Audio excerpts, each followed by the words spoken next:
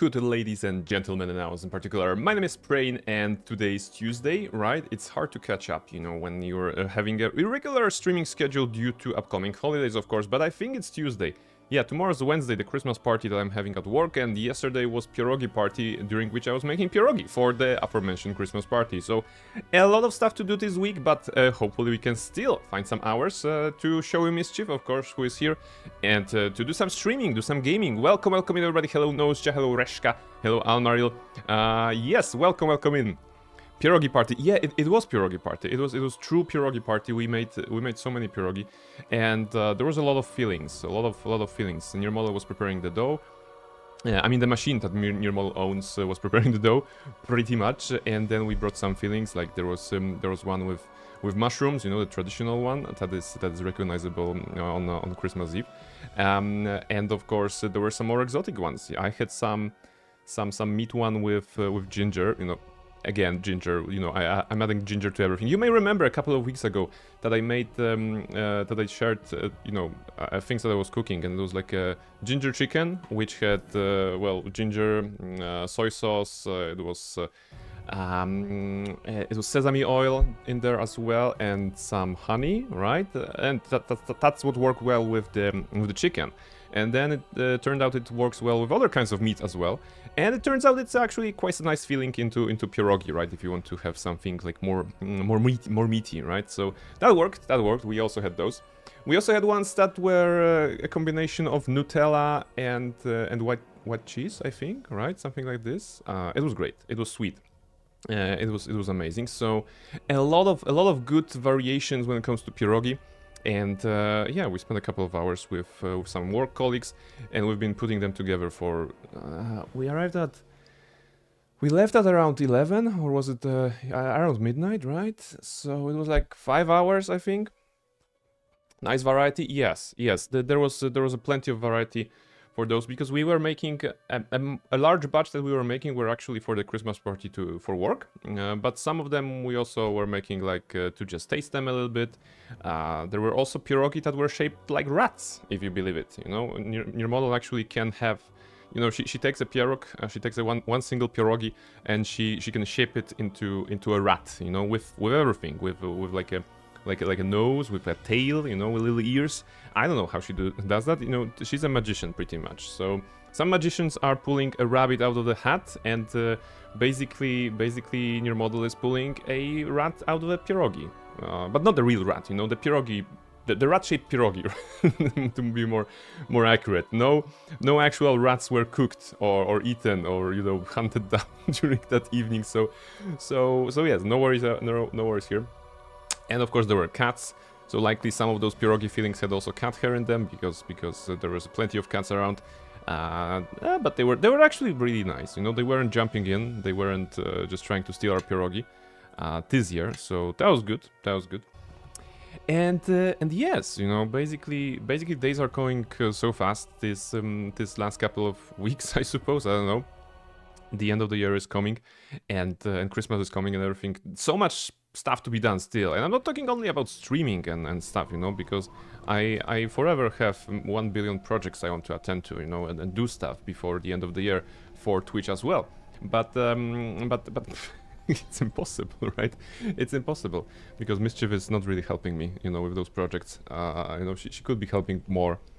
It'll be great if she could just, you know, do some stuff. You know, I could just leave her at home, and she would just earn her paycheck somehow. And instead we have this, you know, just chilling, you know, all day long, just chilling, just making sure she's well prepped for the stream, for the camera, and not being particularly productive, I think, right? But what can I say? That's not her role, I believe. So I won't be complaining. I mean, I won't be complaining too much about that. Okay. So, where are we? Tuesday, right? Neverwinter Nights 2. Tonight we're playing Neverwinter Nights 2, because the objective of this channel is, of course, to play a little bit of RPGs and to actually finish those projects, finish an RPG in this year, which I hope we can do. We only have the stream today, the stream on Friday, and then 2 streams next week, Monday and Tuesday. I think that's the only one I can fit, and I want to fit. So I don't think we can finish the game within 3 streams. I'm saying 3 streams because I really want to play, you know, I really want to make my life difficult, and instead of finishing one game, I want to just jump for 1 stream to play Fable. Fable The Lost Chapters, actually Fable Anniversary, that's the current version, the updated one. According to 90, it looks better, so I'm gonna be grabbing this one. I think it's on Game Pass. So basically I'm gonna be checking this game and just trying to relive my memories, you know, relive my childhood a little bit maybe, to see how it plays, you know. I have good memories. I have good memories of Fable, and I just want to jump in for a single stream. It's kind of like, you may remember I did one stream of Sid Meier's Pirates. I had like this moment that, okay, I need to do some pirate stuff right now. That was shortly after I was binge watching Pirates of the Caribbean, of course. When it comes to Fable, I don't think there was anything in particular that inspired this, but we're gonna get to that, of course, on Friday, right? So we're gonna see. And yeah, Neverwinter Nights, I don't know, maybe we can finish it. I mean, if I'm gonna keep yapping, we probably won't finish it, so let's try to balance things out and go back to the game. Where are we? Alright, we are here. That's good. And let's see, you should be, okay, the game audio should be out there. Let me just double check everything. Okay, now you won't see anything, but that's intended. It's alright. Neverwinter, alright, this is good, okay. Oh, should be good enough. Wait, one moment, alright. So yes, the story so far is that Barnabella Blackstone, the necromancer, the evil necromancer, that is climbing towards the ranks of good. You know, definitely. Chaotic Evil 416. We started at 4-3, so we have gathered around 13 points of goodness. I don't think we have gathered a lot of points of evilness in this run. We focus on doing good stuff, on doing, you know, shiny and cozy and warm and fuzzy things. So that's what we did, and we are at 416. Hopefully we can get more, you know, the redemption is within our grasp. The objective of this run is to actually get from Chaotic Evil to Chaotic Neutral. I'm not sure if that's possible, hopefully it is. Well, if we don't do that, it's gonna be a shame, but you know, let's try to do our best. And recently, last stream, you may remember that we have actually played a game. Then I realized I made a mistake, and I loaded up the save before because there was the only way that I could avoid gaining about 3 evil points, right? Because there was a tree that is dying, and I could either, you know, not really heal him, but heal the forest, or burn the forest, or kill the forest. You know, there are options. There are options, of course, because it's an RPG, so it has options. The problem was that I mistakenly made the wrong potion, and I could only kill the tree pretty much, so that gave me evil points. So we, of course, restarted the entire section and found out the good solution, you know, which was basically the same, but we mixed the water with some ingredients and not blood, right? You would think that that's gonna be obvious, because there was a book in the game that told me that if I do mix it with blood, it's gonna be for the evil god Malar. I don't think it was, you know, mentioned that he's an evil god. Maybe he even was. Of course, we already know that Malar is a evil god. It was mentioned in the game. I think in the base game even, right? I think Malar is mentioned in the base game in Neverwinter Nights 2. There are some hunters at some point, if I remember correctly. So yeah, the lessons that we took from last stream is that I can't read, and I won't even try to pretend I'm gonna be better, you know. I'm not gonna get better at it. I'm gonna just try to wing it as usual, and we're gonna see how far we can go.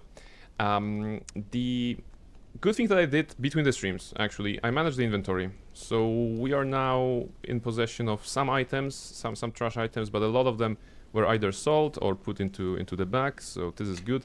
We have about 750,000 gold, so that's a lot.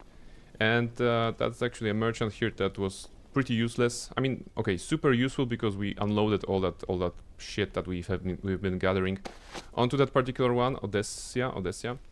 And yes, we didn't buy anything from them. I rearranged a little bit when it comes to the equipment. Yes? It's not that super relevant, but Come this way. we have things, right? Oh, she's on 25 AC. That's not a lot. Doesn't matter. We we have something. Also, there was a thing that I noticed that actually made me quite angry during during the weekend that I was checking things out. See, this is Oku. You may remember Oku. I'm not sure how he's programmed. I mean, he is a fighter, you know, and for some reason, maybe quite obvious, for some reason he is a fighter that levels up on his own when experience threshold is met, and we cannot directly influence his leveling up. So that's weird. But I guess for some reasons they decided that they cannot change, because if they give the player the ability to teach Oku, I don't know, shield using or something like this, the game will break or something like this. So that was it. And I noticed that at certain intervals, I realized that Oku's paw has been appearing in the inventory, which is basically a weapon, right? It looks like this is basically his claw that is doing a weapon in particular, you know, 2d4 magical, monster 2d4, you know, some damage, and for some reason it has begun to appear within my inventory. You know, I wasn't trying to cut his feet. I don't need to equip it. You know, he already has them kind of equipped, I believe, but maybe they're invisible. So maybe that's how the game is programmed here. But what made me angry is that Oku's bite with a question mark appeared in my inventory, which is another kind of a, you know, way to attack. I think I'm not sure which one works here. I think one of them is a bite and two of them is a claw, I'm not mistaken. But it's like, okay, I mean, should it be visible to a player? It's not useful, it doesn't have a picture even. Maybe it should have been fixed, you know, if there was an enhanced version of this game. Yes, I of course needed to start with just saying what I think about enhanced edition. Anyway, so armed with 4 paws and 3 question marks, Oku is an absolute beast, nonetheless. And the rest of the party, I also remade some spells for some of them. You know, made sure that they have some cool stuff. I'm not sure which will be useful. I think I casted those. Safia now has access to all of them. To Mass Burst Endurance, Mass Bull Strength, Cat's Grace, Eagle Splendor, Fox's Scanning, and all Owl's Wisdom in the Extend version. So that's 1 minute per level, so about 25, but extended it's twice like that, so yeah, for 40-50 minutes, I suppose, for all of those spells. So that's gonna be like a staple of buffing. It won't stack in many cases, right? Because many characters have already received certain buffs. You know, for example, the Fox's Scanning will not really stack with the intelligence bonus that we're getting from the shield on Bardabella, right? The beautiful Foxheart buckler that's giving +6 intelligence and 5% arcane spell failure, which is terrible, but okay, this is too good. Intelligence +6 is too good. We are super smart after all. Intelligence 30, that's going well. Anyway, so this is when it comes to the build part of the adventure, I would say. And when it comes to questing, so we have done a couple of quests, right? We have kicked out the giants, right? They were frost giants, and we defeated their leader and tell them to go to hell. So they went somewhere, maybe to hell, maybe somewhere else. We defeated the fire spirit that was burning the trees, because we defeated the hag, from which we actually gotten some sort of like a magical spray potion stuff that we sprayed upon the burning trees and the fire spirits. So that was good. And what else? We healed the tree, you know, the big tree ant that was lying on the ground, you know, so sad and poisoned and, you know, disease, whatever. So we solved that as well. And I think that's actually, you know, that's all the quests we needed to do, you know, if I'm not mistaken. Dusk, welcome in. Hello. Just in time. We're just getting started. Welcome in. Yeah, so I think we did all of them, all of the trials, right? There was also something. Oh, okay, no, there's more. Hunting party. You came across the bodies of several hunters in Ashenwood near the giant ash tree. How they met their final end is a mystery. Perhaps there might be survivors lucky enough to escape these men's fate elsewhere in the forest. So I think to solve this quest we need to find a dog. So I'm gonna try to find something that resembles a dog, and you're gonna tell me if that's the dog. That's basically the gist of it. And there's also a location to which I would like to go back, because I kind of read into a guide and realized I have gotten 2 out of 3 mask fragments, and I would rather get 3 of them, because I kind of missed one. So So maybe that's the case. Ośmiornica story will continue soon. Ośmiornica is basically carrying the entire country's fate, entire world's fate, basically, because the council is useless. As we established, the council is pretty useless. So good job, Ośmiornica, for actually making sure that the people will survive. Some of them, you know, during the crusading. The hero we deserve, absolutely, absolutely. The council is indeed useless, but I guess that it is presented in a very specific way, right? And they really wanted to make sure that the player sees that they are useless and that they are spending their days on talking and talking and talking, right? So that's what council does, apparently there. Aru, always love for Aru. Always place for Aru in our hearts. Okay, this is this, right? Corpse. Can I interact with both of them? Okay, I interacted with this. What's funny is that you get the council through the chaotic neutral path of the trickster. Okay, no other paths get the council? Is that unique for this one? I read in the guides that I need to interact with the body, and then I need to find a dog, like a hunting dog, and then I need to come back here. So I'm just going to check if there are any dogs in the area. There's not a dog, but oh, loot. All right. Unique to the trickster path. Okay, there you go. If you go lawful good angel, the herald of Iomide is super cool. There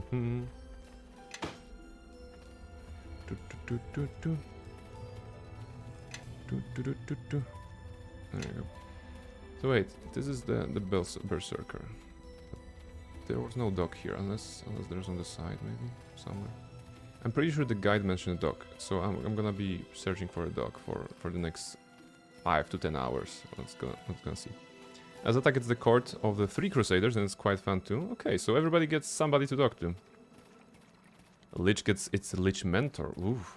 I hope we can betray the lich mentor. You know, it will be so on brand for when it goes to forces of evil, right? Are we hastened? Yeah, we are hasted. Okay. Where would, if I was a dog, where would I be? Mischief won't be any help because she's a cat. So no consultation here. Are you a dog? No, that's a bear. Okay. I'm pretty sure that's how it should progress, right? Maybe it's not in this area. Maybe it was somewhere else. I don't want to spend too much time looking for it, so just checking. Maybe this way.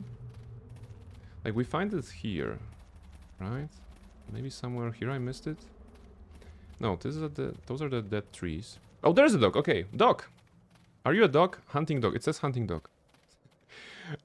Can we appreciate the portrait? Do you see the portrait in the top left corner? I mean, leftish, topish side of the screen. So kind of, this is when they tell you to smile to the picture, right? And that's how you end up. This is what happens when they're trying to take a good picture of you, and it happens like this. All right, examine. This emaciated dog looks like it may once have been an excellent specimen of its breed. It is wary of your approach even from a large distance. All right, there we go. Close on the teeth. I don't know. I don't know. There is something. There is something. I booked a dentist appointment for myself in January, so maybe the teeth is on brand. I'm not sure. I haven't done leash yet.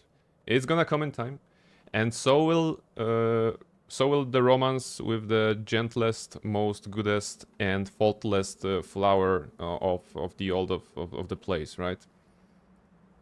She just has weird hobbies, you know. She's just a girl. What can I say? Camellia. The dog evades your attempts to confront it. I'm not confronting the dog. I'm just saying hello. Does it count like confronting? Okay, so the dog is awaying from me. Can you use away as a verb? Can you say the dog is awaying from me? Probably not, right? But it sounds like you should be able to do it. Corpse. So now we can do tear off a piece of fabric from his garb. There you go. Lich is romanceless though, because, you know, there's only bones left. Well, listen, some romances may be very well set upon the bones, right? So, I don't know. The dog trembles as it looks at you, its head bowed, its weight shifted back on its haunches, and its tail low and motionless, as though it expects to be struck. Oh, come on. You should back it off, old King Bear. Your presence is probably traumatizing it. It probably fears you will eat it, or mate with it. Oh my goodness. Oku, what is going on? Gan, what is going on with you? You would be a better deal, Hacksbone. Perhaps I will know some meat from your bones the next time you are deep in dreams. Okay. Forgive me, old King Bear, but I would rather you devour me than mate with me. But enough of your clumsy threats. Can you speak to it or not? This dog has been tamed. It is a stranger to the wild. I doubt it will fully understand my words. No sudden movements. This animal looks frightened. We need to get it to trust us. Hold out Huntmaster's garb.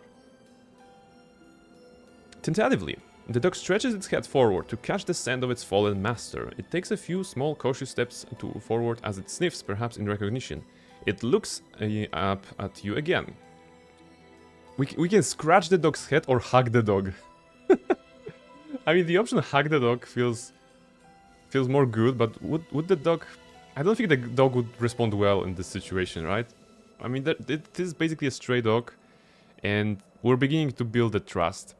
So hugging is probably out of the way, but scratching is appropriate, right?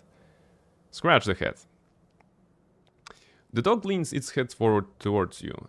Its posture straightening, it seems to have calmed somewhat. It appears to be calm now, enough that it might listen to our questions. Alright. See if it's from the hunting party that came through here. I could have told you that from the smell, but yes, he was with them. Ask about his masters. It's just sniffing towards the northwest, towards the giant ash tree. I would not be surprised if its masters are the corpses we discovered there. Okay.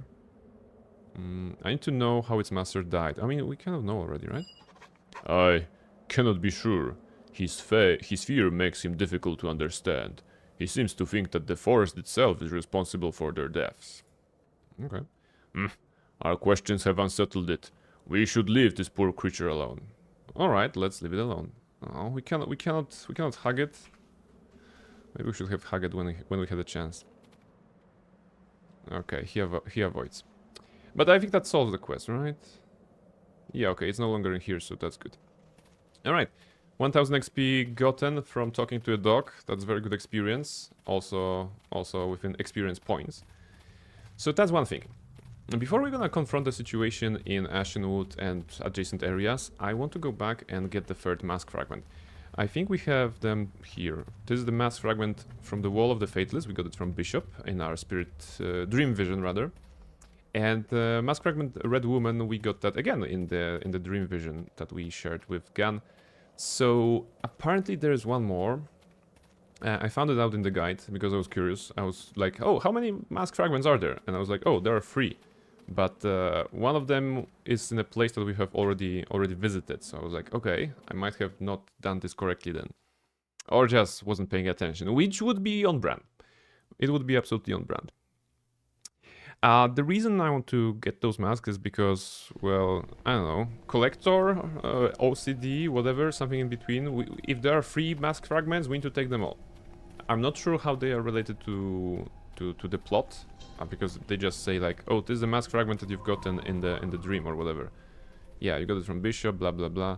So yes. But if the title of the game is Mask of the Betrayer, then maybe getting all fragments of the mask will be helpful. I don't know. So that's what we're gonna do. We're gonna go back to, I think, here, the Wells of Lurue. And of course, that's gonna cut a little bit from our spirit strength, but it's gonna refresh our spirit suppression skills. So So we're gonna again abuse the system and get a lot of points back. I mean, by a lot, I mean like, what, 7 or something like this? 80...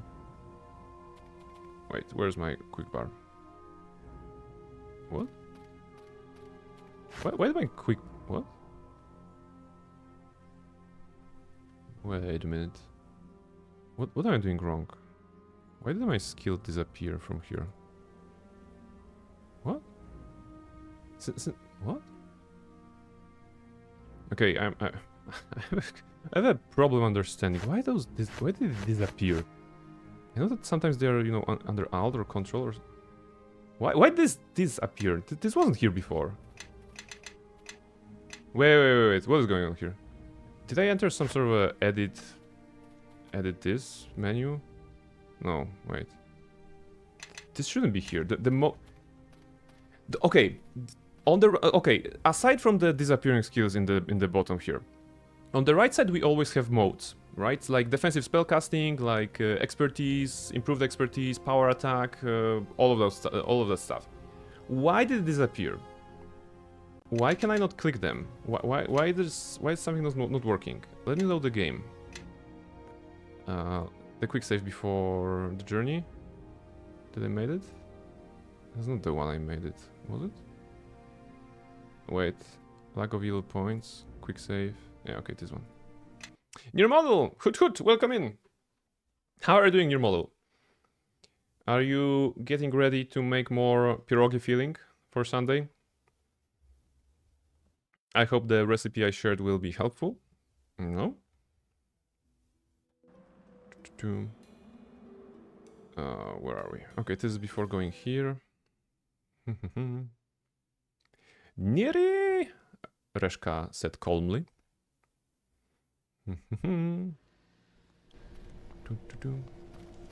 Alright. See, on the right side... I mean, okay, now my skill bar is here. So, what we have just witnessed, basically, was another fault of Neverwinter Nights 2 Enhanced Edition. You've seen it. I made a fast travel, and my skills disappeared from here, and the modes also did not load correctly, so something broke. I'm calm and collected as always. Sure you are. I trust you. I believe you. Let's go here again.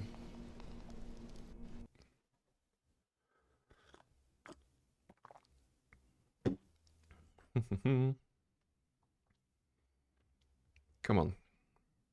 It's gonna load correctly.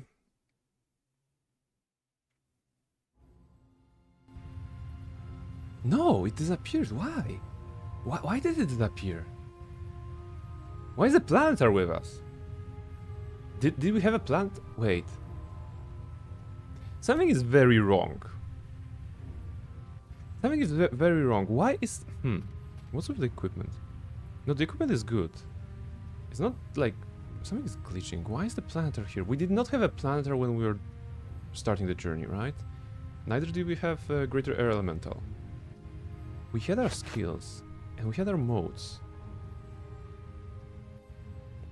Even if you click the arrows of the quick bar, it doesn't come back. It doesn't. It doesn't. That was my first instinct, but then I noticed that on the right side there are modes that is basically an empty grid, right?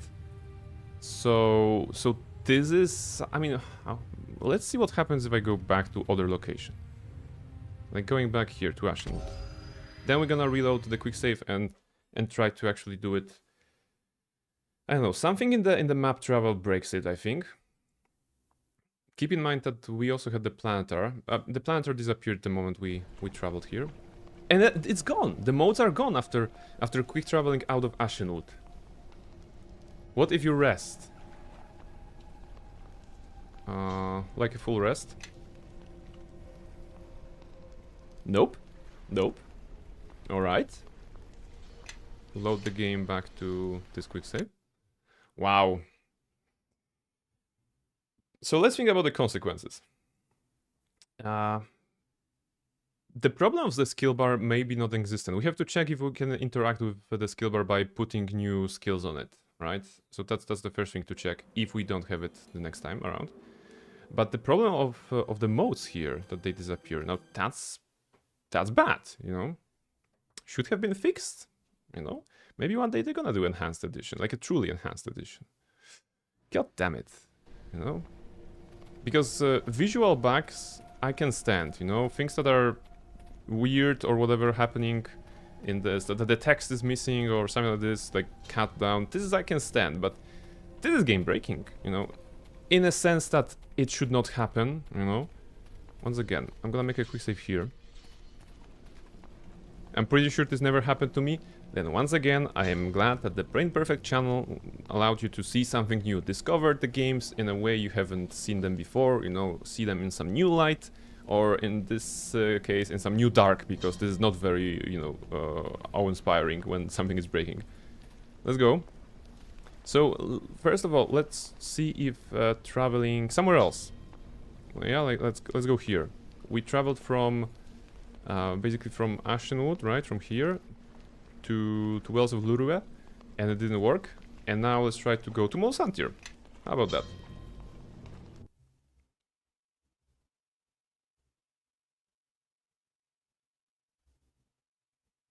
Show me.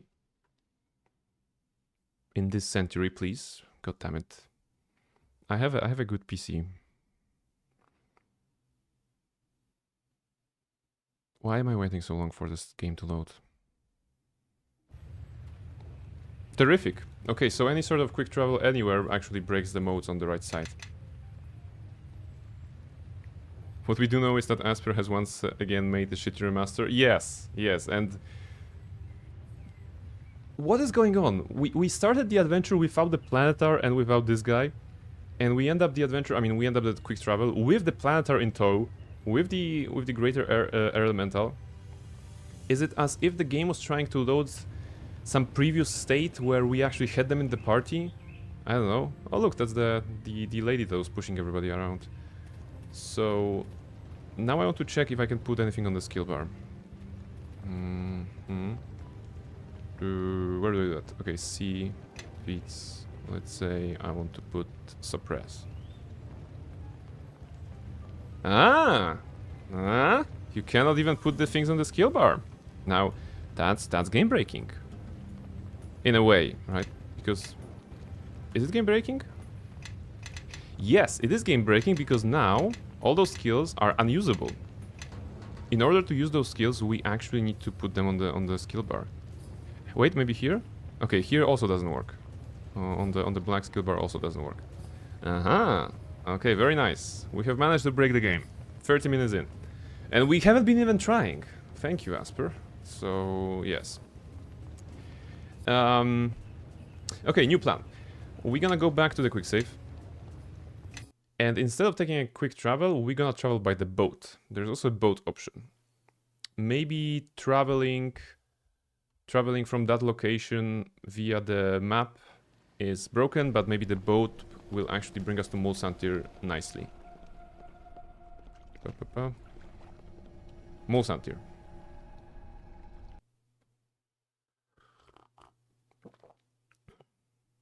We have just witnessed the travel to Molsantir, which was basically botched because it broke our skill bar. And now let's see.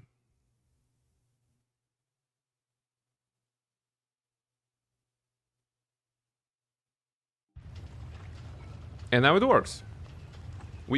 For some reason we also have the Planetar and this guy, the Greater Elemental, just appearing out of thin air as we travel. But at least everything is here. That was a different kind of travel though. As you can see, the suppress skill is not available, which means it didn't count as the over a couple of days travel. So all the buffs will still be... But those aren't the buffs that we have. Yeah, like the game is loading a different state somehow. I don't know how to explain it, but we didn't have those buffs when we started, right? Okay. Can you use the skill bar? Yes. In this case, we can use the skill bar. We can cast Vampiric Feast and all of that. So this is good. What happens if I now go to... Okay, this is... I said that I want to finish this game this year, right? But instead of actually progressing the plot, we're trying to learn how the game is broken. So it makes take us some time. The plan is to now try to travel via the map to Ashenwood, because I think it should be available via normal travel, and see if we gonna, you know, have those disappeared or no. I don't know. Brain, you broke the EE edition. No. I mean, I would love to take credit, Dusk, but the enhanced edition is already broken. I'm just giving it a little push, I suppose. Try restarting the game. That's a good idea. Restarting the game may be a solution. But let's try to bash our head against the problem first for some time before we actually do the reasonable stuff, right? I speculate that if I use the quick travel, I mean the map travel through the world map, and travel to Ashenwood, we will not see any changes, and we're still gonna have those skills. But if I'm gonna travel back, I'm gonna lose those. That's my guess. Let's see. Okay, go ahead. Thank you for being here for the adventure. Let's see. Will my skill disappear or not?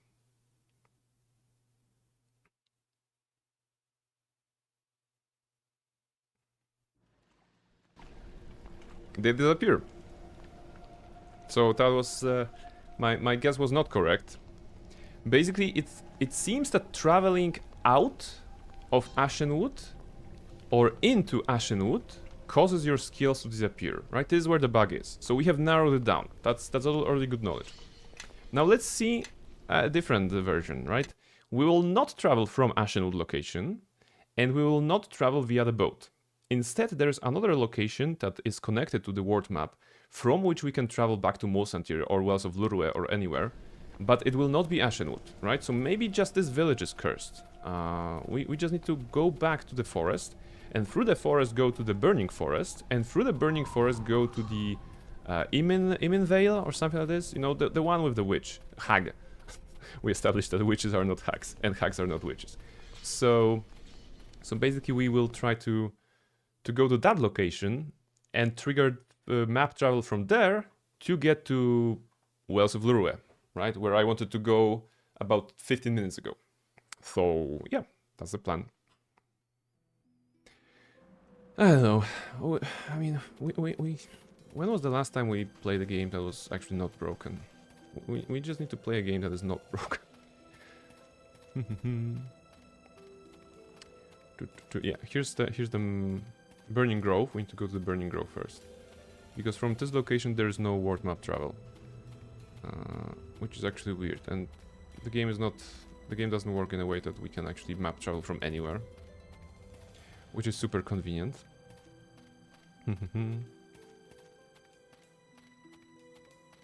It's super convenient to be able to map travel to waypoints or something like this. Baldur's Gate 3 comes to mind. Recently, last week, I think, the people I'm playing with, we reached Underdark. You know, if you know Baldur's Gate 3, you know that this is a very colorful, but very deadly location. And we entered through the Selenite outpost, of course. So we were exploring, we were looting, and one of our friends decided to jump Carla out of the gate. And if you know the game, there is certain defense mechanism that actually kills the Minotaur when it approaches the first time. And then Carla was getting pummeled by some magical discharges. So I was shouting to my friend, like, go hide, stop, don't move, don't do it, don't breathe, don't do anything. And then she was like, okay, what do I do? Okay, just press M, pick up the Selenite outpost waypoint, just teleport yourself and Carla there, you're gonna be fucked. But yeah, that was dangerous. So we are in the Burning Grove, and from here we can go to Imil Vale, right? We can. Okay, all right. So we. I thought that the Emil Vale was connected directly, and this is actually world map transition. So it's okay still. It's still okay. Let's go back to Wells of Lurwe. Double check. We don't have a solar. I mean planetar. We don't have air elemental. We do have skills. Let's see. Go to Wells of Lurwe.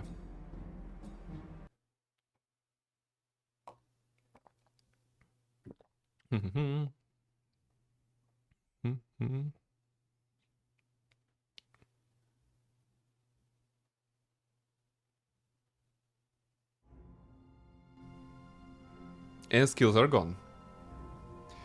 So it appears that traveling either from the outpost or from the burning forest causes your skills to disappear. If I go back now, here, to say Ashenwood, the skills should not be here. Also the Planetar was here, by the way.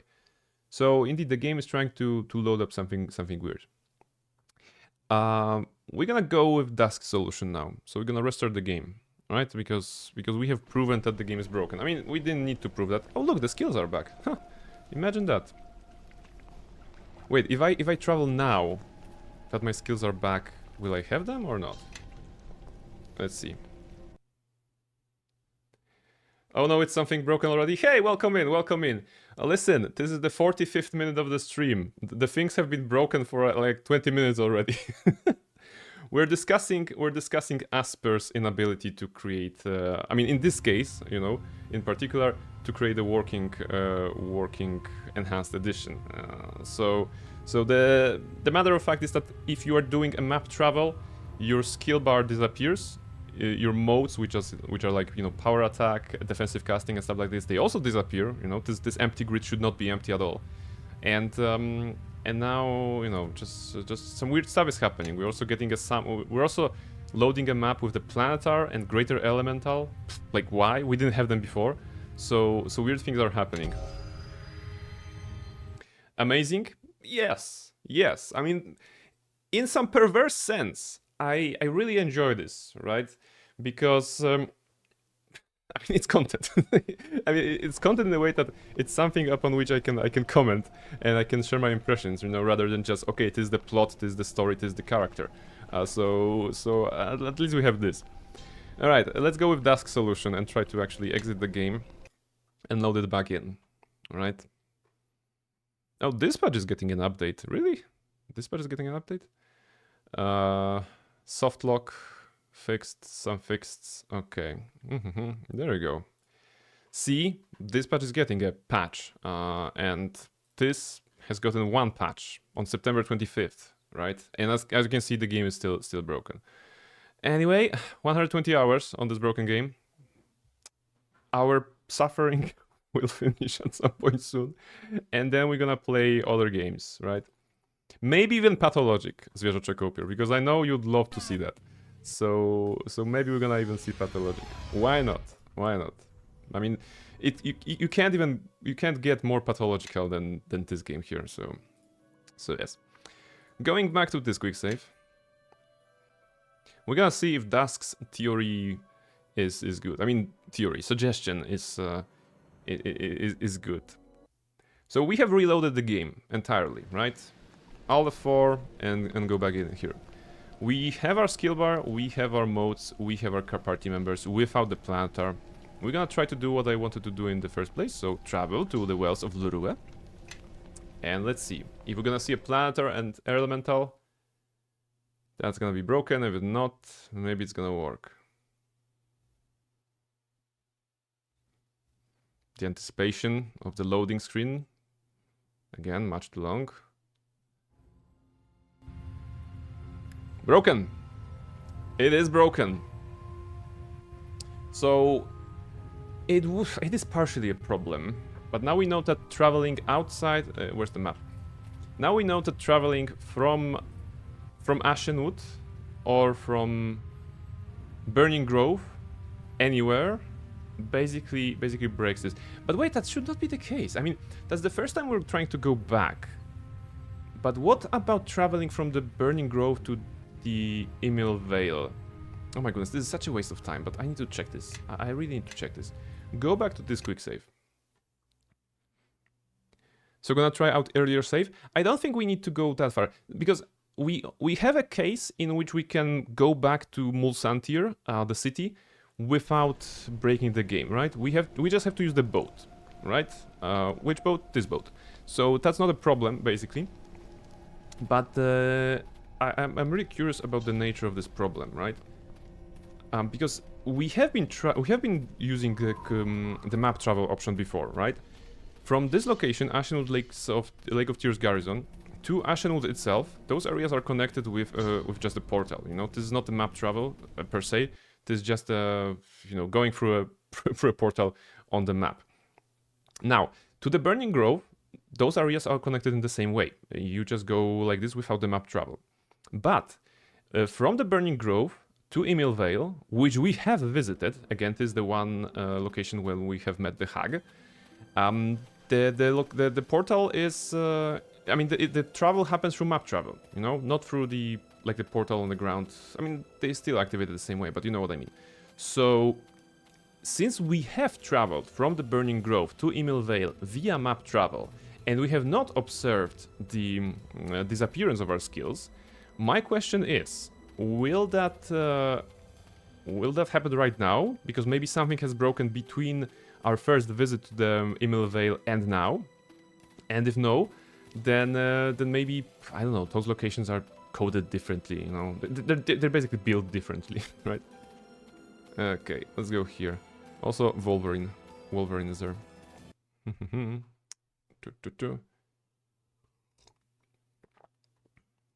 But yeah.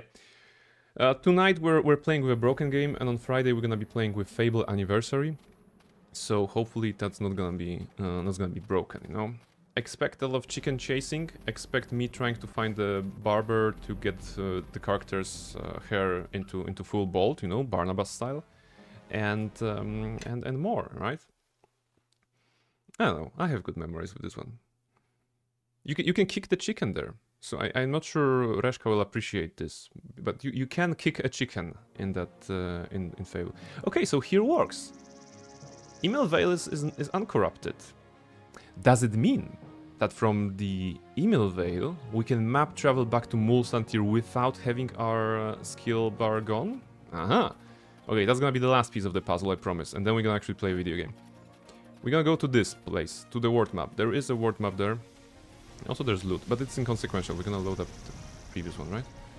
Yeah, we're gonna load up the previous one because we don't really care about progress on this one. Yeah, nothing like 1 hour of doing basically nothing. But hey, we learned so much about video games. What? I don't know. I mean, the itemization in this game is not very exciting. Everybody drops those. I mean, okay, I understand that you can craft stuff with them, and this is basically the progression system they have chosen to have you know, create better equipment, better weapons, but from what I'm dropping and from what I'm buying at merchants, it's plenty, right? Maybe I'm not getting the super high tiered powered things. Maybe my perception of the difficulty level is also skewed because we have extra character that we should normally not have in this setup. We're playing 5 characters instead of 4. But just picking up those essences and not paying attention to them is not that exciting, you know? There is still a lot of items that are named weapons and stuff like this. Let's go to here, for example. That you can get, but most of the drops are those essences. Which again, maybe in the context of the game makes sense, right? Because we're Spirit Eater, Soul Eater, whatever. We're eating stuff. And those essences are being dropped as kind of like souls of the enemies. Okay, now it works. Alright, so we have established that traveling from Ashenwood or from the Burning Grove elsewhere here corrupts the save, corrupts the state of the game maybe, but traveling from Emil Vale does not. So there is a problem in the Ashenwood, and now we're gonna load up the previous save to actually solve that problem once and for all. Alright. Thank you for your patience, in particular. I hope I was able to present why this game is not in the state that it deserves to be. And also, we have found a workaround and just a couple of checks. So again, which boat is the way to go if we want to travel back to Mulsantir, or going back to the Emil Vale and using the map travel from there? Because using the map travel from the Burning Grove, or from here, actually, with this portal, is actually breaking the game. Breaking the state of the save. Okay, alright, where are we? So, investigate and deal with those troubles and then return to Nadash. We have, I think, did everything. So let's see, Nadash should be here, alright. Hello, Nadash. Greetings to you. What can I do for you? I have dealt with the problems of the wood, as you asked. This is the first good news in some time. I'm greatly relieved that you were able to do this. You must forgive me, but there is one further matter in which I need your assistance. If it gets me to the woodman? I am sorry, it was not something I could speak freely of to an outsider. But I see now that you are true to your word and capable of great things. It cannot be a coincidence that brought us together. Get to the point. Let me speak plainly. My garrison has been betrayed. My berserkers were sent to their deaths in the forest. It will only be a few more attacks before the garrison falls. This happened because Dalenka wills it. What? The current leader of this place, Dalenka? Oh, and you don't like her? Well, how surprising. Alright, I don't see how this concerns me. It will become apparent. Please, allow me to continue. Dalenka is not who she appears to be. She's a Durtan spy, here to weaken Hathran influence on this place. What's a Durtan? Durtans are women who command magic and seek to shape the course of Rashiman. I suppose they are not unlike the witches in many ways.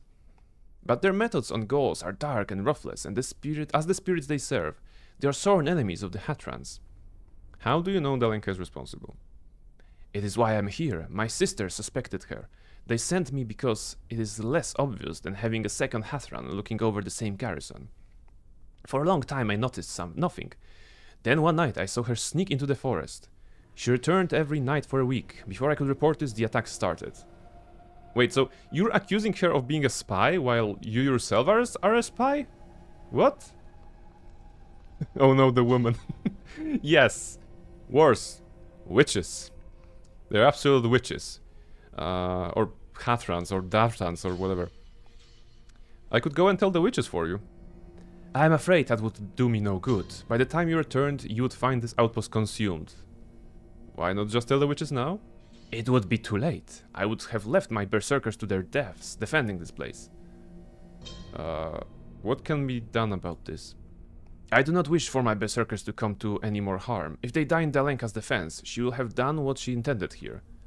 The only way to prevent this is to convince them to unite against her. I do not expect them all to join, but for what lives you could save in the way, I would be grateful. What? This evil witch must be stopped, you have my aid. But how do I know I can trust you? We've already fought on the same side of a battle once. More so, I think you know it in your heart. No, I do not. Barnabella has... She does nothing. She knows nothing about her heart or anybody's heart, you know? She's so confused all the time. It would not matter anyway. Dalenka has told you she will not help you in your quest. Oh, and you did so much. You sent me on an errand to the forest to do free fetch quest basically, and now you're talking to me. So yes, thank you for your help, Nadash. My goodness. Oh my goodness. Can I kill them all? If you choose not to help me now, you are stuck. Okay, you still haven't explained what this has to do with the Woodman. The Woodman has been weak for a long time now. However, his disappearance from the Ashenwood is recent. Whatever Dalenka has been doing in the woods at night, the Woodman's disappearance is tied to it. As long as she's here, he will remain hidden. What is your proof? You said that basically she's saying, oh, my neighbor is going to the forest every night. Surely she is meeting Satan. You know, this is basically what she's saying here. Well, not in those exact words, but that's basically this. I can say, how do I know I can trust you? Okay, we already had that. Note this is wrong. I don't want to fight in your rebellion. Yeah, like, this is not my fight. Are you going to attack me? This is wrong. You are sure this is how you feel? I know I ask much, but this is the only way we may contact the Woodman. I mean, I would like to know the other side of the conflict, you know, because right now I only have yours. I am sure. So be it. Berserkers, behold the source of the attacks. The foreigner has brought blight and fire to the forest, and we have paid for it. How can anyone believe... Okay, berserkers are dumb. Because I want to point out that upon our arrival, before we have arrived, the attack started. The trees were blighted and stuff like this. Logically, it's impossible for us to have brought the blight, because the blight was here earlier. But now they're gonna attack me. Destroy her! Okay, so a couple of dudes will attack me. I'm including the merchant. Well, you were a sucking merchant anyway. Anyway. 370, that was impressive. The 370 damage was so impressive that the model is still standing. Enhanced. Please, look at the enhanced edition here. He's dead, but he's still standing. I mean, just like me, I'm still already dead, but still. Okay, my goodness. Planetar, thank you for joining us. What is going on here? Okay, let's loot the standing guy. It's gonna give him some really expensive fuel. Hey, I was looting that. What's going on? Dalenka. Bint, what have you done? Okay, diplomacy. This is Nadaj's doing. You must have suspected her treachery. Do not mistake my words for trust, but what you say corroborates a feeling I've had of late. I fear there's more to it than simple treachery, however. Her last trip into the wood left her unsettled. So, what is this quest? Nadash is saying Dalenka is traveling to the forest. She's probably evil. Dalenka is saying Nadash is traveling to the forest. She's probably changed somehow. What is going on? Something inside the forest changed her. I do not know. I sent her there after the first attacks to discover the source of the Ashenwood's anger. She came back distraught, insisting that our berserkers enter the forest and atone, that our very presence was an affront to the spirits. She said you had given that command. Of this we may be certain. Something beyond ambition possesses that girl. She snuck away during the fight. Then we must track her before she can set an ambush. This makes no sense. Yeah, it's very confusing. I am weighted down too heavily, I fear. I'm weighted down. Height armor +5. Hey, that's actually not bad. Can you use it? Snow leopard? Shroud of the leopard. Is it better? No, you can't. It's gonna be height, so it's heavy. Medium. Oh, you don't have medium? Okay. Yeah, okay, it's just +5. Indeed. Nothing too exciting. Go here. And there was also great sword that is great sword +5. Impressive. And amulet of protected dalliances.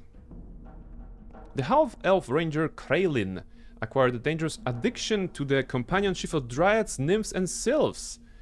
Though lacking in willpower, the ranger was exceedingly bright. He commissioned this protective amulet to increase his chance of survival when pursuing his hobby. Okay. Alright, so yes, I hope there is like at least one fanfic about Kraylin, the half-elf ranger, who is enjoying the companionship of dryads, nymphs, and sylphs. Armor fast. Okay, it's not even great, but this little story is actually making up for whatever transpired in this village. Okay, into the forest we go, right? We killed all the berserkers. Fantastic. And Dalenka is with us, right? Dalenka is with us as a party member? Can we check her somehow? There we go, we can. Oh! She is a lawful good, 100 wizard. So, interesting. General, no deity. Interesting. Just it's not a game-breaking thing, but if you create a character and you choose no deity, it actually has you worship an empty square, as you can see here. But the NPC kind of has no deity, but doesn't have the empty square, Like, this is the assigned no deity, and this is unassigned deity, I would guess. Oh, Mischief, sorry. There we go. Mischief is here. Have no fear. And if she's here, she's not there, so we can turn this off. Alright. Alright, so she's a spellcaster. Whatever.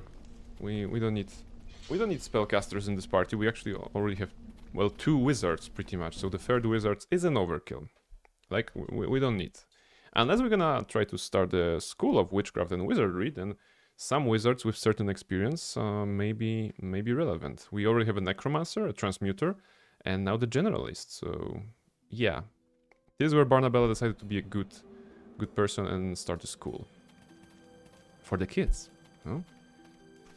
Alright, leopards and those guys are all chill, that's good. I bet it's gonna be something with the big tree, right? Genius Loci? Okay, what's that? That's new. That was previously not attackable. Should we buff somehow? Do we have fastness? We don't have fastness anymore, right? No, we have. On us we have. Can we huddle up? Yeah, we can huddle up. Yes? Let's do all the spells.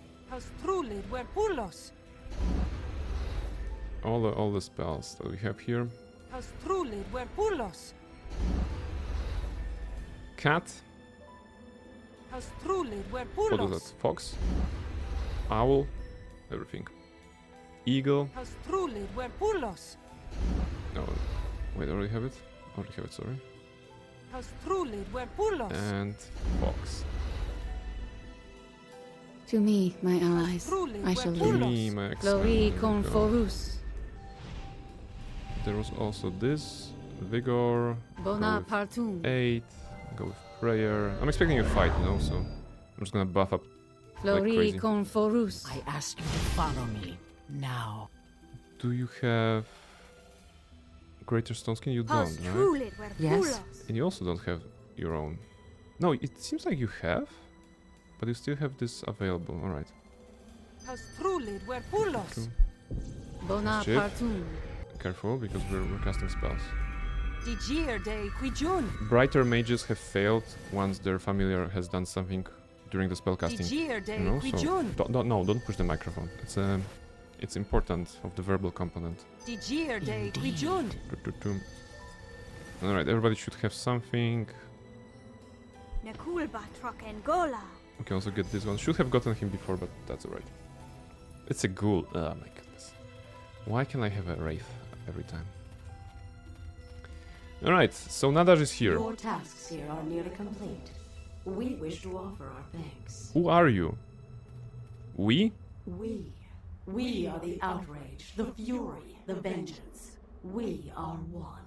Your head is Long shining. we festered, desiring only to protect, yet bound and suppressed by the one who purports to speak for these woods. He has failed, has faded to nothing.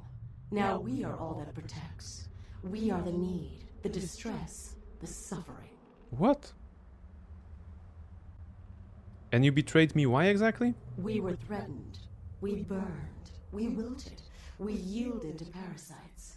Those same forces that freed us, they encroached upon us. We needed 47. them long, and we Aw. were obliged. That's a We lot. are grateful. There you go. There's 47 for you. Well, does it look like a 47? Should look like a 47, right? 47 love? Ugh. Careful. Who am I talking to here? This woman. She is a shell. Don't pause the game. A garment worn by the feral instinct of the forest. Ashenwood, I fear, is about Yeah, to stay shed here, this stay here. husk, and our blood may soon follow. We needed a vessel, an instrument, one whose will could be fused to our own. We took the Ephrin. We are the protector. We are the land. We are one. You're full of shit. Can we just kill you? What's going on? There must be some way to free you, Nadash. We ask that you help us, that you remove the remaining threat. We ask you to die. What? That's like super bad deal. What's going on? Why? What is this? Examine. All right. Okay. Yeah, I don't know. Oh look, there's some shambling mounts. So let the party have some fun. Okay, what do we do here? 5%? Oh, Reshka. Why 5%? That's like 0. Shambling mounts, they're dying. We're getting some XP from them. Ooh, air elementals. No, it's probably wave defense of some sort. Or maybe we just need to attack the Genius Loci. Wait, they keep spawning. How many of them are there? They're dropping loot, right? Yeah, okay, they're dropping loot. And they're giving XP. And they're hardly any challenge. I mean, we're burning through spells. They are burning through spells. What did I do? I don't know. What did Reshka do? Okay, Mischief is gone. I cannot even question her. She went away after the 5%. Mischief, come back! You have 64 with Almariel. That's gotta count for something, right? Is she up there? No, she's not up there. Okay, so those guys are fighting. Tentacles! Who was a tentacle spell? Oh, probably the Lenka, right? Because this doesn't look like one of mine.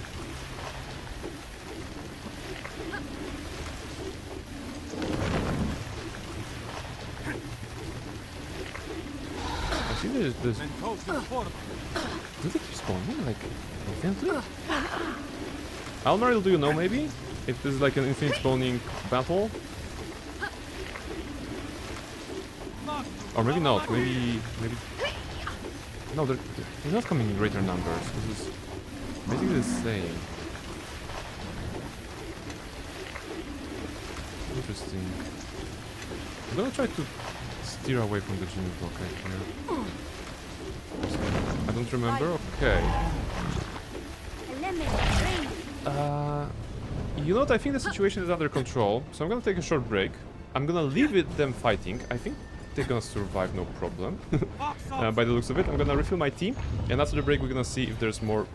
Okay, Oku just died, so maybe leaving them is not a good idea. Anyway, I'm gonna wait for just a minute longer, and then we're gonna I'm gonna come back in a couple of minutes. Yeah, I'll be right back.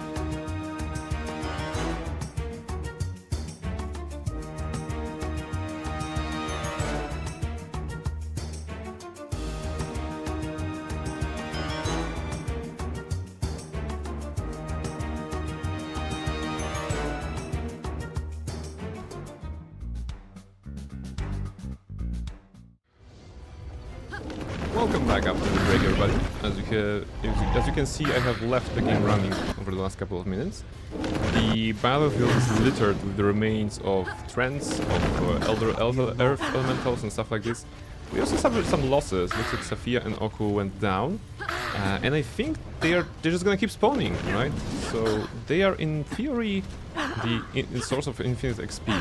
146 per kill, more or less, yeah. 146. I don't think they stop. Yeah, they keep coming. Mounts and stuff like this. Maybe there is a number, you know? Like the cap. See, they keep coming. I'm just checking the left side. Do they keep coming from the left side? In theory, we could. I mean, the problem is that with certain characters, okay, they keep coming, so it's infinite. Huh. Yeah, okay, so this is not broken. I think this was intended. It baffles me that it is here. It's good when a game is giving you a chance to level up your characters, if you so desire. I imagine that having a... Imagine having a solo character here, you know? I'm thinking, you know, some levels of Weapon Master or Fighter, and just being in the middle with a greatsword and just, you know, attack, cleave, just keep doing damage. Of course, you cannot one-shot those big guys because they have large HP pools, but just being surrounded, and I think that knockdown was a problem, right? So they just keep us down. So that's an issue. I think Gun has run out of arrows and spells. Is that correct? Shall we indulge ourselves? Yeah, Gun pretty much had all the spells and now he doesn't have anything. Okay, some summons. And still some of the big ones.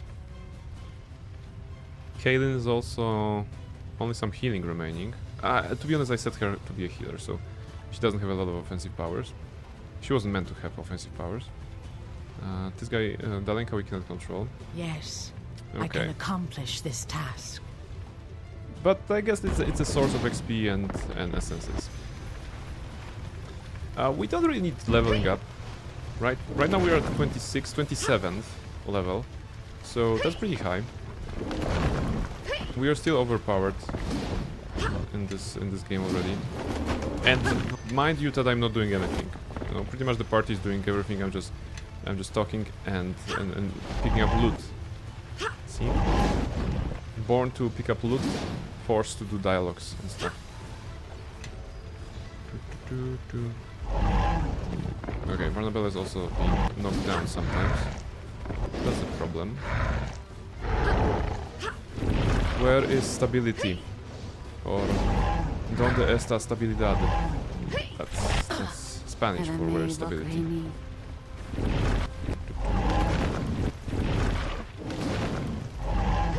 I know it because stability was one of the buffs in Guild Wars 2 that caused your character to, guess what, be stable and not be knocked down, not prone.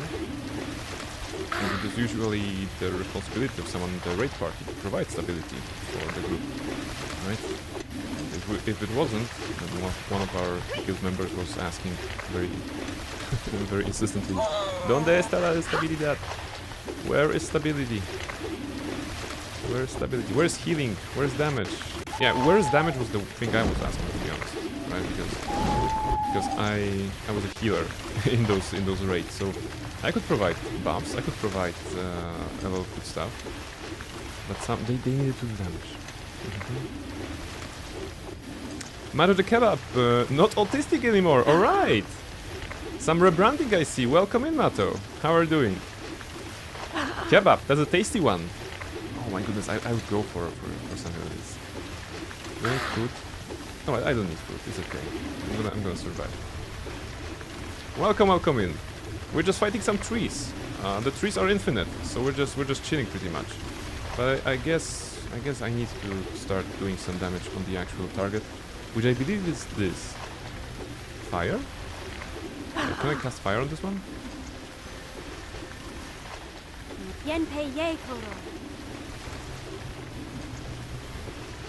Did it hit you or hit the Trent? Wait.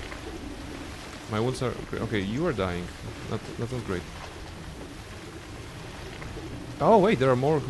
Oh, there are... Oh, so... we need to attack, like... things outside of the thing here? Yeah, just trying to understand the combat, because for the last couple of minutes we've been just spawning the enemies to have them Okay, Barnabella is not even here, right? Or is she? No, she's actually attacking this one. That's going well.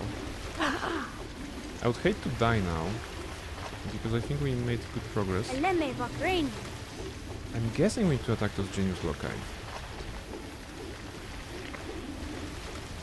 Is that an explosion? Did it work? Are we making progress? It's so difficult to track. Okay, genius loci, disintegrate. How about that? Maximize, disintegrate. No, we cannot cast it on this one. We can cast it on this guy. Ah, he survived. Or saved, rather. Had a saving throw. Success. Can you please cast it, Barnabella, dude? Just do it. Okay, 16. Belenka is gonna die if she stands there. Wait, what? Oh, I'm in the darkness. Okay. There is a genius loci here. Do I cast it like this? It's gonna be 60. Maybe it was about putting the middle one? No. Kaelin healed. That's good. Some mass healing. The problem is that there are genius loci around.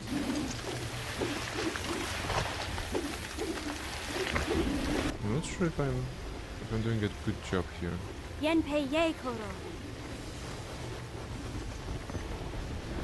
Okay, this kind of exploded, you know, visually.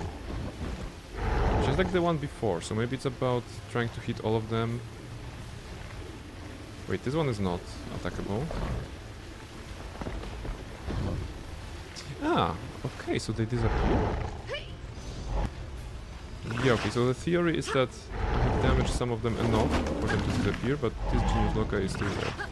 So, go and cast. It's gonna explode in a rectangular light. It's gonna be good. Spell failed. Fantastic. Okay, this is the good. That means the loci is no longer, I think.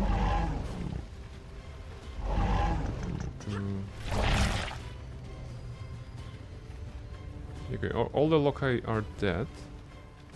I think it stopped the spawn rate of the enemies, right? Judging by what I can see here. Yes, we. Okay, it didn't stop them entirely, but enough for the game to consider the combat to be off, and therefore 2 of our party members woke up. So now it's only the middle one. I'm gonna take the loot. I mean, still, those are essences, so not exciting, but... Experience point gained 5. Interesting. Do we get 5 experience for killing that last elemental, or something else? Let's see. How many XP do we get from killing this guy? The waking work is done. 146? 146, okay. So 5 was for something else. Anyway, this is likely an area of infinite XP, should we need that, but we don't need it. Okay. Hit it harder. Disintegrate? Oh, we can't disintegrate a tree.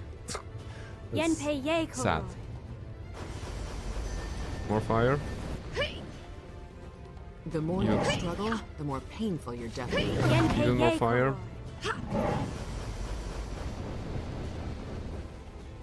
My goodness, how much HP do you have? This is the 4th one.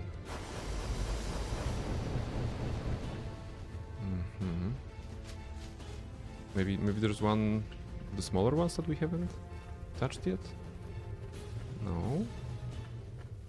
Checking all the trees. All seem to be in order. Okay, it's gonna die eventually, right?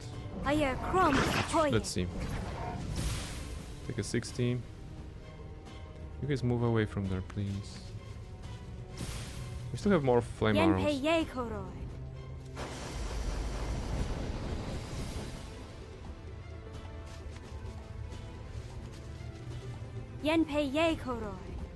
It's not showing the HP bar. Ah! Okay, that's new. And this guy died. Oh, okay. It must have like, I don't know, 1000 HP or something. Wow. That was a long fight. Anyway, Towering above you is a vast spirit in the form of a tree, much like gnarlthorn in shape, only the eyes are different.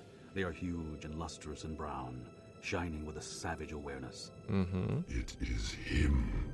who? A wind rises across the surrounding trees, like the first breath of some reawakening god. The mouth of the tree spirit opens soundlessly, but a silence is suddenly lifted from the forest.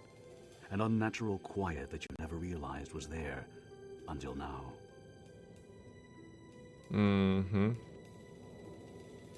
Are you the woodman, the spirit of this forest? Yes, I am all that talks in caps. creeps or walks, lives or grows, sickens or rots or dies.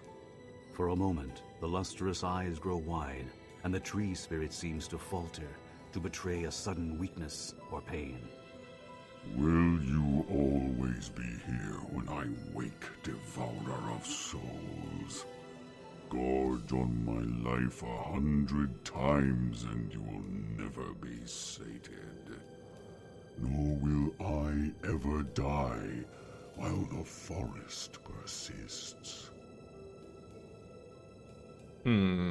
Okay, so let's assume that he has met the previous incarnation of the Spirit Eater. But we have never met. Perhaps you speak of another Spirit Eater who came before. The face changes. The hunger remains the same. Why did you slay the parasite and call me forth, if not to feast once again? I just wanted to say hi. The parasite, the evil spirit in the tree, what was it? Anger, hatred, the forest's fury made flesh and wood and Right, so will. generic dark side. Your hunger Presence. dispersed my soul, and that fury arose in my place.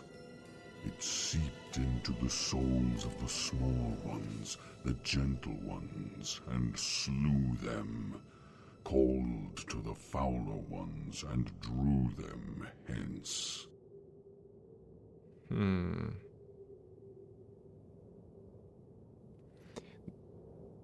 Is there anything that we are interested in, to be honest? Why did it ensnare Nadash? Hatred has no mind of its own. It must find a center, a focus, a thrall. Through her mind and her voice, the parasite schemed and avenged. And the parasite, was it preventing your return? Yes, while I was dispersed, the anger grew too strong. The hatred, the parasite, had to be torn from the forest's heart before I could emerge again. Insight option.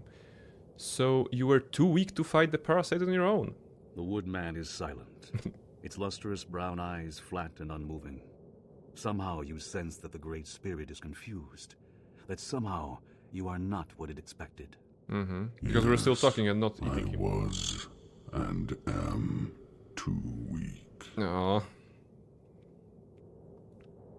The witches sent me to find you, to seek a cure for my hunger. Ah yes, that's actually the case, right? The witches from Mulsantir, they were like, dude, go to this place, find the woodman or somebody, and maybe you're gonna have some help.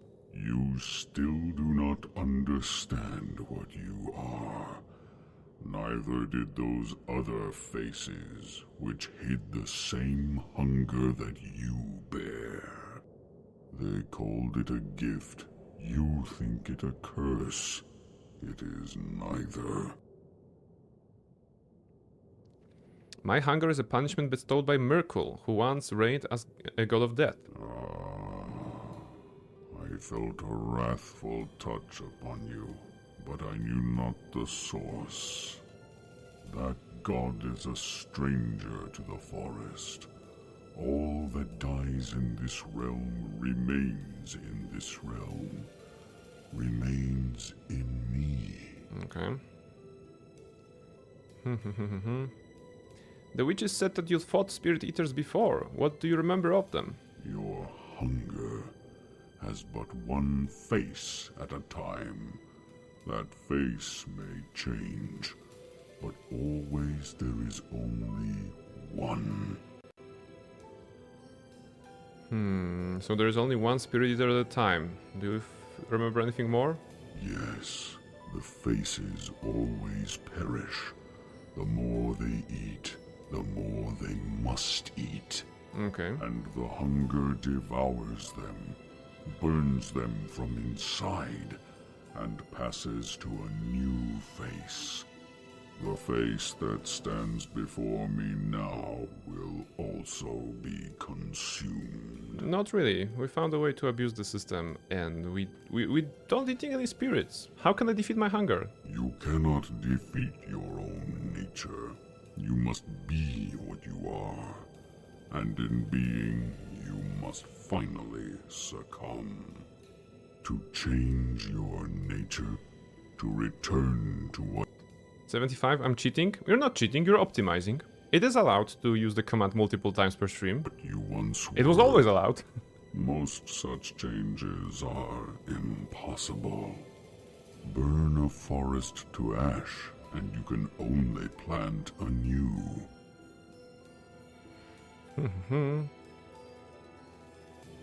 Okay, I like that the number 3 here is again super evil.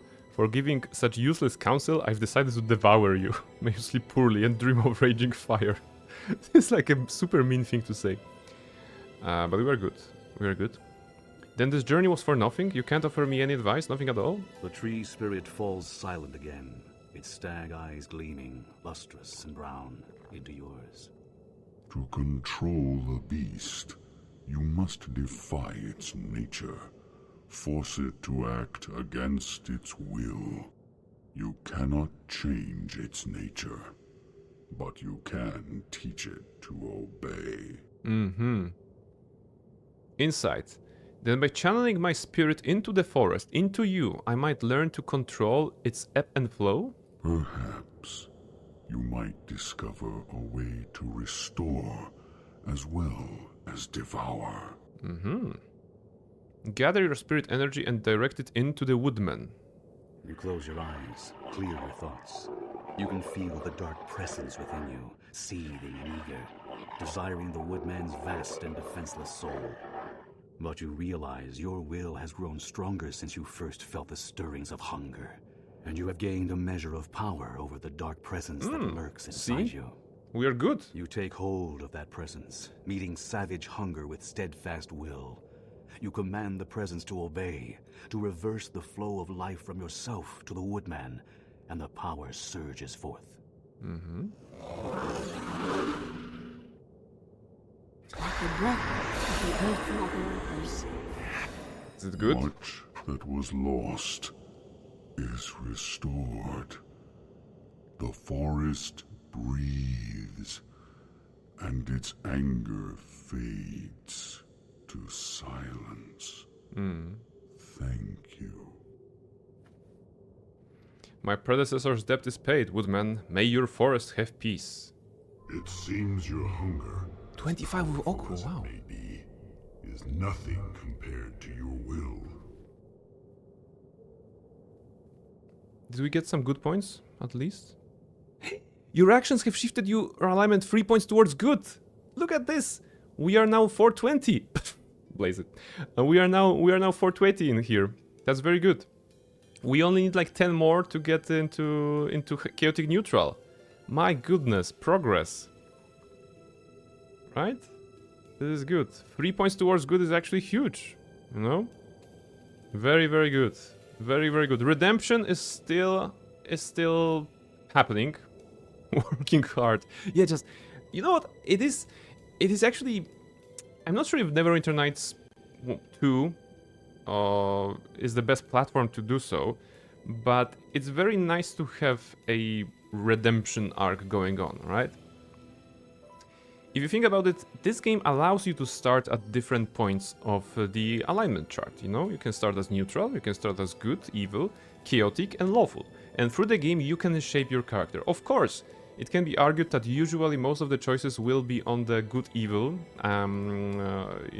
continuum rather than lawful-chaotic, so it's probably easier to go from good to evil or evil to good rather than from chaotic to lawful, because there are just not that many lawful points and chaotic points, I think, in general. I'm not sure what is the sum total of the points available to you in both the base game and the expansion.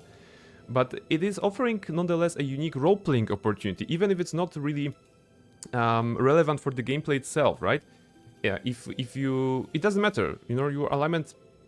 Okay, let me step back. Your alignment does matter because in the fairness section of the game, you could only have gotten a good skill if you are already good, right? So that's why we didn't get it on our first visit there. So it affects the gameplay, yes, but not on the very big scale, I would say.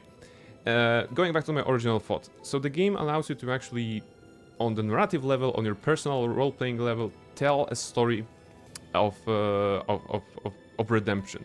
And I want to point it out because it's pretty unique, I think. Usually the games, the RPG games, have us start at the neutral level, you know?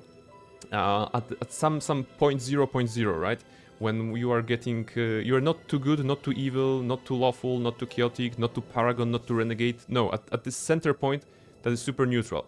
And it's either rise to goodness, or rise to darkness, or rise to any of those extremes, right?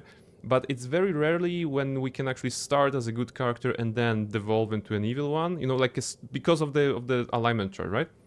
And go the other way, right? The redemption arc that we're doing with Barnabella right now, because we started as an evil character and we're climbing. It does not affect gameplay that much, but on the personal role-playing level, it's actually adding a certain layer to the experience, to the entire playthrough, right? So this is fun, and I'm just wondering what else is there, right? What other games are there?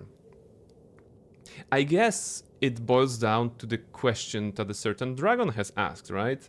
What is better, to be born good or to overcome your evil nature through great effort, right? I think that's something that can sum up my TED talk in this case here, right? So yeah, more games should allow us to start at an evil point and tell the story of redemption. Like, let's take if I were to project, I mean, if I were to design an RPG, I would have them start at an evil, lawful, chaotic, or good points, and then in the prologue the characters would react to you because you're evil. They would be afraid of you. If you were good, they would be like thankful and cheerful when they see you, and from that you could start shaping your own story. You wouldn't start at the 0.0 and the neutral that you usually start with games that involve some sort of karma system, but you'd start at those extremes. And if it would affect the gameplay, like you start in your own village as an evil character, you leave it to do some questing, and then you come back as a redeemed character. The villagers are wary, but they see, okay, you have changed, but some of them will be like, oh, you haven't not changed, right? So that will be also interesting, because it's easy to design a game in a way that, oh, if the character's alignment equals good, then villager _ react equals positive, right? So that would be very easy, but maybe some of them will be mistrustful, and that should be good. Tyranny tried something like that. All right, okay, we talked about Tyranny on the channel as well. Almaril knows a lot about Tyranny, and but Tyranny is pretty much like evil, right? I mean, you start as evil, and there aren't really like super good paths, from what I remember. I think that's what Almar told me. Too bad this game doesn't have a proper third act. Nausja, welcome back. Finish cooking and eating so I can stop lurking. Enjoy. Bon appétit. Bon appétit. Please enjoy your meal. You can be good. You can be good. All right. But there was something. You shared something about Tyranny that I don't remember right now. But it was that you can be good, but it's like going uphill all the time, I think. Is there even something better? Good is good. Does it matter how you ended up here? And is there a difference between neutral good and nerd good? Too much for my small brain. You're asking good questions, right? Good is good, bad is bad. But this is definitely how you can look at it at a single point of time. I'm trying to look at it as the arc, as a journey, as a travel, you know, from one point to another, and therefore becoming good. You know, it's not about the destination, it's about the journey, right? This sort of feeling I'm getting. You have to do good while still dealing with the higher powers who are evil. All right. But no, we won't be playing Tyranny on this channel. Definitely not in 2026. Why? Because we already established that we have done so many bad things, evil things, renegade, psychotic things in 2025, that in 2026 we're playing games in which we can be good, we can be friendly, we will not be evil necromancers, right? We will not be doing bad things. That's the plan for 2026. We're gonna be good, and I need you guys to just keep reminding me that.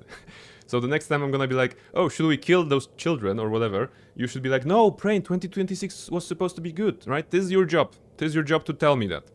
Is this a challenge? Yeah, I mean, it could be. Why not be worse? Nosja, because I have experience, you know, this is basically some flashbacks, some PTSD right now from the moments from Mass Effect. I'm still having, you know, I still can sleep soundly because of Mass Effect's betrayals that we have done in Mass Effect 3 in the Renegade run, you know. So no, we need to cleanse our soul, myself pretty much. You guys are cool, but I need to cleanse my soul and just be good. I have the feathers to bribe you. No, come on. No, we need to. Okay, we're gonna play Fable. We're gonna play Fable on Friday, right? And in that Fable playthrough, we're gonna be good. We're gonna be super good. We will not attack the orchards with the bandits in the first quest. We will defend the orchards from the bandits. I never played any Mass Effect, so I have no idea what you're talking about. Highly recommend it. Nosja, Mass Effect is a great RPG series. You know, 1, 2, and 3 as an experience all together very nicely. So check them out if you like space, if you like space stuff, like Star Wars, Star Trek, and stuff like this. So Mass Effect would definitely be along that line. And the characters are absolutely memorable. You know, some of them appear across many games, from the first game to the third game. So I would definitely recommend. You know, I had fun streaming it as well. So maybe you can consider it as well, if you want. Talk about others. I'm doing super evil run in BG3 right now. Oh my goodness. Okay, Reshka, speaking of BG3. Okay, this is the break to talk about BG3. So this Sunday I was checking out the achievements that I'm still missing in Baldur's Gate 3. Some of them are related to the endings. You know, I won't be talking about them because to not spoil anyone. But I figured out, okay, there are some endings that I haven't done, and I don't really have a save game through which I can go to make those in a very quick fashion. But there was one. There was one about She Cannot Be Caged. That's the name of the achievement in Baldur's Gate 3, and is related to the goblin Saza that you first meet in the Emerald Orchard. And she's a goblin trapped in caged pretty much in prison in the Emerald Grove. And the achievement says that you need to free Saza on 3 separate occasions. In that first encounter with her, when she meets a drow boss lady, and when she meets the boss of all bosses in the beginning at the end of the location in the Shadowlands, basically, you know. And I was like, okay, so I never did that. This achievement. And I was like, okay, let's check some guides, you know, let's learn, maybe somebody shared something useful. And there was like a 5 or 6 step guide that told me, okay, you need to have a character with invisible, you need to have a character that is fast, maybe with Misty Step, maybe with a dash, and just get to level 3, free Saza, talk to Mintara, and then head to the mountain pass, then sneak past the enemies there. There's some powerful undead in the mountain pass before the entrance to the Shadowlands, and then go through the Shadowlands, and then if the stuff is damaging you, the Shadow Aura is damaging you, just, you know, run past it with dash action or bonus action, or maybe teleport, and then you talk to Saza once again, and the achievement pops up. And it took me 1 hour from the start of the character to getting the achievement, it took me 1 hour. I just went to Act 2 on a level 3 character, solo pretty much, avoiding everything that was not obligatory, and that was it. No, very very easy. So that was fast. It was fast. I was surprised how fast you can go to Act 3, Act 2, pretty much. Of course, I was level 3, so not very exciting, but and probably I wouldn't be able to survive anything because everything is level 8, 9 at that point, and the enemies are super tough.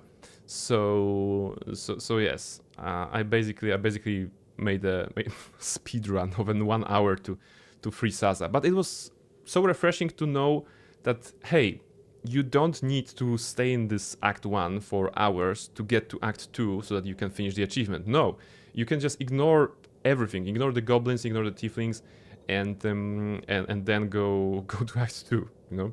So that was fun. Tofu eating only in Fable, no crunchy chickens? Yes, exactly. So those of you who haven't played Fable, let it be known that if you eat chickens in Fable, you get evil points. For some reason. For some reason you get evil points. There's a karma system, good and evil in Fable. And if you eat chicken, you get evil points. Like, I mean, Reshka will probably agree, but why would they program it like this? It is, in fact, one of the ways to open some sort of demonic doors in the game that tells you to do an act of unspeakable evil. And like eating 5 chickens was enough to open those doors in the Lost Chapters version. I'm not sure if in Anniversary you have to do something more or not, but that was the thing. Chickens are friends, not food. Chimkins. Chimkins are friends, not food. I agree. I agree. All right, so that was BG3, and yeah, speaking of BG3, the Jingliu playthrough on New Year's Eve is still on. As you can see, maybe I had my hair cut because otherwise I wouldn't be able to fit Jingliu's wig on my head. So that's already in motion. And we're gonna be playing. You know, we're gonna try to replicate Jingliu in Baldur's Gate 3 and at least play for whatever content we want, right? I'm gonna be using some mods for visuals, and I will be using the mod for higher XP gain so that we can get some cool skills earlier and just slaughter everything in our way. If someone ate Gertrude, I'd open Gates of Hell myself. Hey, I'll be right there with you opening the gates. You know, Gertrude is a battle chimkin, and she deserves the best. Because they're living chickens. Oh, that was the lore in the game? That you're actually consuming living chickens? Yeah, maybe that was the case. Huh, alright. Yeah, well, see, that's one of the reasons we need to play Fable on Friday. I just need to remember everything about Fable. Do I need to take this loot? I'm gonna take this loot just for the sake of it. Otherwise it's gonna count as littering in the forest, right? If I don't take this crap. The Doom guy gets his rabbit killed and then goes on a rampage. Understandable. Yes, understandable. Have a nice day. You know? More things have been done for lesser reasons, so why not? Alright, Yurkov. Are you dead, Yurkov? Yurkov, you're dead. Are you dropping loot, Yurkov? Yurkov is not dropping anything. Alright, sad. Also, Dasko saying maybe it will simply be good. After all, why shouldn't it be? I feel that, you know, the good and bad, we're really learning a lot about philosophy and morality via those games. Hey, we also have a level up. I'd kill for my rabbits too. There you go. That's where you get the level up. We get a wizard. Why not? We get concentration to 30. We get lore to 30. Spellcraft to 30.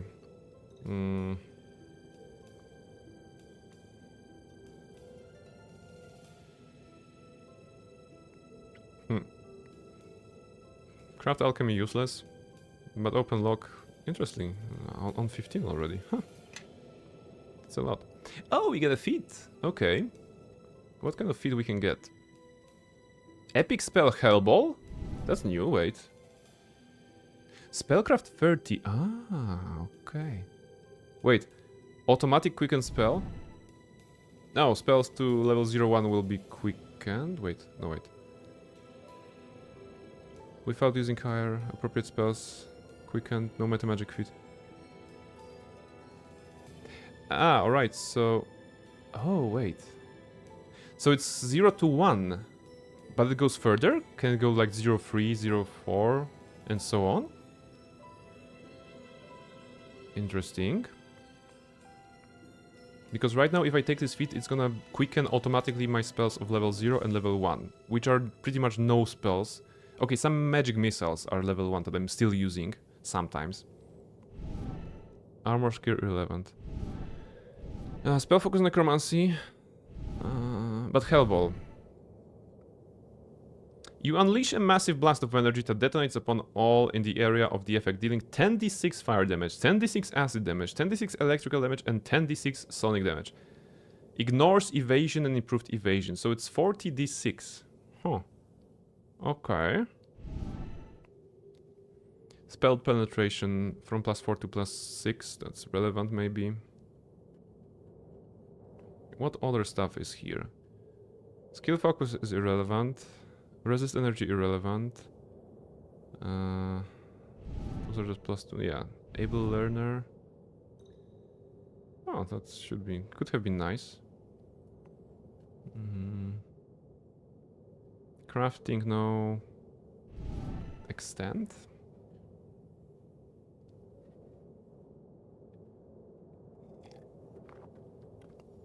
Okay, so extend spell is required for persistent spell. I'm not sure if we're gonna get to persistent spell with Barnabella. We don't really need that.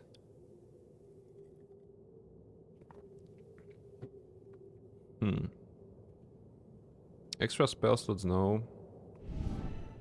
Combat casting? No. Arcane defense necromancy? No.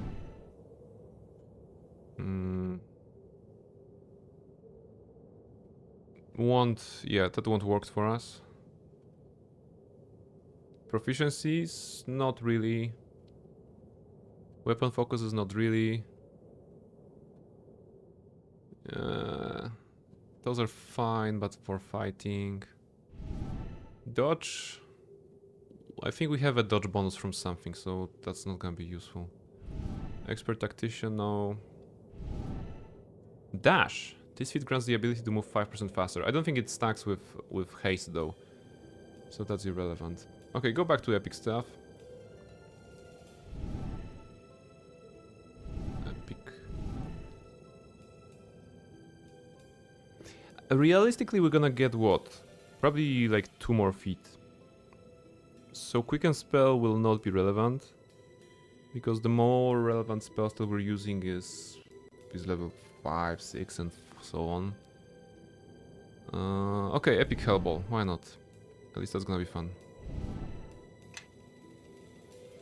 Some spells.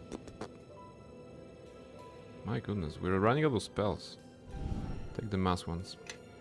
Okay, good. Alright, level 27, Barnabella Blackstone, Chaotic Evil, but on the path to redemption.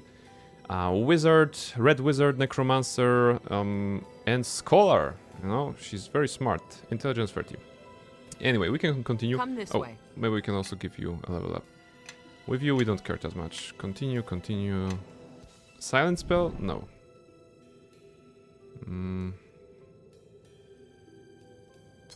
Okay, Epic Gate, why not? You're gonna be using it when we're gonna fight the Badger, right? Because that's how AI works. They're gonna use the most powerful spells on the first first opportunity. Okay, just focus on transmutation. That will at least make sure they will not defend from the what's the word? Disintegration. Right. That's a good one. Oh, we have one more? Okay, one more. Not silent spell, come on. Alright, penetration, why not? Sounds fun. Anything here? At this point, probably no, because we have already taken those spells, which are fun. There are some more that we could do, but... Okay, Missile Storm. No, from this level, not, because I want to have all of them prepared always. From this one, maybe something else than Delayed Blade Blast Fireball. I think you're using it, right? Yeah, I think she's using 7 to maximize something from 4 or whatever. I don't know, Hiss of Sleep. Not sure what it is. Avasculate. Okay, Avasculate is good. Let's have her go with Avasculate. It's a necromancy spell. Let's spin it that she learned something from Barnabella, right? It's fair. Barnabella learned disintegration from Sophia, and Sophia learned some necromantic arts from Barnabella. See? Lore of the characters. Indeed. And also, you need to heal Yes? yourself, because it doesn't look like Kaylin wants to heal you. Yes. Despite having... Okay, actually she had the... Yeah, she had mass cure wounds. Okay, she should have casted some spells on you. 19 hit points? Alright. I Anyway, ask you to follow me. now we can leave this for second place, right? The exit is here.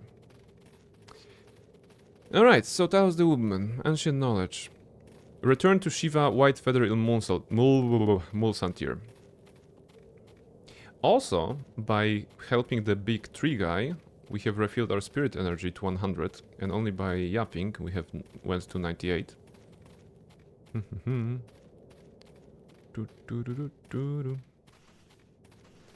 That's okay. We should put the epic hellball on the bar, because otherwise I'm gonna forget it forever. There we go, epic hellball. The garrison is dead. Pretty much everybody died, right? Wait, did we talk to Dalenka? No, Dalenka is... Where was Dalenka? Dalenka helped us in the fight against the corrupted Nadash, but now she's where? Did she come back to her house, or did she stay in the forest and I forgot to talk to her? She wasn't standing there, right? Should be paying more attention. Dalenka was the one that was originally ruling this place. And she still is ruling. Is she here? No, she's not here. Wait a minute. Normally I wouldn't care less. But maybe there's a chance for some XP. Or reward, right? We've been talking with the tree. Rather than anybody else. But maybe Dalenka was also there? Just a quick check. Won't hurt us too much. 2 hours in, and we basically did something that is doable in 15 minutes. Oh my goodness. Our next stop will be Wells of Lurue, because I think there's a mask fragment that I can get from there. I already have 2 mask fragments, and I should get the third one from there. What's with the sounds? Wait. Okay, for a moment I thought the tree was gone, but it's still here. It just isn't shining like it was before. And Dalenka is nowhere to be found, right? Huh? She was... Where did she go? Huh, so confusing. She was fighting with us? She was even in the cutscene. Actually, wait, she's still here? She is here. She is following... Damn it. She is following us. It's just she wasn't in the party screen. And that's why it confused me. I didn't check the screen. I was like, oh, she's no longer here. Yes. And she's actually here. Can I talk to you? There you go, follow up. You have done something opposed to your nature. Allow me to do something opposed to mine. I wish you fortune on your journey. May you find what you seek. And now you'll forgive my bluntness, but it's probably best that you leave. Okay. so that was it. That was it. I went back to the tree to actually find her and get like a godspeed from Dalenka. My goodness.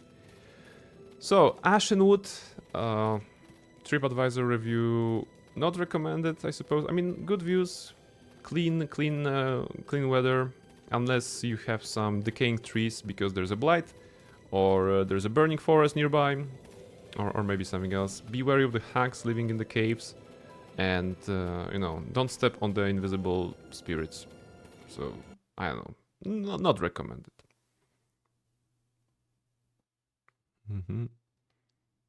Congrats on level up then. Thank you very much, Dusk. Leveling up in this game is rather pleasant, you know? In Neverwinter Nights 2, I feel that it felt like more effort to get across the levels. Not even in early game, but in general. But in Mask of the Betrayer, I feel we started at level 20 and we're 27. Without even farming, we're just doing the quest. We're just doing everything and trying to kill everything, but we're not getting any. I mean, I'm not sidetracking that much, I suppose. Wait, now we have to check a thing. So we have learned 2 hours ago or 1 hour ago that if I use this portal to travel, my game will break. In the sense that the skills will disappear from the skill bar and the modes will disappear from the mode bar. Is that the case still? Let's check it out. If we get the, as usual, if we get the planet art, that means the game is weird. Why your D&D books are not in order again? Let's see. My D&D books are not in order again because that way I have predicted that you're gonna point it out, and that's how I gotten 2 comments on the chat. See? That's how I got 2 comments on the chat.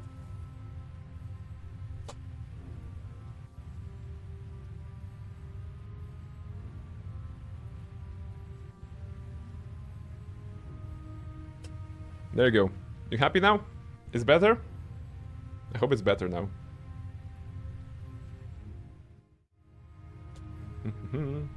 And the game is broken. Alright, so load back into here. The skills have disappeared. No, but in reality, I think I was checking something in the book, and I couldn't care less to put it on the right place. So I put it whatever. The witch boat awaits your command. Return to Molsantir.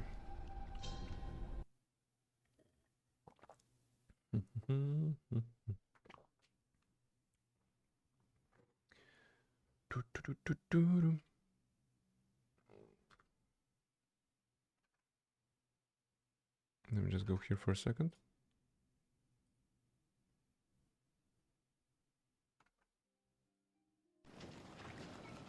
There we go. Oh, wait, that's bad. Do you see that? Wait, what? Okay, so what happened here? We traveled from Ashenwood Garrison to Molsantir via the boat. And we still have our skill disappear. And we also have gotten, during that travel, a dire bear summon for whatever reason. Who summoned a bear on a boat? Why? Why? And now it's a problem. Because previously, when we were traveling from the Ashenwood Garrison to Molsantir via the boat, we actually had the skills. Okay. Thank you, Asper.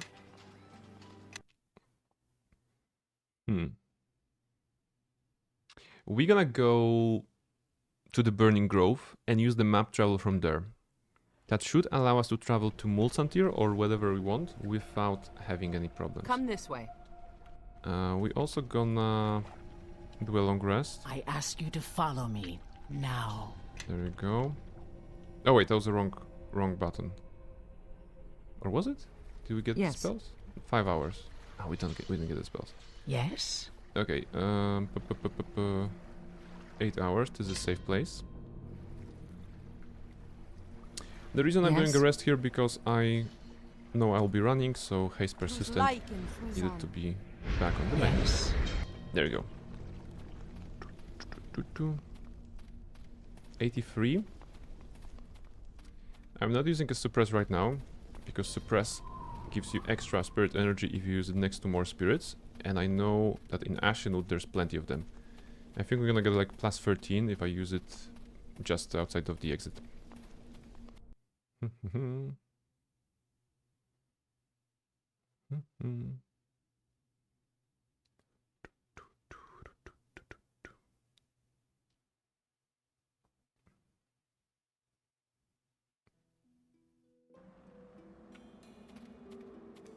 Spirits. There we go.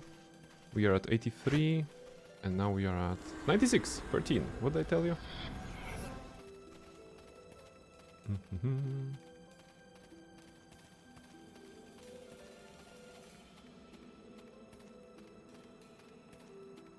The Alenka is still here. She's gonna be here forever. But we don't care. Alright. It is still baffling why the game disappears my modes and skills when I map travel. I'm not sure what I have done. I mean, the only thing that I'm doing that is out of the ordinary, it's having a 5th party member. So maybe this is affecting the stability.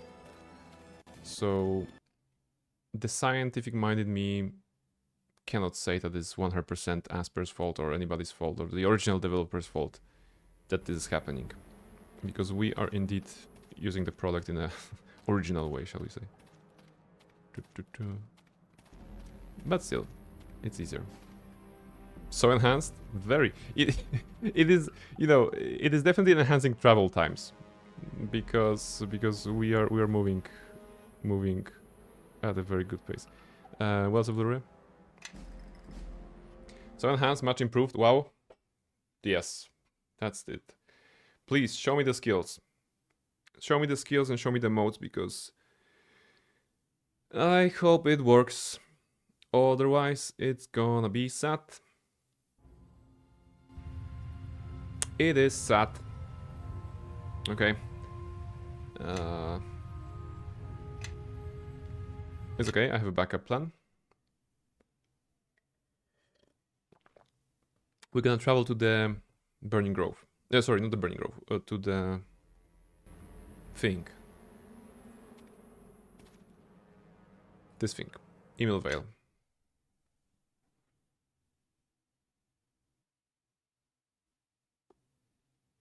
There should be also a console command to teleport yourself to a different area, right? So, see, this works here. F12. Now, can we do map travel to Wells of Lurua? Maybe it's the problem of the Wells of Lurua. No, but we have been traveling with the map travel from Ashenwood to Mulsantir, and also was breaking, right?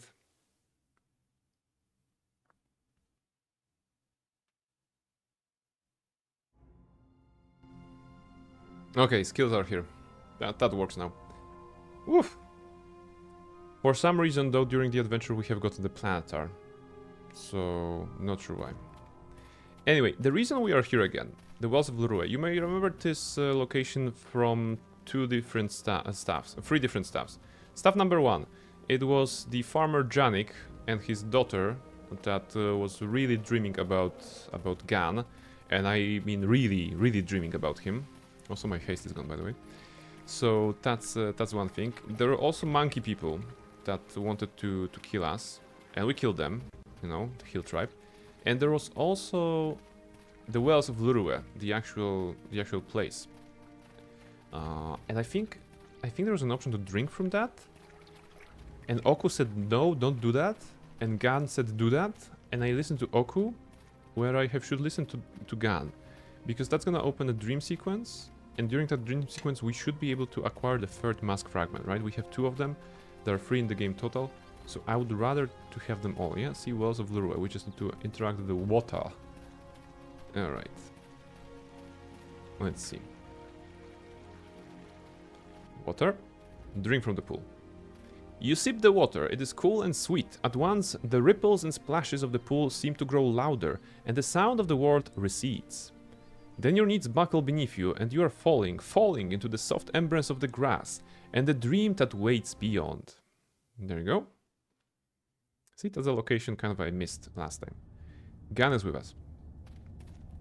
And we seem to be in a cave. Oh, who's that? The old man. Barnabella, is that you? I feared you'd come too late, or not at all. I found something.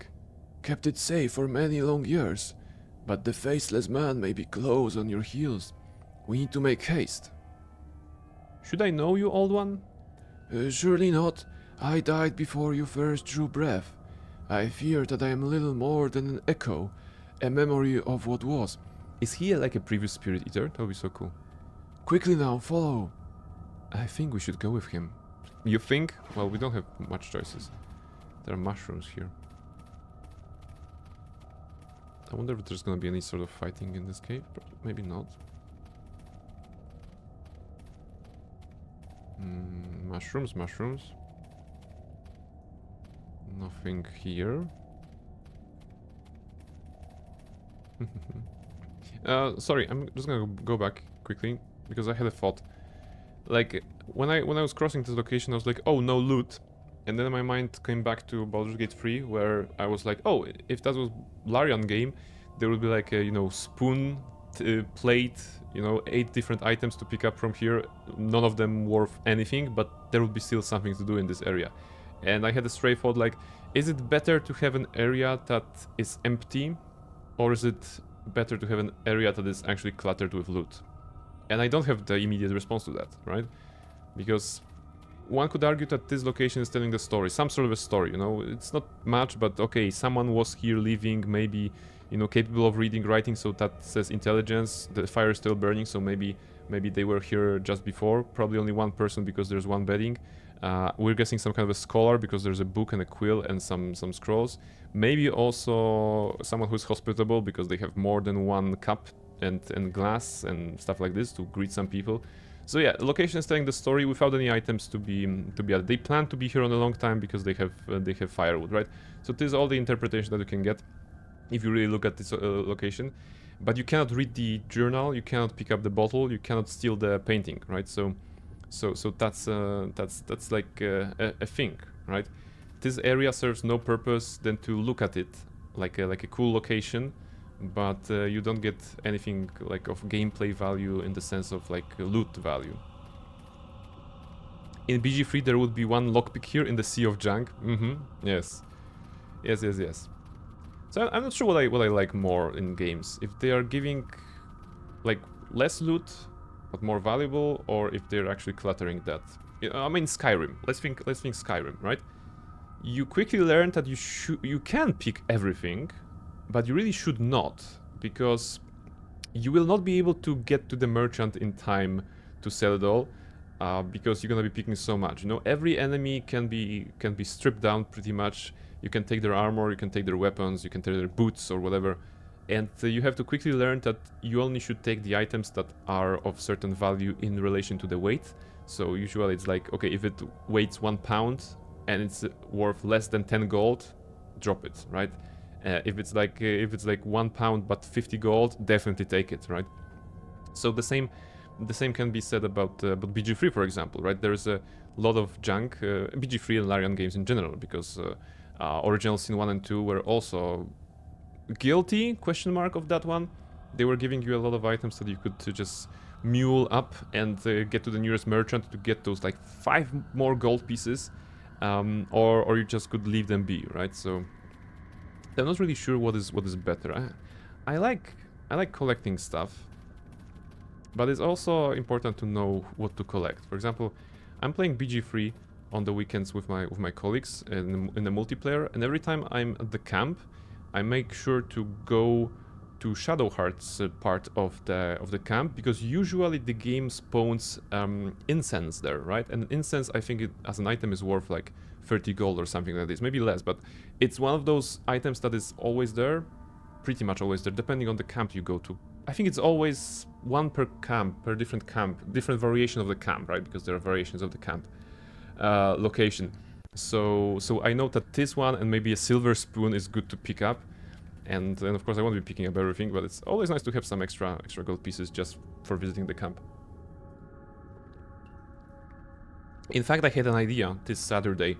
Would it be possible to make a living out of the things that you find in the camp? So that will be a couple of those incense in every camp variation, or a couple of spoons, maybe something that is dropped, the empty chests that you can maybe sell. I don't know. It's a little project. Okay, some pillars here. Look there! Do you see him? Not really. Do I see him? Wait a minute, I know this location. Oh, now it makes sense. This is where the game starts, remember? This is actually the place we started in this one. It just, we are entering rather than leaving. Okay, interesting. Yes, someone is inside the cavern, in the place where I awoke. Okay. He created all you see here, or it formed about him like an island. A hidden fortress in a limbo of dream. I only drifted here by chance. These caverns come later, after I arrived. This sanctuary somehow reshaped itself for me. What little remains of me, that is. Why would the sanctuary reshape itself into Okus Barrow? This cavern is where I died. Lord Oku swore an oath when I spared his life on the shifting flows of Tirulak. Swore it in that hell of cracking eyes and screaming, drowning beasts. He would help me end my curse, whatever the cost to himself or his tribe. His barrow would become my tomb, and he my guardian, that no mortal should go near my corpse. And when the hunger fled my remains, it would find no new face, no new mask to hide behind. Alright, that makes sense. So he was indeed a spirit eater, and his curse was gone here, but the two ladies or the lady in red dropped us here, right? Or something like this. Okay. So the hunger passes to a new mask upon the death of the previous spirit eater? Even as I stood over the corpse of that slavering madman, the one who bore the hunger before me, I felt it enter me, and I remembered nothing more for a time. When I awoke, I felt a stirring inside me. You know it well, do you not? And I knew what I had become. Who is in this cavern? A remnant, perhaps, a piece of a larger whole. There were many such remnants once, but the hunger has gradually devoured them all. I have come to believe that he is a memory, like me, of a previous spirit eater, or of something that came before. You still haven't told me your name, old one. Nor do I know it myself. I think that my name is not important, not for you, and you are why I'm still here. All that really matters is this. I know something about your path because I once walked it myself. Okay, let's enter the cavern then. Forgive an old fool. That would seem to be an easy thing, but it is not. I said words to guard him when I was far stronger than I am now. Beasts await you there, spun from your own darkest memories. Dreams they may be, but if you are slain, you may never find your way to us again. Okay, so if you die in here, you die in the real world. The boy? Isn't that the guy from the tutorial? He was named the... Whoa! Greater Shadows. Shadow Reavers. Okay, activate Necromancy. Okay, slain 2. Shadow Reaver was not. Gun, are you doing stuff? You're doing something. Wait, there was a problem with Shadow Reavers. The Shadow Reavers could not be killed in the base game, right? Okay, injured. Go! Go fire! I mean, he went with Armageddon, so that's a lot. Horn Devil, near death. Was there like a problem? There was something about killing them. Also, I didn't buff. Damn it, I didn't buff. The spirits of Rashomon shall soon gain another. Okay, this one died, and this one didn't spawn. My goodness, this boy is casting a very long shadow. I'm not sure. I wonder if that's intended, because it can be interpreted two ways, right? Either the game cannot process his shadow, like it processes our shadows, or whatever. No, actually, okay, actually the point of light is placed in the middle of the room, so this is why the shadows are like this. But the boy's one is very big. So, two interpretations. Either the positioning is weird, don't step on the boy, or just there's some darkness behind him, right? Which is super cool if you read it like this. Not screen capture, sorry, F12. Okay, boy. Hello. The boy's face seemed vaguely familiar, as you have met him before. His eyes are bright and he smiles at you. Do you remember me, child? I've brought someone to meet you. Have you seen my brother? I think he's forgotten me. Your brother, who is he? The priests call him Akachi. Ooh. He says it's an Easter name. We all get them when we're given to the church. I'm called Eveshi. But when the priests aren't listening, my brother calls me Araman. Oh. Oh, wait. Araman. Okay. Araman, the word for laughter in the old Mulan tongue. My brother says I laugh enough for the both of us. He says I'll never make a very good priest if I can't stop giggling during service. Inside. I knew this boy's face was familiar. I've met him before, but as a grown man, a red wizard called Araman. Are you certain? But that could be... Here, take this. I've saved it for you. a piece of a mask. He never offered this to me.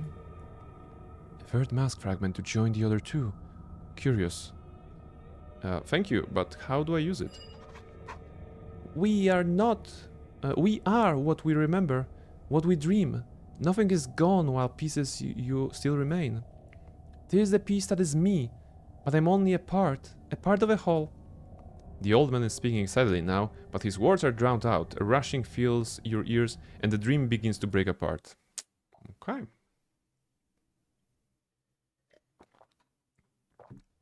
So, we now have the third mask fragment. I'm not sure when it becomes relevant, but I know there are 3 mask fragments, so it's good to have them all. And now we can go back. You suspect you may see the red woman and the boy again, and they may provide you with the means to join the fragments together. Alright, that's good. Ancient knowledge. Return to Sheva. Dark Hunger is the one we're doing. Now, passage to Tay. Yes, to reach the academy you will need to use one of Liana's portals. Return to the Shadow Vale, the theater, and speak to the Keeper of Doors. He will be able to open the portal to the academy. So, that's good. I guess we're gonna wrap up 2 things, right? We're gonna wrap up the mission to Ashwood. And what's the time? Okay, the academy. I think Almar will mention that the academy is a bit long, but we're gonna do our best.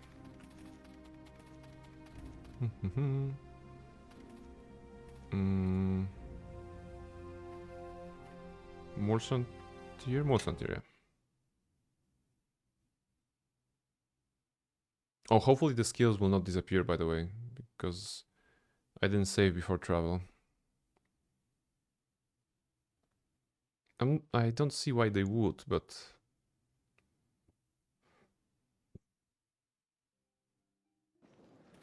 Okay, they're still here, that's good. Now spirit energy is a bit low. Let's start with the witches. They are here. Temple of the Three. We're gonna report to her, and we're gonna get our quest reward, I hope. Then, we still have the dealings to do in the Shadow Mulsantir, but I would go back there when I'm gonna be good, because I want to check something. There was a furnace that we couldn't actually do anything with because there was a priest, a spirit priest in our way, and the only thing we could do was to devour his spirit. And I'd rather, you know, calm his spirit, but that skill was only granted to the good characters. I wonder if I become good, will I get that skill kind of still, or if not, then maybe I don't know. I'm gonna console it in because that's gonna be a good arc for Barnabella to actually get that skill while being good. Sheva. I am sorry, child. Sorry that I treated you poorly because you were a foreigner, and sorry that I did not trust you to control your hunger. And I'm sorry as well. And we are both sorry that you did not find your answers in the wood. I guided you poorly, child. I forgive you, both of you. Oh my goodness, I forgive you, both of you. It's gonna give me so much good points, right? 3 points to... What? That's a lot. That's actually super, like super big. I was expecting 1 point towards good, but not 3. I'm happy. See? Looks like the lesson here is that if you're trying to do good, then once you start doing good, doing more good comes easily, right? And even we get some influence over our imagined girlfriend. So yeah, +6 with Kaylin, that's good. Yeah, Zwierzę Kopier, you know what's what, right? The path of redemption is still going on. It's going well. Surprisingly well, considering how much evil we have done in the base game, right? Look at this face, the face of evil. But getting better. Your forgiveness of spirit is honorable, Barnabara Blackstone. Such acts can inspire similar acts in others. You saved our sister Dalenka, risked your own soul to heal our sacred forest. Our gratitude and our trust are yours. Take this gift, in friendship. We pray that the spirits will help you find your answers and your salvation. Farewell. Okay, amulet. What did you give me? What? What is this? Hilairin. A powerful artifact of Rashomon. The Hilairin is a treasured amulet passed from grandparent to grandchild, and whose power is reflected in the strength and bravery of the family of warriors who has always carried it. Oh, it's trash. I'm sorry. +4 natural, 20 hit points. I mean, we need to be using Amulet of Truth for true seeing, but okay. Actually, we don't have anything that gives us natural armor, so it's not super terrible. But okay, it's good. I have to say it's good. We just need to be using true seeing just in case. Okay, so let's give it to maybe you. Yeah, okay, Laxstone is crap. You had that since the beginning of the game. Okay, 28, nice. And more HP for the wizard. Actually, +20 HP on the wizard is more impressive than +20 on somebody who already has 500, right? So, Oku, you're not getting any jewelry. Yes. I'm sorry. We are spending enough money on your, hairdresser visit so that you can have your everything colorful and dyed and, feathers unfurled or whatever. So, yeah, no bling bling for you, Mr. Bear. Speaking of, Badger. There you go, Badger is still angry at us, but we are here to use this to go from 79 to 88, so +9 points. Nice. Spirit energy. Sated. Okay, so we are Chaotic Evil, 423. 7 more, I think, and we're gonna be chaotic neutral. It's doable. It's super doable.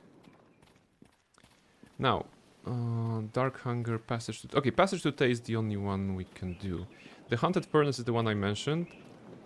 We can only do something with that once we have gotten...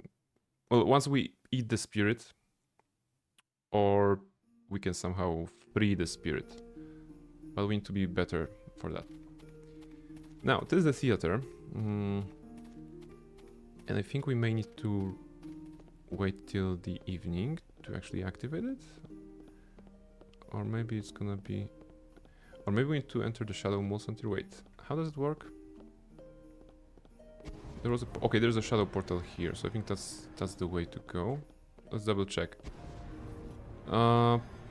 According to the Coven, the dead god Merkul is the architect of your curse. Okay. And the only being who might know how it can be ended. Safia's mother, Nephris, may have discovered a way of speaking to the dead god, yes, but she has returned to the Academy of Shapers and Binders in Thay. To reach the Academy, you will need to use one of Lyanna's portals. Return to the Shadow Vale and speak to the Keeper of Doors. He will be able to open the portal to the Academy. Oh, so we need to do that in the Shadow Mole Center, right? Not this one. Or can we just go through the Shadow Portal here? You know what? We're gonna see after the break. I'm gonna refill my tea, and then we're gonna continue the adventure. Likely going into Thay. That's where the Red Wizards come from. Should be interesting for the character of Safia, who is a Red Wizard, and narratively should be interesting for Barnabella, who is also a Red Wizard, although this is not reflected in the gameplay or the narrative as we travel along. So yes, I suppose some revelations for Safia are about to unfold, and maybe Barnabella's as well. Short break. I'll be right back.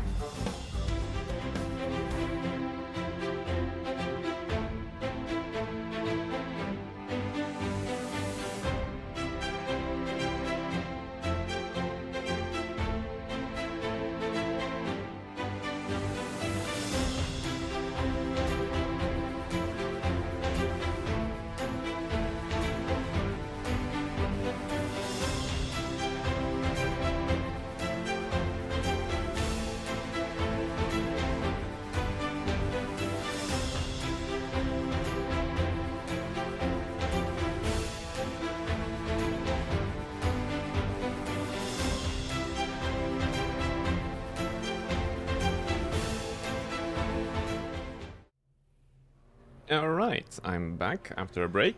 If you're still here, I hope that in the Christmas/winter season you're gonna have plenty of time to play great video games or the games from your pile of shame, which accidentally can be also great, but you won't know if you don't try them out. So go check out some old video games. maybe I should also do that instead of doing other stuff. But hey, technically playing Mask of the Betrayer is a game from my pile of shame because I've never finished the expansion. So yes. Thank you very much, Dusk. Thank you very much. Alright, we are here, and I guess we need to go into this portal. What's the worst thing that can happen? You know, it's a shadow portal. Enter the portal. Maybe through this we can travel to Thay, to the Red Wizard Academy. But I'm not sure if that's gonna be the case. There was the secret area of the portals here, right? I mean, secret, no secret. There we go, this one. You, Keeper of Doors. Also, did we not check those chests? Wait. Are they new? Also, there's a trap here. Trap triggered. Slowed. Okay, that's irrelevant. Quarterstaff Remembrance? Did I forget to loot this thing? 2 deflection, spell resistance. Okay, it's not really relevant. Okay, we're slowed. 29 for Metalhead. Metalhead, welcome in. Hello, hello. How are you doing? I guess 29 is pretty good considering she's asleep. No? But maybe giving you a bigger camera. That's gonna be also... That's an addition to the 29. So I hope you enjoy it. There you go. Alright. We have some armor. Grey Robe of the Archmagi. Skin of Shadow is... Okay, it's not evil.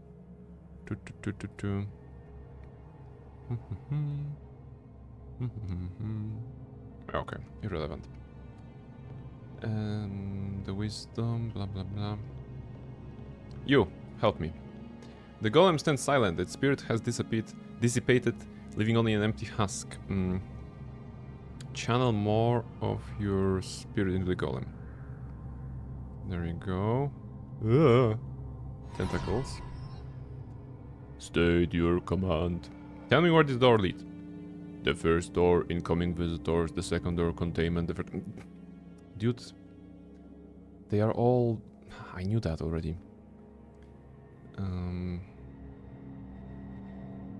Where does the fourth door lead? The fourth door is malleable. It leads to many places, but only to those places which it knows. Okay, I'd like to open one of those doors. The fourth door outgoing.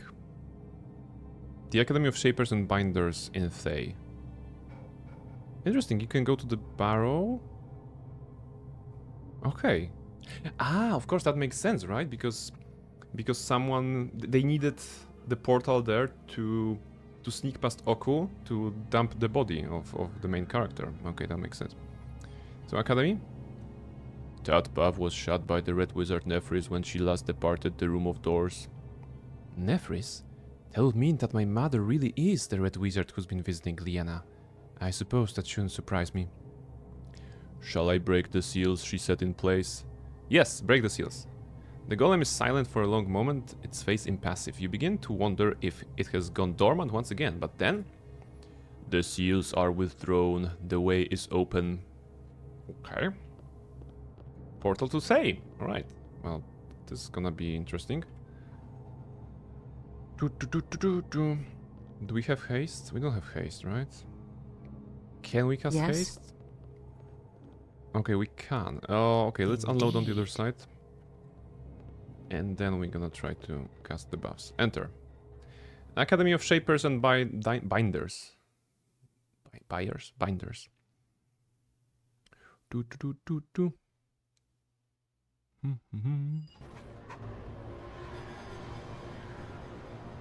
There we go. Where are we?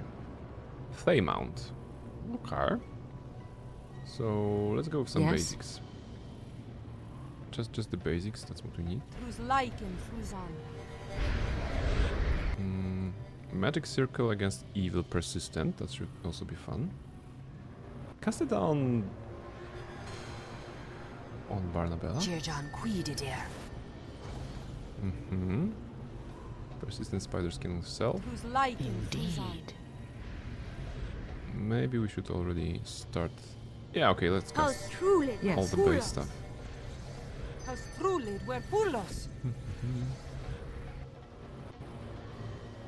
It's backing time. Not sure if there's gonna be any fighting, but we are in Thay, so that's potentially dangerous. 30?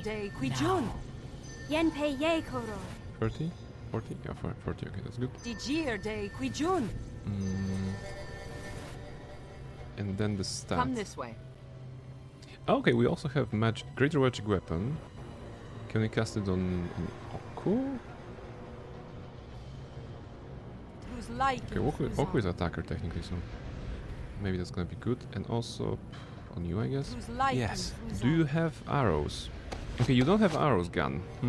Indeed. Okay, that's a problem. We should have bought some arrows for him. Or we should give him a melee weapon at this point.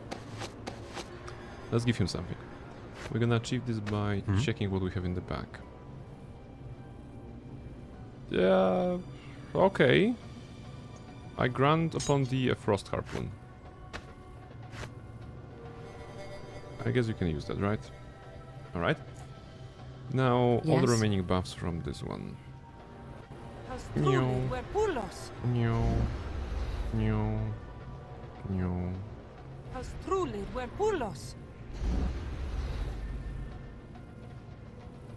Okay, there we go. Indeed. 555 HP on Oku. Very impressive. Shield. Maximize. Quicken. Empower. All good. We don't need anything else. Yes. You good? Alright, F12. And now we can assault Taymount. Indeed. Show me something. Do we go up or down? Which path is correct?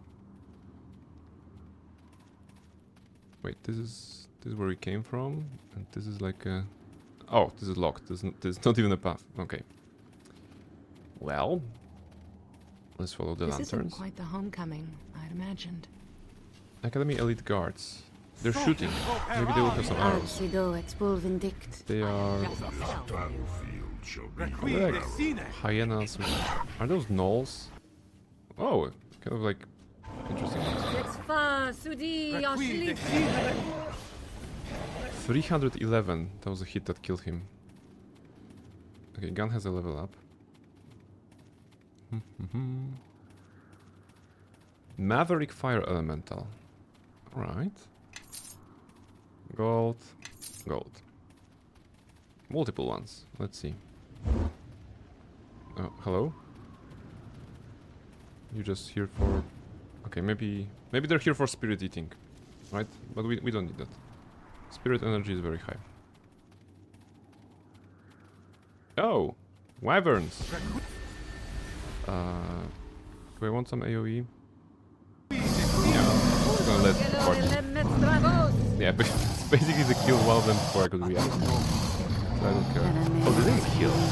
He was knocked down. Well, now it's dead. Do you guys have any loot? Can I steal your X?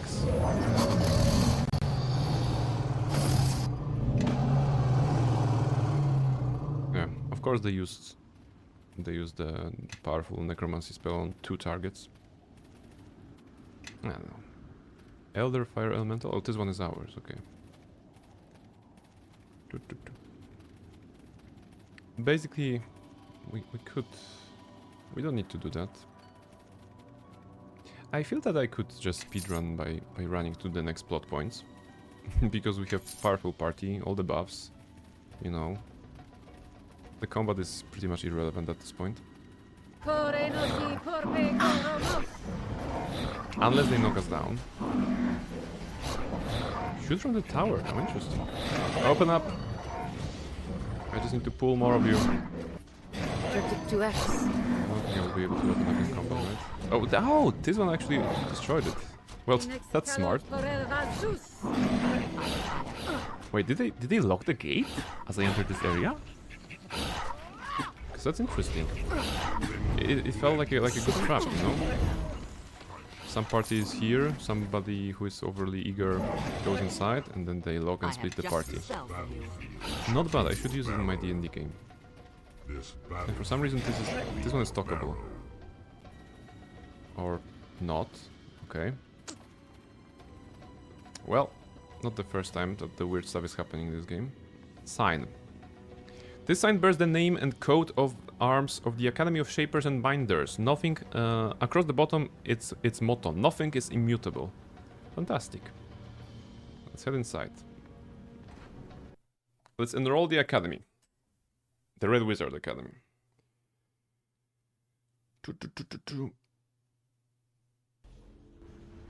Oh, Mischief is stretching as well.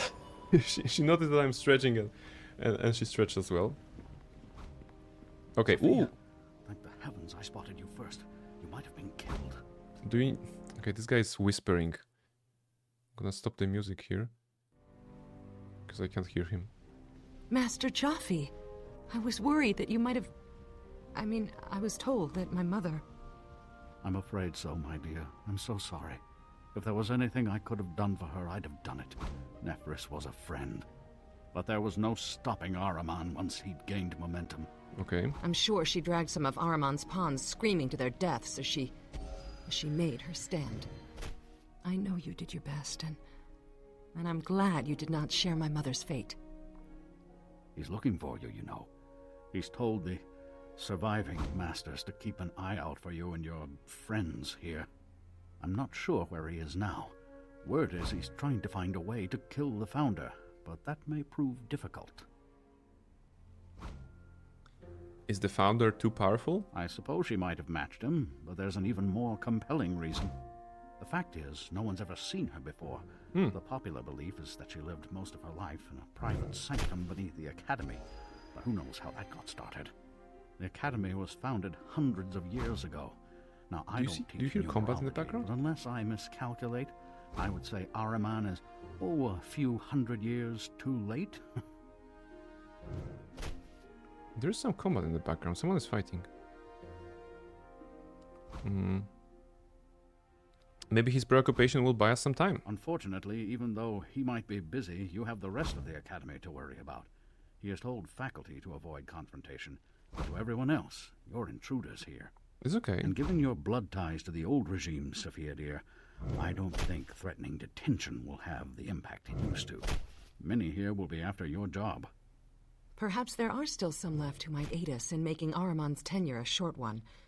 He didn't kill all the masters of the Academy, did he? Not all. Just those who resisted Ahriman, or who he thought might resist. Master Poriset is working in his lab right now, and Master Inaris is teaching class. They may be willing to help you. I would avoid the others if possible, my dear.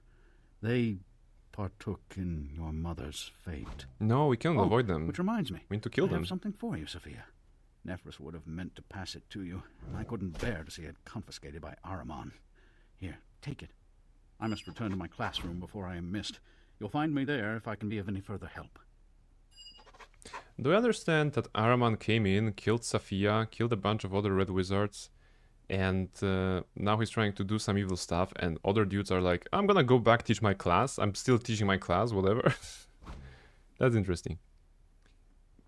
Okay, not sure what the combat sounds were, because it felt like someone... Wait, it's not from here.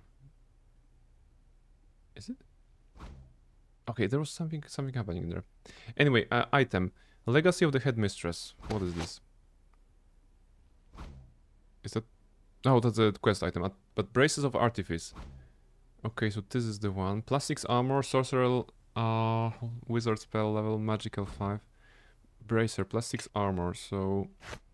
This is for Sophia, right? Yes. She has bracers plus 6 already. Okay, so that's not even an upgrade for her. Okay, one... sorry. One extra spell slot. Resistance magical 5, it's not super relevant, but... But okay, that's from her Yes. mother, so yeah, take it. Why not? Okay, what's in here? So wait, he just told us that he's teaching class. The class is empty. Like, where are the students? Could the game not generate enough people? What is going on in here? This is the weirdest place. People are dead on the ground and he's like, No, he's mentally unstable. He thinks that he's teaching the class, but that's how he's dealing with the trauma, right?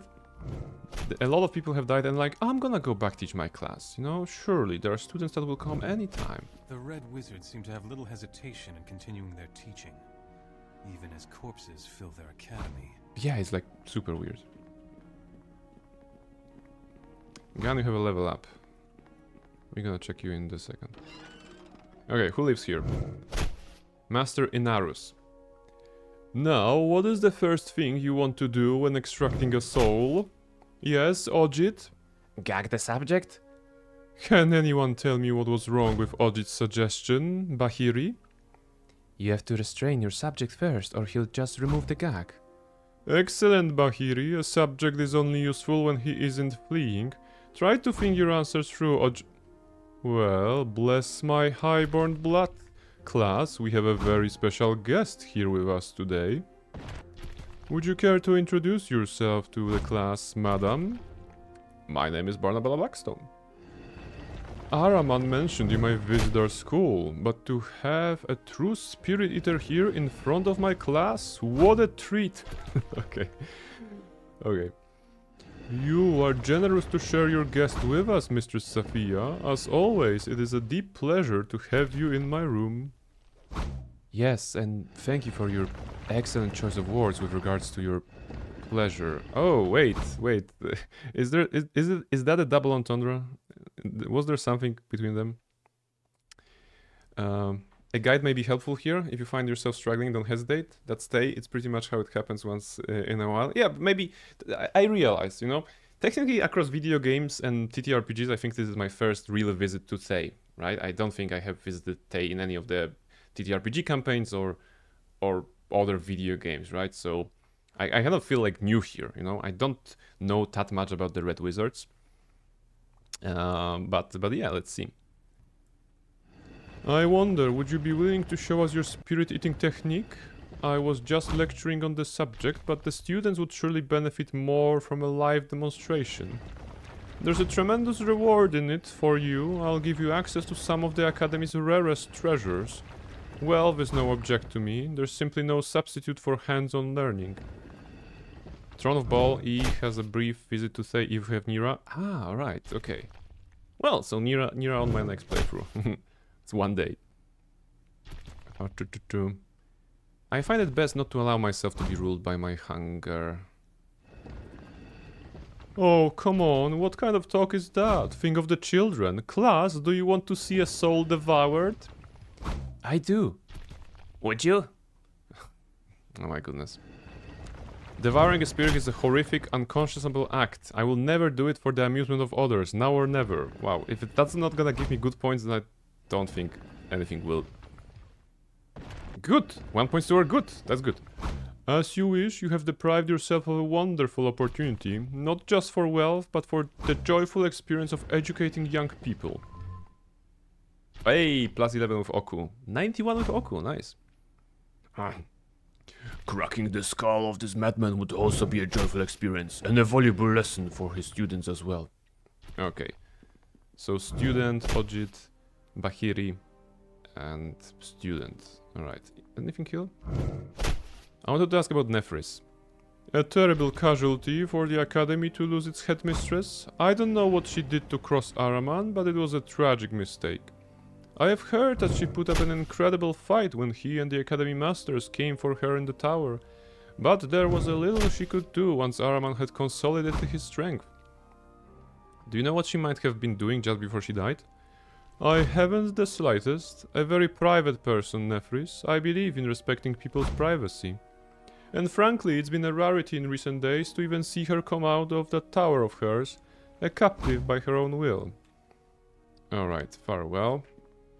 We still can do a demonstration for them. What is fighting in here? It's It's driving me mad. What's going on here? Imaskari Golem, Clay Golem, Artesh, students, and golem fighting. Is it legal? Is it regulated? Maybe not. Okay. Check the other areas.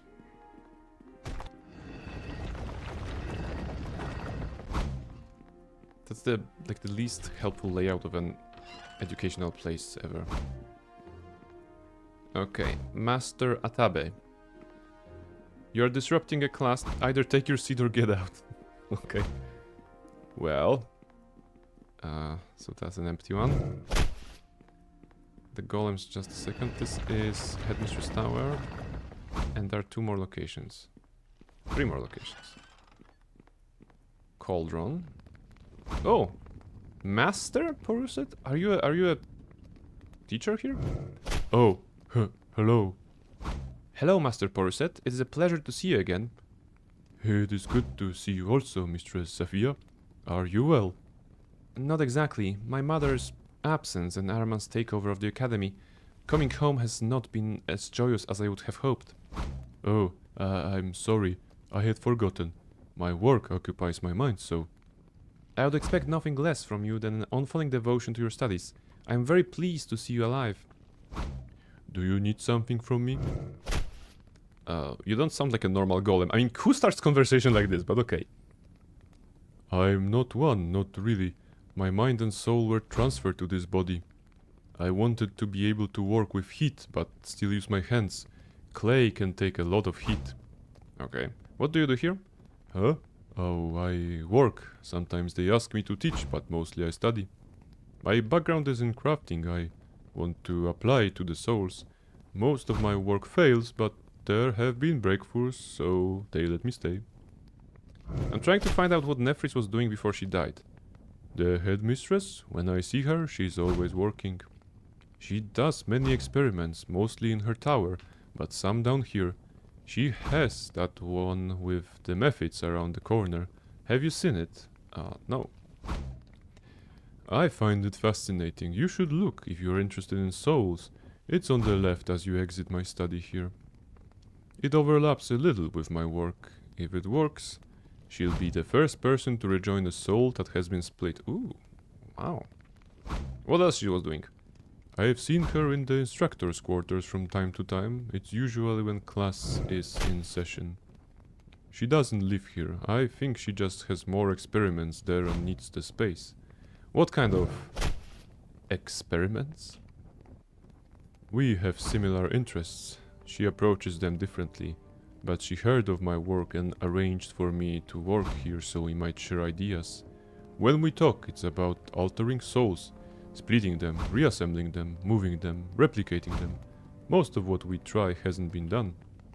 She works in her tower mostly, so I don't know about her progress. Usually she just drops by to compare notes. Okay. Alright, so Nefris was doing a lot of stuff. Cauldron? Gauntlet! Oh, Grips of Gaunt? The Gaunt. Wow! Skill bonus, craft, alchemy, armor, trap, and weapon plus 12. Huh! I mean, pointless, because we will not be doing any crafting ever in this game, but nice to know such an item exists. Instructor's quarters. There's also the green room. Check it out. Some caretaker. Viewing receptacle and lever. Okay. There is a wealth of knowledge and memories trapped in the souls of this depository. Still, I usually avoid this place. Necromancy leaves me ill at ease. You've been traveling with a necromancer for like 18 hours. Sorry, not 18 hours. 80 hours probably. Or several weeks. Caretaker. The golem looks in your direction with an empty stare. How do I return a checked out soul?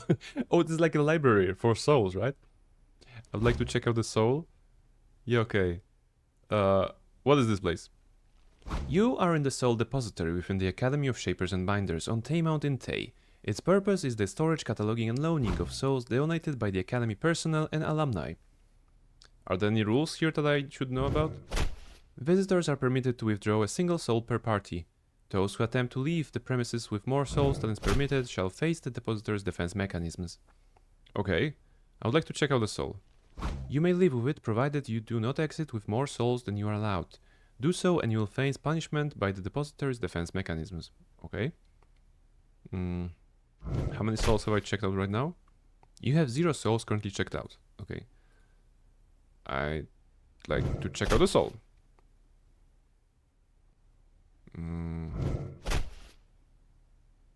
Oh, how would I return it? Bring it here and set it anywhere in the room. Okay. Okay. Very well, I guess.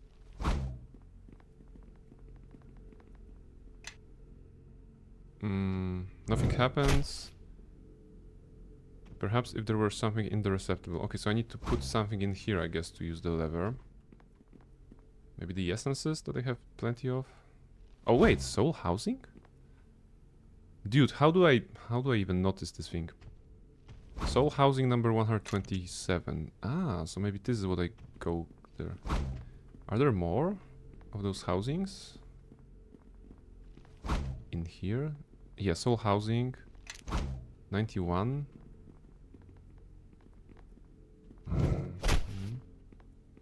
Okay, do they count as checked out? You have 0 souls. Okay, so this is just the housing. 223. Let's see if they have like different descriptions or something. They have different colors, that's good. Description is the same. Let's go and put a fun one. Which was the one with the 9? 91. Okay. And what happens now? The receptacle beside you flares to life, projecting above it a dazzling display of images and forms, too much in flux to single out any in particular. Voices too surge and recede, whispers and echoes mostly, but gradually a singular voice rises above the rest. So perfect, and quiet too, not fussy. Must have got that one from me. Better be careful not to say that out loud with her mom close like this. Wait, what? So quiet, no idea yet. What do we do here? Not for a while, it only gets worse. Sorry, it is my doing, I brought you into this. Stop this, find a way, before it starts, before she can work, before... She's quiet.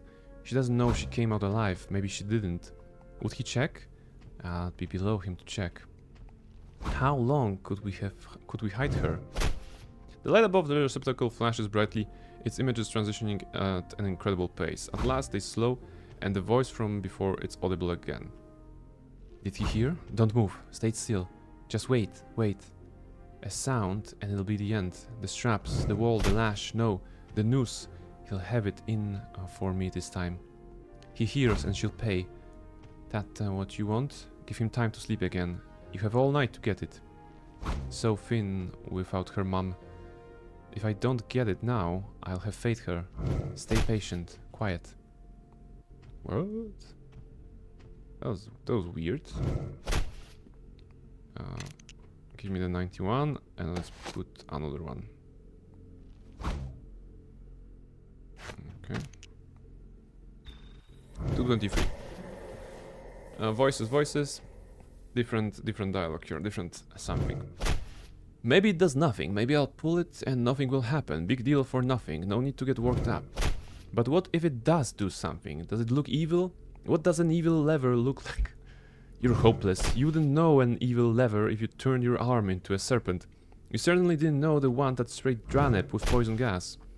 You didn't know the one that burned off Shekret's face, or the one that was rigged to poke the sleeping manticore that ate Prieva.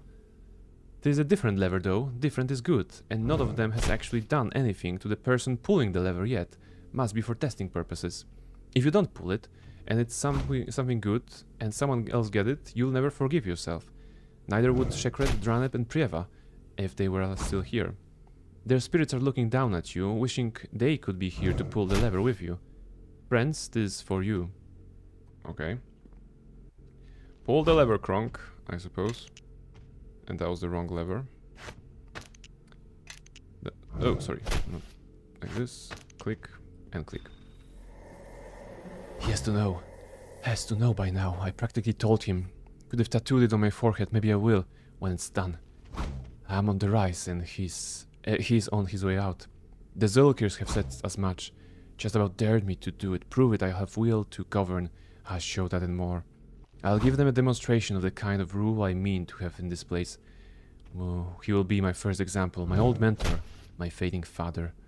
I'll fly a new banner over my torch, crafted with his skin, stitched with his sinif. Wow. It's no good, too white. I can't close this, can't hold it together. Stand and loose my blood all at once. All that time spent looking for wards, elaborate magical traps. He knew I'd missed it, he knew. Could I crawl to a healer? Crawl before I bleed dry? No, he'll not have the satisfaction. I'll go out on my terms, on my blade. The end to a brilliant political career. Perhaps he'll slip on the blood and break his blasted neck. Wow. Well, this is a very weird school. Weird stuff is happening. I'm gonna leave you here, caretaker. Oh, wait. Sorry, I'm just put them back, yeah. Wait, does it mean I have checked out 3 souls?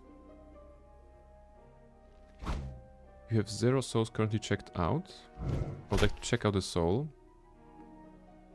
You may live with it. Farewell. Okay, wait. I'm gonna drop those souls, right? Drop. And drop. I can take 1. I think he said I can take 1, right? Yeah, okay, that's good. Maybe it's gonna be relevant. Now... Okay, that's the fighting room. Let's see it.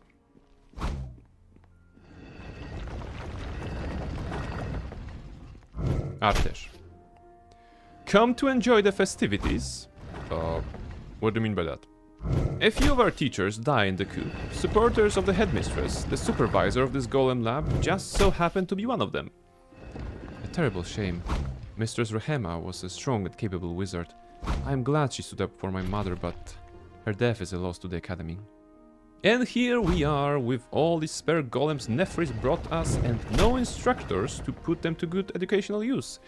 Shame, really. Mistress Rahima always said that the best way to learn about something was to examine its insides. So I got to thinking, we could sure see the insides of these golems faster if we made them smash each other open in a single combat. So now we build golem and then destroy each other, and I make money on the side by taking wagers. Okay. Alright. What do I need to build a golem of my own? There's a workbench back on the corner there with an extra hammer that's custom made for golem craft. You want to bring a bunch of spare parts over to that table, you could assemble a golem there. A golem requires a head, torso, arms and legs naturally, but it also needs the essence of a spirit to power it. Put those 5 components together and you've got yourself a golem. Any of the junk around here is fair game if you want to use it, but you might be better off hunting up better golem parts if you want to be contended for the championship. Wow, okay. Farewell then. We have some golem parts already. We have a swift golem legs, and we have a weather-resistant golem torso. We found them in the Skane, right? That was the dungeon under the witch's place. So we can see there's indeed... Oh, door, that's good. Okay, golem. Golem legs. Golem torso. We have the weather-resistant golem torso, so we technically have a better one already. Yeah, okay. I think it's gonna be better. You mentioned that the head is needed. Golem arms, okay. Hammer of golem craft, okay. I'm weighted down too heavily, I fear. Really? Okay, I guess those golem parts are waiting a little bit. So, how about we get into Oku first?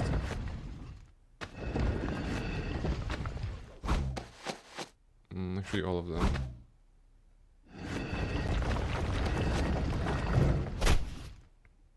Okay, and this is how to use it. Head, arms, legs, torso, and a spirit essence. Okay, we're gonna figure it out in just a second. But first we need to find the head of a golem. Oh, maybe here? Belt. Wait, is that the head of the golem? No, golem head. Alright. So, let's check if there are any better parts in the academy. Because they definitely allow us to construct a golem in there. But not really a good one, probably. If we want to get money, if we want to get rich, we may need to get some better parts. Oh, students who are evil? Finally, some combat. Good morning. Ah, so now I just realized it's gonna be plenty of casters, right? So the fighting here may be a bit annoying. Maybe not, because Oku will just eat them. Come on, Oku. Can you go for this one? Go for this one. Go, go, go. Can you attack? I like that Barnabella went for melee. Also, there was some golem. Right? Weighted golem arms. So it sounds like we have three golem parts that are better than the default ones. Which is good.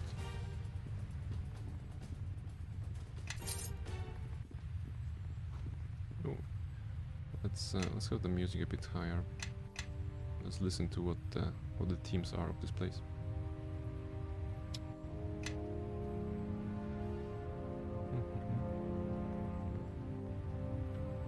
Okay, for the moment the game was stuttering, but now it's good.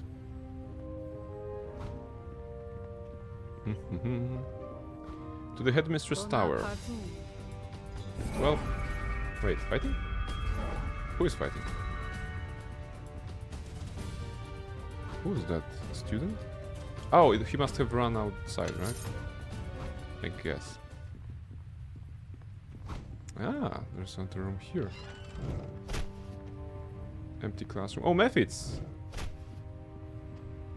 Obelisk, Mephits. control box. Disgusting creatures with shallow, filthy dreams. There's some obelisk to destroy and a control box.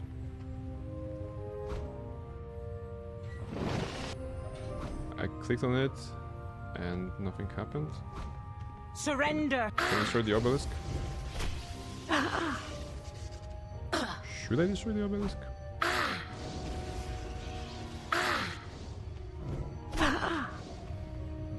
Oku? I smell the blood of our... Barnabella is doing like 5 damage and he's doing 30, 40. It's 100. But I don't think we need to destroy him, right? Otherwise he would be dead already.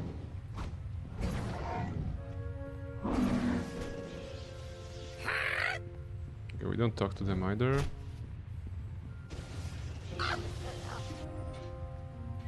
Wait, I killed a Mephit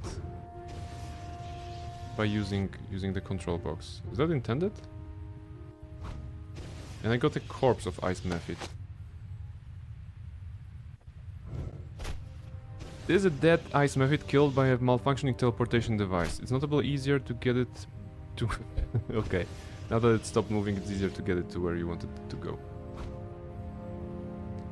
But what are those obelisks? Do they do anything?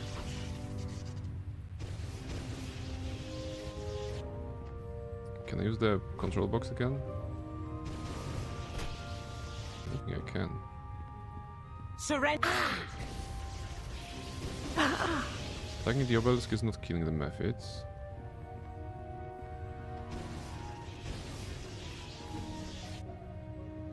Maybe it's about bringing the Mephit to the other side, right? If it's about teleportation. Maybe I need to drop it here. Maybe not. Oh, control box is usable.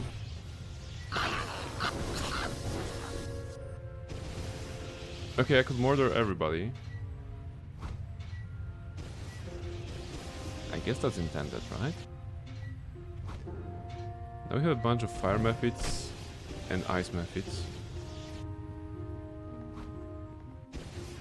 maybe if I were to guess, I would put like fire methods here and ice methods here, or the other way around. There's just no... Wait, maybe there is. What is different about those rooms? Is that more red? Maybe the fire ones go here and the ice ones go here? I'm gonna keep that in mind. I don't need to do it right now. Oh, maybe if I have asked somebody. No, this can't be right. Where did I lose it? Lost something, maybe I can help you find it. Nope, said nobody in Tay ever. I doubt it. I lost the thread of my proof here. I have to have goofed a few steps back, but I'm not seeing where. I'm trying to solve this challenge problem that Headmistress Nephrim left open to all of us. It's theoretically impossible, but she says she managed to do it herself. What's the problem? By the way, are you single? I mean, there's so many bold characters in this game. Ah, okay, this is Tay, right? So everybody will be bold here. Barnabella, actually will filling right in. Random people here, teachers, Safia, everybody. I'm gonna give it a try, huh? Well, I can't say I like your odds, but there's probably as good as anybody's, except me. I'm way ahead. The problem is this: Mephids, as a species, tend to move and intermix chaotically. If you had a room of fire Mephids next to a room of ice Mephids with an open door between them, in time they would distribute themselves evenly. Both rooms would have equal number of ice and fire Mephids. The natural flow of their movements is always from order to disorder. The problem is to do the reverse, to resegregate the two rooms that, such that one has only ice Mephids and one has only fire Mephids. Okay, I believe I understand. How am I supposed to do that? Naturally, they are uncooperative. Nephris claims to have done it simply by opening the door between the rooms at the proper times. When it opens, the nearest Mephid to the door will, on either side, will switch places.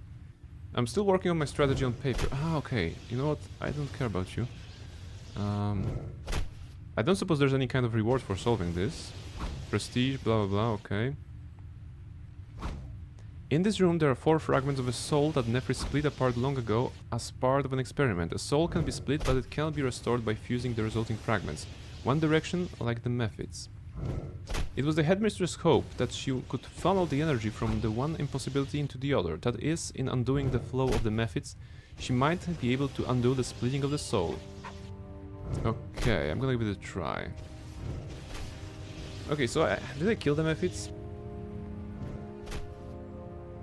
I think I killed the Mephids, right? Which is likely a solution, one of the solutions. Damn it, where was the load? It was right here, right? 2208. Okay, it was a couple of minutes ago. That's all right. I'm gonna load it back and maybe not kill the Mephids. Maybe it's solvable without killing the Mephids. I mean, we can still resegregate them by carrying the bodies. I think that's what the description of the body indicated, that they are easier to move around if they are, well, dead. There's a student here. Come on, guys, kill him. Really? Magic missile? That's your cast. I'm gonna attack to you. You have a problem, continue. What is the problem?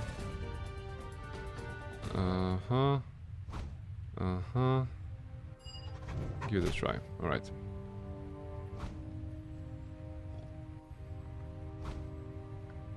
Kill all the Mephids, 2 zeros are equal numbers. I like your solution. A bit out of line, but good thinking. Good thinking. How do I... Okay, first of all, let's have the party members stay here, because they're gonna be useless. Stand your ground. Stand your ground, friend. I shall do so. Shall be done. So indeed, the control box opens the gate and switches the Mephids that are the closest. That's what they said. The Mephids are moving erratically. The obelisks, when attacked, they will discharge at the Mephids and will damage them. So maybe the solution is about killing them, in fact. But let's try to observe how it works. F12. Let's see. Okay, the obelisk kind of teleported them.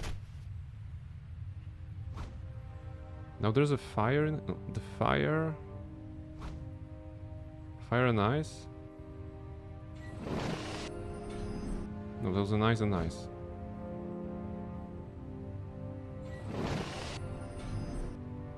Okay, so the game somehow calculates... Alright, the fire went here. So we need 2 ice. We need for those ice guys to come here. And hopefully have a fire in here.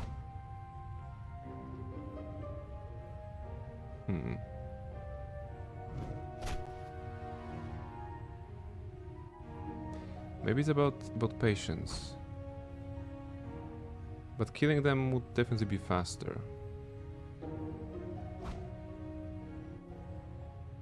Or now there's ice good, but on the other side there's a fire.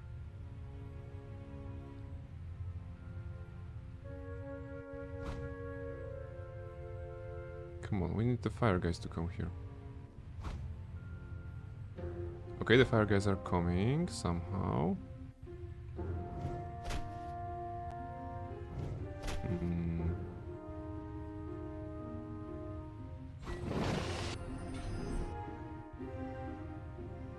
Okay, we still have 2 ice here.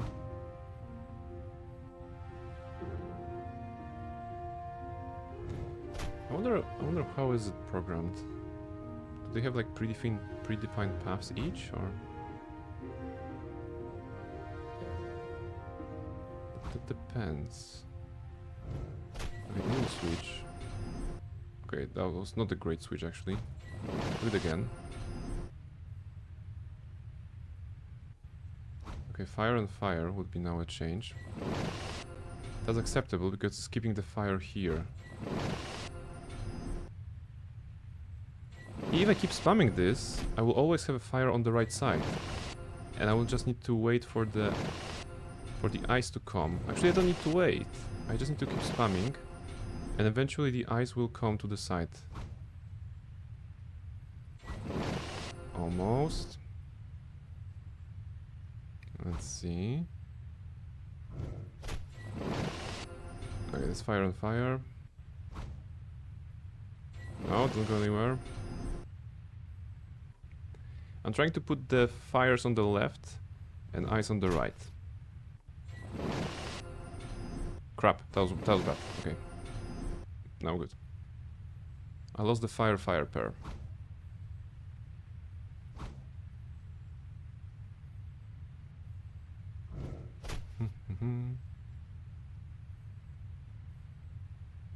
It is kind of a brute forcing method and it may very well not work.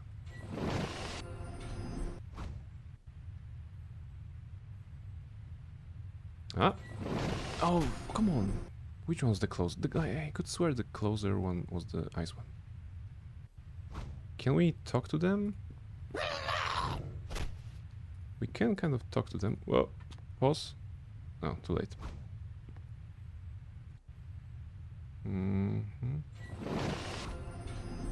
Okay, not bad. We just need this guy out. Which will not be easy. Is there anything we can do to... We can stop him by initiating dialogue with him.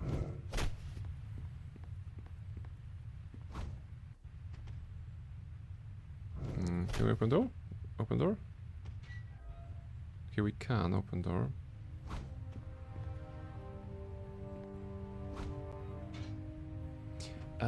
Wait.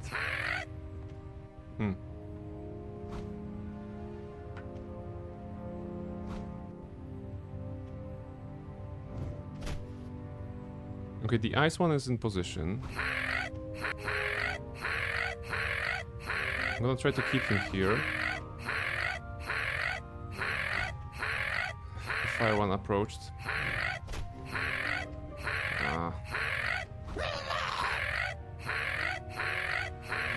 Okay. There we go. Hey! Solved. 2000 XP for the quest and XP granted for being patient with the methods. No methods have been heard during this experiment. Alright, that was good. Thank you, thank you. I feel like I'm an expert at methods. Of course, I would love to cast epic spell Vampiric Fist to kill all those methods, but we actually made it. How in the name of Zastam did you do that? That was incredible. Talking to a Mephit 20 times to hear their ha ha ha. That was incredible. Really? The standards of the Tay Academy here are very low. It's a shame about the soul though. It looks like it almost totally fused together, but not quite. You can still kind of see the individual fragments. You'll be the envy of every student at the academy when word gets out, which means you'll almost certainly be killed. Good luck with that. Farewell. Alright, is that everything? We don't have a reward. Vampire mentioned. You're talking a lot about vampiric spells for a vampire hater. What can I say? The game is giving me a necromantic spell, right? I'm playing a necromancer, and one of the only necromantic spells that you have in the game on the epic level is called Vampiric Fist. So, well, you know, z braku laku dobry kid, like they say in Polish. So that's what I could use. Okay, follow attack near. We have no choice. They must be eliminated.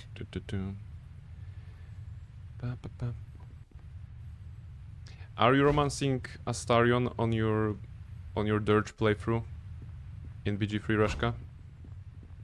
Is there a place for Astarion in your current playthrough? Or have you come to your senses and found somebody else, somebody better? Just asking for a friend.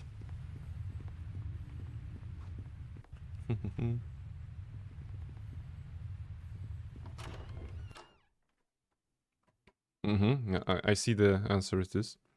I'm romancing Mintara on my evil playthrough. Okay, good. Good. I can appreciate some Mintara. I ask you to follow me now. Especially since this is the voice of Mintara right here, I think. It's a regular one, just evil, no ball involved. Okay. Just the regular type of evil, you know? There's evil, and you have chosen the former rather than the latter. It's good. It's good to know. This is, or rather was, my mother's private sanctum. I hate the notion of Ahriman staying here. I'd rather burn my mother's books than have Ahriman read a single page of them. And I still haven't done Mintara like playthrough or romance. I did 2 playthroughs, but in both cases Mintara wasn't available, shall we say. I want to do that because I think she's a super interesting character further in the game. So on my next playthrough I will definitely be focused on Mintara, especially since the playthrough I'm doing with in co-op with my friends at work. We are one of the players were like, please let's not kill Mintara, you know, it's gonna come back later to us, you know, it's gonna be important, relevant later, but let's not kill her right now. And the 2 people who are playing the game first time, they're like, okay, we trust you, you simp. So yeah, that makes sense. Exactly, I support women rights and women wrongs. Sounds very knighty of you, but I appreciate it. There we go. Mintara did nothing wrong, right? Fireplace. Single scrap of paper.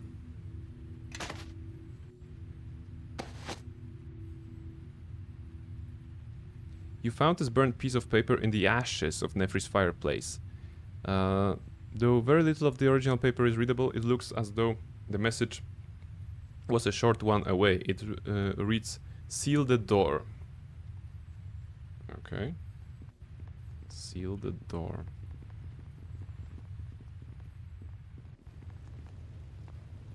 To the quarters of the instructors, okay.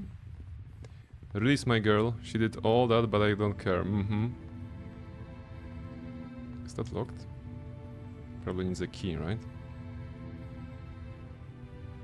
Or not, okay. Judging from the blast marks around it, the door here was clearly been subject to a barrage of destructive magic spells, but it remains sturdy as ever. 4 hemispherical sockets have been bored into the door itself, apparently by its maker. There is nothing else resembling a keyhole anywhere on the door. An instruction has been engraved across the center at eye level. It reads as follows. 4 wayward souls, 4 incomplete, unique in flow with fates forgone. 4 hidden now, each place discreet. Assemble here, advance the pawn. Imitated and damned, imagined and splintered, 4 reunited souls, their door thus re-entered. There's nothing interesting. Okay, so this is like This is like specific door that will have 4 souls for us to use it on the lock. The door has 4, yeah, like keys. We need to get some souls then. Those weren't the souls, right? The soul housing. Okay, I'm gonna leave that for later. We're still exploring. Instructor's quarters.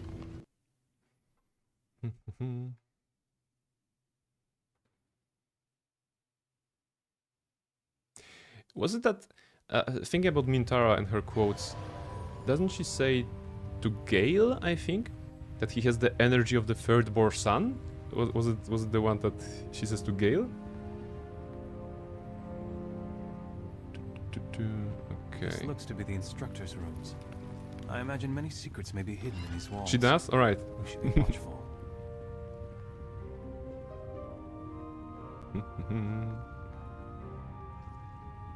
Blood on the ground, my goodness. I mean, it makes sense why they are wearing red robes. If people are dying left and right here, then blood is easy to, you know, bep to. This man's lips move as if to speak, but his voice can manage no more than the faintest of whispers. You will have to lean in close in order to hear him. She shares a lot of her drow wisdom. Love her for that. Yes, I think that's very accurate to the drow lore, you know. She mentions a lot she says a lot about House Bern, about Menzoberranzan, about the customs, you know, and the fact that basically she has survived her assassinations and stuff like this. So she's definitely a drow character through and through. Linen. Sophia has brought you. Good. It is as Nefris hoped. Peptu, what are you doing here? Who did this to you?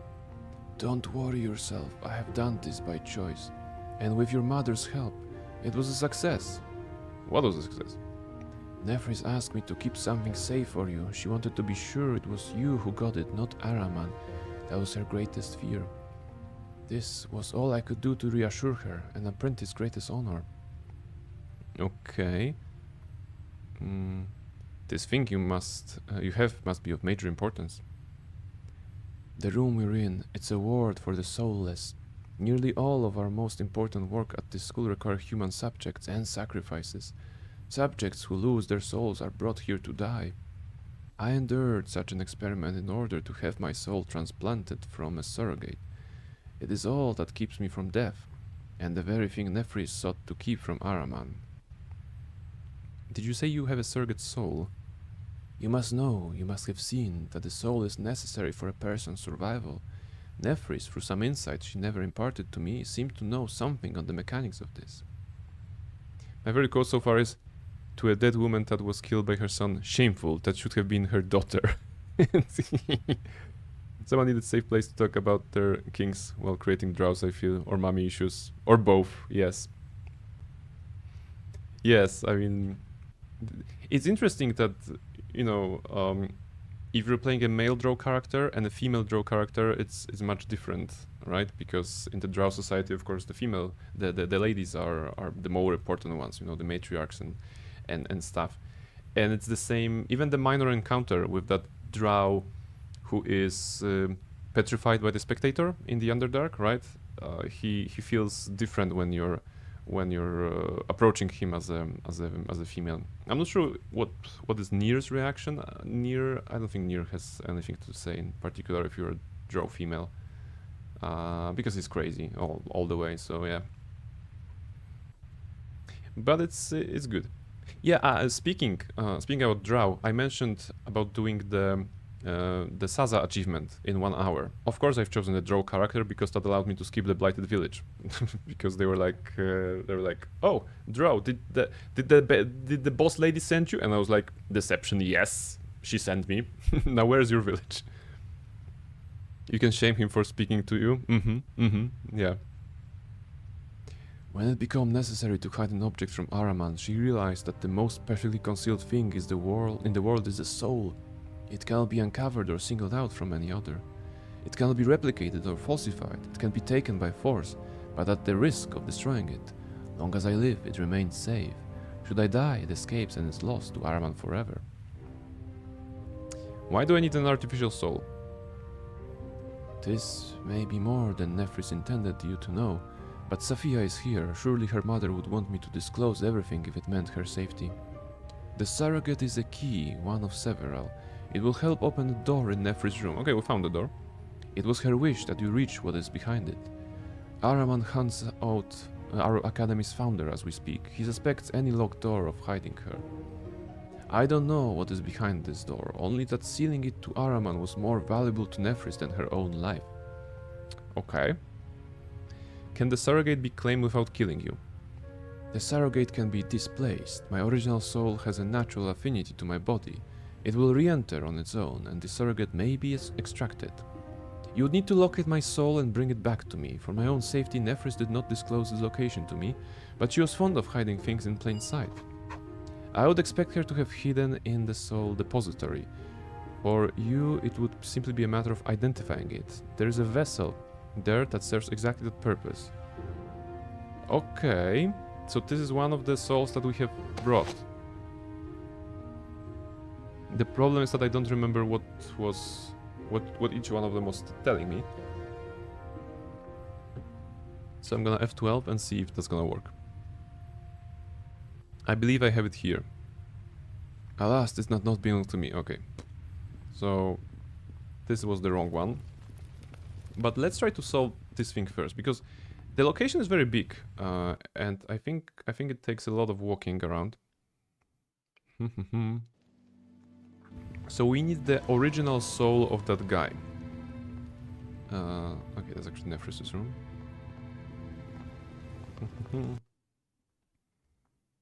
I'm thinking about using this guy's self. Very useful. Very, very useful spell.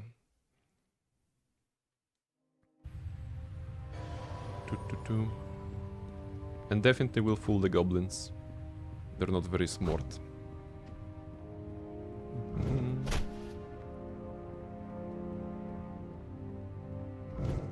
So we're gonna drop the 91.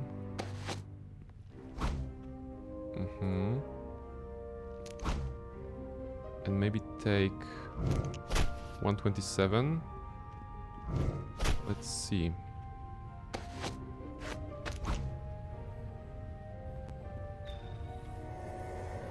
No.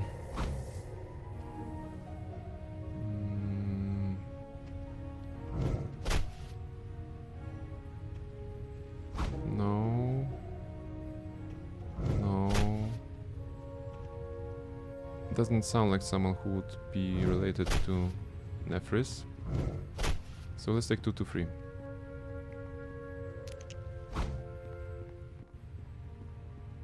I feel like skipping the talk with them, maybe getting Albert, and that's it. Yeah, that sounds like a plan. And speaking of Albert, the co-op I'm playing, one of the players is a druid, and I can't wait for her to get to, I think, level 6, right, when she can transform into an Albert. She's gonna be super overjoyed, and I want to have the elixir of the Colossus for her, or enlarge, so that she can be a very big chunky bear and do a lot of damage with the crushing flight from Albert. Maybe even on Grim, maybe we're gonna set up the Grim kill with that way. I'm gonna tell her, oh, you're the backup, so don't die, just remember, you're important. Nighty, welcome in, hello, hoot hoot. How are you doing? Is the friend planning to romance Astarion then? So Dusk, in our playthrough in multiplayer, we have 4 players, and we recently had the party with the tieflings scene, right? Because we found Halcyon and we're basically solving everything on the surface of Act 1. And there are a couple of romances, We have a half-orc bard who is romancing Astarion, which was really funny because in the spicy scene with Astarion, it was actually Astarion who was jumping on the female half-orc, right? Because she's bigger, so imagine they're both naked and Astarion actually jumping on her because he's so small compared to basically the half-orc female figure. Then we have we have a Dwergar rogue who is romancing Lae'zel, or basically Lae'zel has claimed him, her technically, the character. So that's it. But on the party scene, something bugged, and instead of him approaching Lae'zel, he approached Lae'zel as Gale, and Gale was talking to Lae'zel, and Lae'zel was talking to Gale as if they were romancing. So it's our headcanon that they are romancing. And we also have the Tiefling Druid, aforementioned, who wasn't sure who to romance at the beginning, but then decided that Carla is a very interesting character, and now we're trying to make sure she got the relationship with Carla as high as possible. Of course, deep physical encounter with Carla is not available at the very beginning, but they kissed, so that's good. And also Carla was talking to her in a way that I know that we cannot do the thing right now because I'm too hot, literally. But if you want, you can go for somebody else and spend the night with, right? So we're joking that she just won the lottery and has both Carla and decided to go for Shadowheart as well. so that's the outline of romances in the party. Alas, my own character, who is a Dragonborn cleric, is not romancing anybody in that yeah. Basically because the two players are totally new players, I never tried to lead the dialogues. I was always like, oh, you should do the dialogue, so that they can feel, the fun of leading the adventure and actually getting something out of it, because I know the game. So I always try to exit myself from the dialogues, and therefore I am not gaining any influence on the characters, and therefore nobody wanted to romance me. So that was it. She apparently goes exclusive after her engine is temporarily fixed in Act 2. We're gonna get to Act 2, and then she's gonna have to make a choice. The player will have to make the choice between Carla and Shadowheart. But I think she's gonna go with Carla. So yeah, this to answer the question from 90. I'm not romancing anybody. They tried to set me up with Will because they were like, oh, come on, everybody's having somebody, Prain, you should also talk to somebody, right? And I was like, yeah, I don't know, this is your playthrough, I don't want to impose, blah blah. And they were like, oh, come on, we need to see content. I'm like, yeah, you want to see corn, basically. So I was like, okay, I'm gonna talk to Will.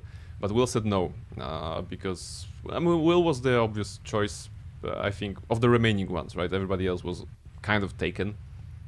I also tried to hit up Shadowheart, but she was very politely telling no to me, and I love that my character had the option to say, understood, have a nice evening then, or something like this, after being rejected. That was so mature of the character. So I was like, okay, yeah.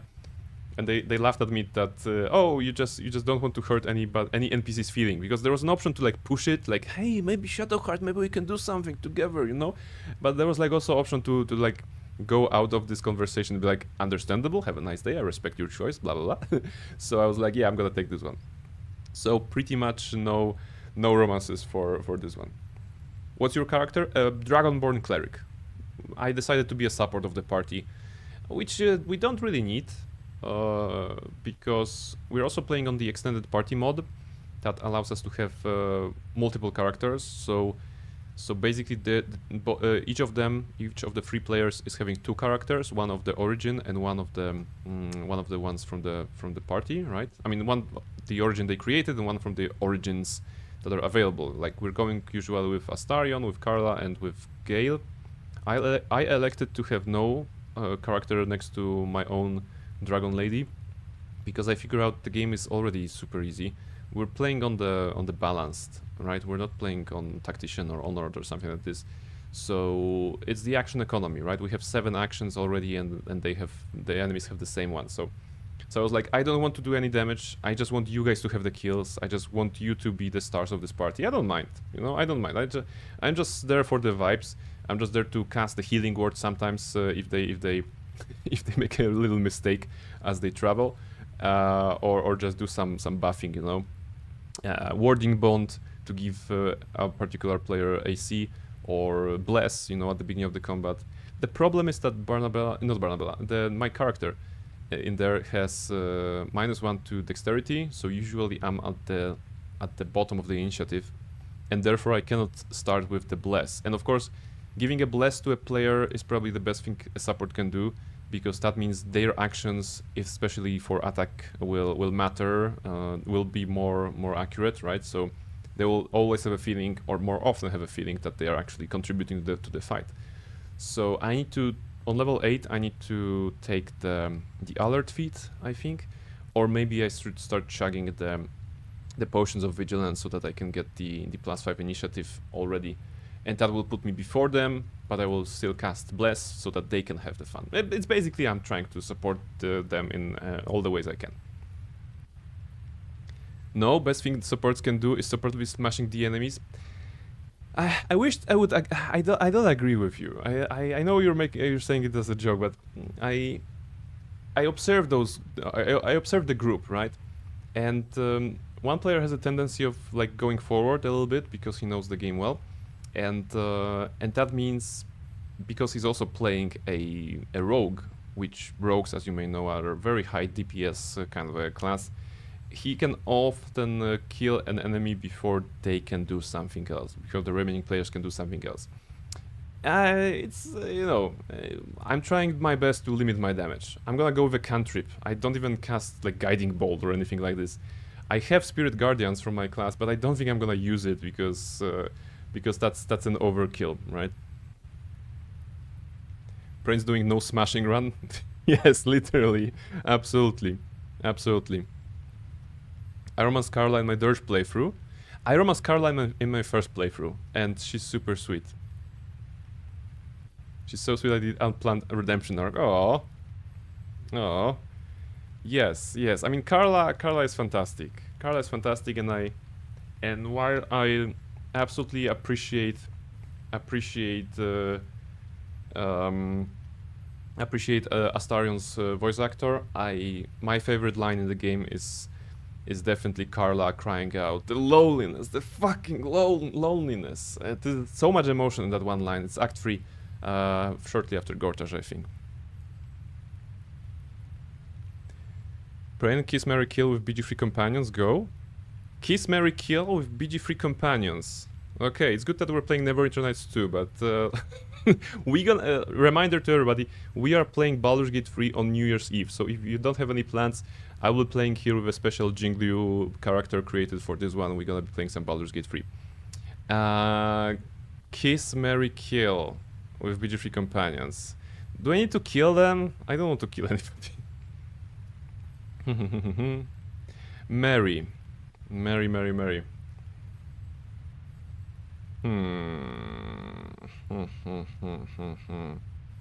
Well, I'm gonna say marry Carla. We assume that the engine is fixed, right? Yeah. No, okay, marry Carla. Kiss Shadowheart and kill. If I say Astarion, like 5 people of the chat will leave the chat, so I'm not sure if I say Astarion. But I don't know. I wouldn't say that. I'm too good. I'm too good, basically, right? It's very, very hard to me to say like, oh, I hate this companion, because I don't hate usually, right? I love all the companions for what they are. Like some people are like, oh, I hate Gale because he's eating my magic items. Okay, but there's a background to it, and for God's sake, it's just 3 magic items. You don't have that many legs or fingers to use those magic items either way, right? So yes. Sorry, that's the game. Okay, then kill Halsin. I'm gonna say kill Halsin, because he's an underdeveloped character who is contributing nothing, pretty much, aside from his bear form. In certain moments, yeah, I would rather leave Astarion alive rather than Halsin. Like, he is. I know. This is a hot take. This is a hot take. I know you are expecting me to say Astarion, right? Flabbergasting. Okay, you are shooked. You are shooked, as I can see. Hot take brain. Yes, exactly. So basically, when there is Gale, how can I kill Gale? When Gale is basically me. Right? Right? If you think about it. You trying to impress a lady, failing at it multiple times, and then also using big words and over-intellectualizing everything. Come on. Come on. Like, can I be closer to this? It's basically that. We don't need another you. Gale is boring. Well, welcome to my life. Yes. I'm also boring. Gale is nice and he's a bookworm. Okay, Dusk likes Gale. See? There you go. Kill your double. Exactly. What do you guys have against Gale? Gale is a fantastic character. When I first learned about his curse, that was shortly after I created Barnabas Blackstone in the Avernus, you know, in the campaign. And when I learned that Gale also has a penchant for eating artifacts, just like Barnabas Blackstone originally had, the character, I was like, oh my goodness, this is so similar. I like this. I love this. I gotta agree, Gale is boring. Depends, you know. I find his endless rants about magic, about the weave, even about Mystra, you know, a very nice, nice, not lecture, but the thing to listen to, right? Boring and talks about his ex all the time. No, this is a misconception. He's not talking about his ex all the time. He's talking about the fact that, you know, about Karsus Folly, about Netheril, about weave, about magic. Of course, it's connected to Mystra, but he's also talking to some old stuff. Toxic, totally toxic. You don't get to call Gale toxic if you're romancing Astarion, and if you have ever thought about ascending Astarion. And when he knows about the crown, well, everybody knows the crown. 100%? Come on. Come on. He would sell you for that crown? Astarion would sell you for basically anything that is not a rat so that he can have a decent meal. That's how Astarion, that's how toxic Astarion is.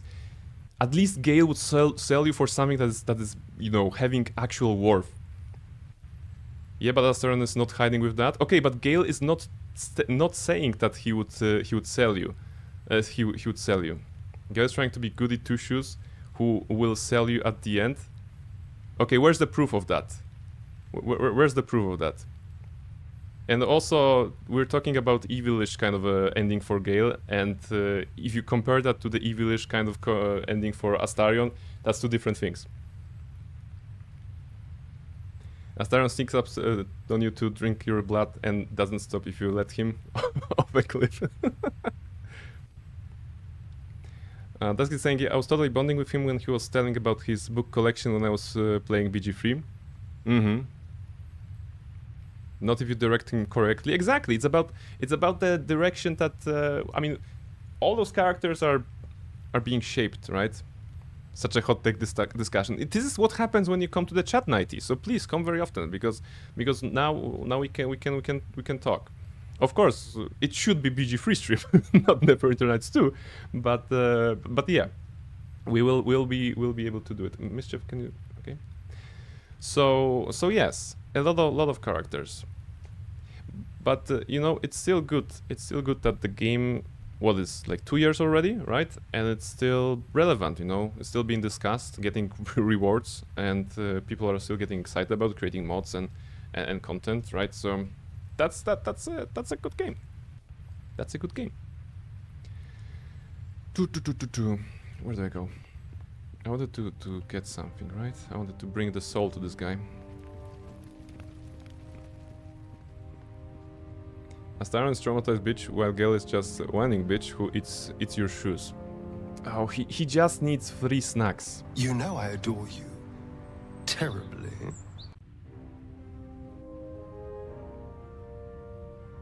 What about fuck, marry, kill your current companions in Neverwinter Nights 2? Alright. As myself or as Barnabella? Because that's tricky. I'm gonna try with Barnabella first. I think I'm gonna try with Barnabella and then myself. Maybe it's gonna be similar, to be honest. But I think I would marry Safia on the basis that Barnabella and Safia are super similar, and I think they would work really well, you know, because they would understand each other. High lore, high intelligence, you know. I think they would work together. When it comes to physical interaction, of Yes. course, Kaylin, right? Because hello, Angel, and Reshka, I know you're gonna agree with me on this one because you're Dame Aelin fan. So those would be the characters Come this for way. To the me, positive my outcome allies, of I the shall equation. And when it comes to offing somebody, well, the only choices are Gan Yes. and the bear, right? Yes. And I think definitely Gan. Yeah, kill Gan. Yes. Because Oku is fabulous. Alright? It's fabulous. He should be colorful here, but how? It's stone skin, right? So he's not colorful. Hmm? And Gan is basically a bitch, right? So yes. So that's my answer. Like looking at it from Barnabella's perspective. From my own perspective, still offing Gan, I suppose. And maybe still marrying Sophia and having good time with Kaylin. You know, I imagine that marrying an angel would be Yes. a troublesome endeavor, right? She would probably have a lot of angel stuff to do. So maybe Yes. someone more down to earth. Of course, the fact that Sophia is a neutral as a red wizard, it's already saying a lot. You know, being in Thay and being neutral, that's huge. That's basically being good in Faerun. If you can be neutral in Thay, that means you're basically good in Faerun. I mean in Faerun, in the Sword Coast. So yes. So it would kill Halcyon in BG3, but would romance the bear from NWN2EE. No. I would romance Sophia and have a good Yes. time with Kaylin. Bear is a bro. This bear is a bro. I mean, listen. Technically, Halcyon. I mean, Halcyon is a druid who is supposed to be a leader of the community there, but he somehow says fuck it all, leaves some Francesca who is about to take over Emerald Grove, and then goes adventuring with you to clear the Shadowlands, right? And most of his dialogues are like, okay, I'm a druid, and then he's bear form during bedtime, right? So this is Halcyon. Explain in 30 seconds. This guy Oku is a god. He is a god. You know, he's not a regular bear. He's a god. So it's good to have friends in high places, I suppose, right? Like, immune to fear, immune to mind spells. Look at him. Look at his stats. 31 constitution, 42 strength. Imagine how easy it would be to have a bear with 42 strength next to you. You know, you could ride on him, you could carry him. Imagine riding this guy to work. You know, nobody would look at you twice.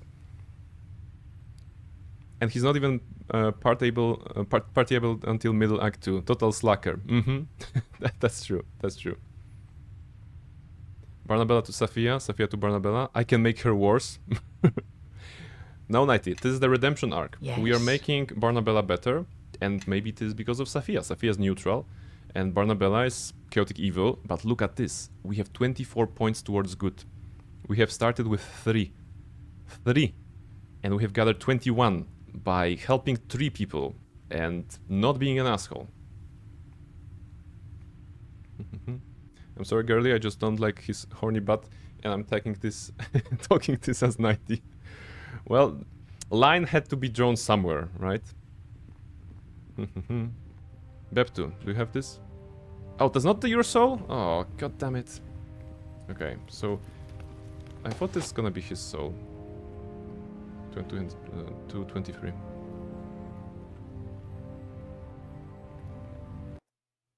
He must have really get under your skin. My good, obedient little pet. Yeah, 90 showing us what a regular romance in her mind is. He gets under my skin, literally. Well, if he calls you a good, obedient little pet, I imagine that has some effect, you know. Immediately follows with Marazai. Yeah, just a regular, normal 90 things to say, right?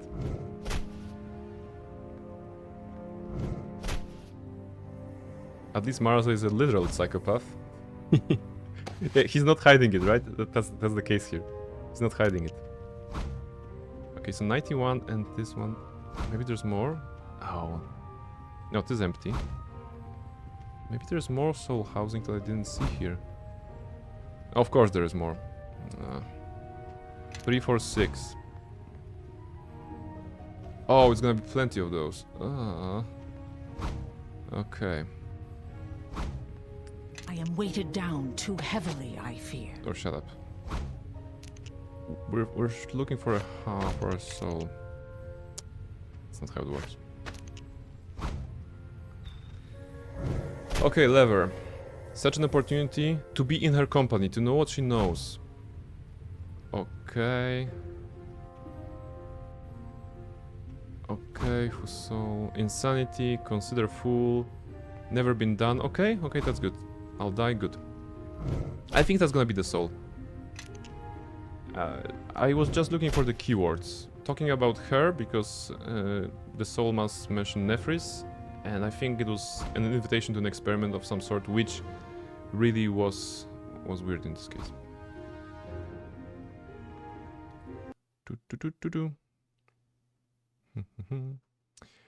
So yes.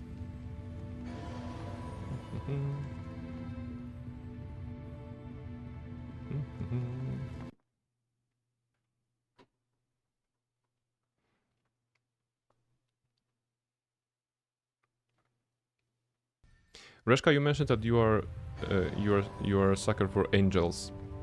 Have you had the chance to check out some angels from from Magic the Gathering? There's a lot of art. The creature type angel is one of the oldest one probably in the game. So there's a lot of good art from Magic the Gathering in angels. Okay, yes, that's his soul. Yes, I can feel it now. It's warm. It is familiar to me. If I can just drink in it. Ah, such relief. I have existed as a shell. Come to know the despair of emptiness. I was not prepared for it. Oh, Oku plus 11 to 100 influence. Nice. Can you move? I'm okay. I'm reading a dialogue. No, you can stay. Whatever. I'm gonna move the window. Perhaps he'll be wise enough to keep his soul where it belongs from now on. The surrogate has collected in my soul's place, as Nephris said it would. Such an inscrutable woman, my mentor, but wise like no one else I've known. I am somewhat lost without her guidance. Thank you for your sacrifice, Beptu. I'm glad it seems to have paid off. Paid off? Who can say? It was what she wanted, though, so I did what I could. I am weighted down too heavily, I fear. Before I forgot, take this to the depository caretaker. You do not want to earn his wrath with an overdue soul. You should return to your task at hand. The longer you stay here, the more likely you'll be stopped, and all of this will have been for nothing. Perhaps it is, anyway. I'd like to point out that we have gotten a promissory note, which is this. I think £1, and this note basically weighted Barnabella down. Go here, and go here. There we go. So bringing it back. I'm really sucker for winged characters, not gonna lie. But I'm not getting in MTG. You want to get me alive in another gacha? Okay, that's fair. Brain trying his tactics to gather more players? No, not at all. I was talking purely for an art perspective, because I know that judging what I know about Reshka, about that the fact that she's a fan of Dame Aylin, or that she really like Nemesis from Hades, I figured out that strong ladies may also be her type, and I figured that the recently revealed High Perfect Morkant from Lorwyn expansion may also be up your line. It's an elf lady. She doesn't have wings, but she's an elf lady. She's sitting on the throne, and she's like a total, totally dominating. Lightweight was the severity of the words on the letter. Yes, that was it.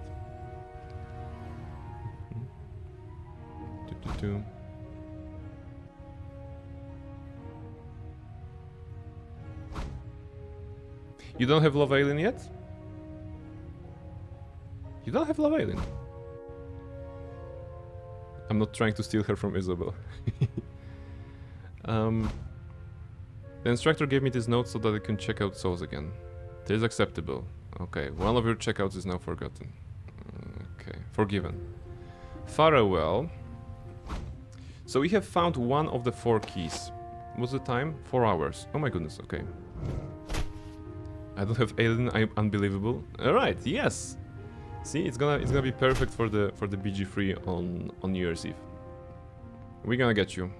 We're gonna get you, alien. There may be some that I have still not implemented. I don't know. I will do everything. Strong angel ladies for Rashunia. Absolutely. Strong angel ladies for strong human ladies. There we go.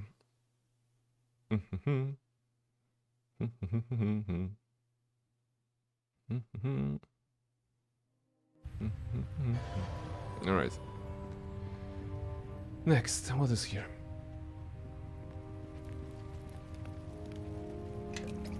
Damn girlie should carry you to heavens. Or somewhere. Oh, mirror. Oh my goodness, is that gonna be a puzzle with light rays or something? Okay, it's gonna be easy. What is here? Table. I wish. What? Who said that? Nah, you know. Bookshelf. With some scrolls. Burst of glacial wrath. Oh, speaking of mirrors and BG3. In Auntie Ethel's dungeon, there is a mirror.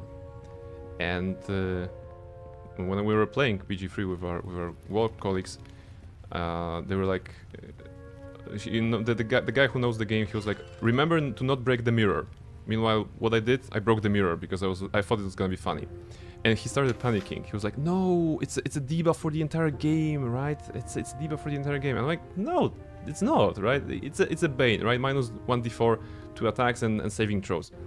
It didn't have a timer, of course, so it looked like it was a permanent buff. But I was like, no, don't worry, we don't need to load up. No, absolutely. I don't care about that. Because I was like, we are still so overpowered with 7 party members. If I get permanent minus 1d4, at least it's gonna be interesting. So they were like, we can load up the game. And I was like, no, don't worry about it. And I checked the wiki, and it actually wears out after the long rest, right? So I was like, yeah, what did I tell you? My character, my dragon lady, my dragon cleric will not succumb to anything like this. Really? I didn't know you can break the mirrors. There is a mirror in the Auntie Ethel's dungeon, and you can just right click and attack it. And if you do, it assigns a Bane debuff on you, just like a spell Bane would. So 7 years of misfortune, I think. That's gonna produce the light, right? I'm guessing. Two mirrors. So many mirrors. What is here? Elder Elf, blah, Earth Elemental. Lori Conforus. Miscellaneous Book of the Waves? LMA Vakrini. Arcane spell failure minus 10%? Interesting. Is it something that we're getting passively already by having this in the inventory? No, spell failure 5%, so maybe it's related only to those. Okay, doesn't matter, but we have a book.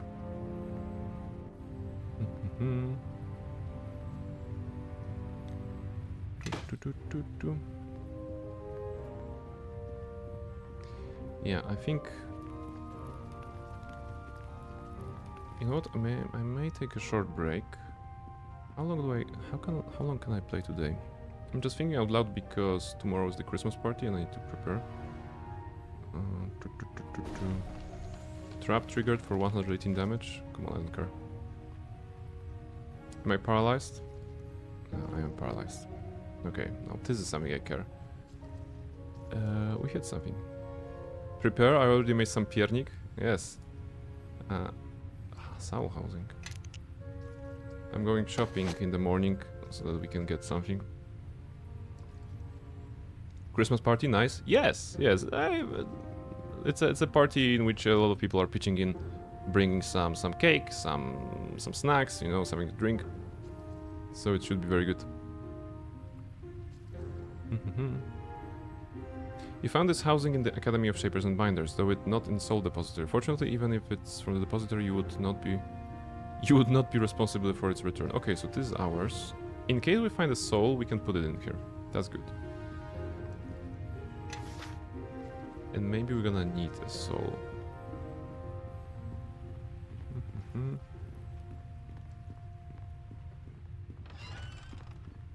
No, it wasn't here. More mirrors. And a vase. Vase.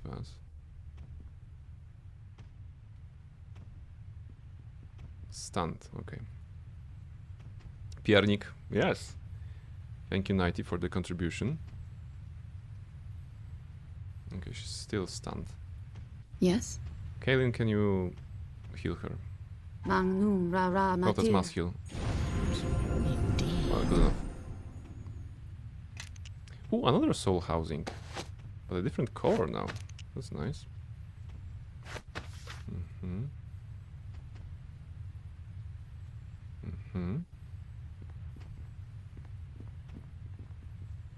War mace. Weighted down too heavily, I fear. Where is it? Null grip. 1d12 plus... Wow. This is a plus 8 weapon? That's impressive. 1d12 plus 8. Massive critical is 1d12. Vampiric regeneration plus 2. There's probably better, but that's the first time I'm seeing plus 8 on a weapon in this game. That's a lot. Alright. What are those mirrors for? And what is here? Something is happening here.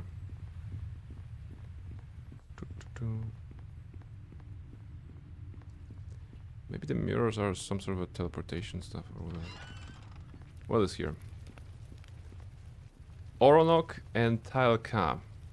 Okay, we're gonna have to talk to them, I guess. So you know what? I'm gonna take a short break. To do demonic voices, I'm gonna need some more tea. I'll be right back, and then we're gonna probably play for, I don't know, half an hour, 40 minutes, or something like this. Do as much as we can of this Saiyan Academy. It's surprisingly big, right? So maybe we're not finishing this game this year, but we're gonna do our best. I'll be right back after a break.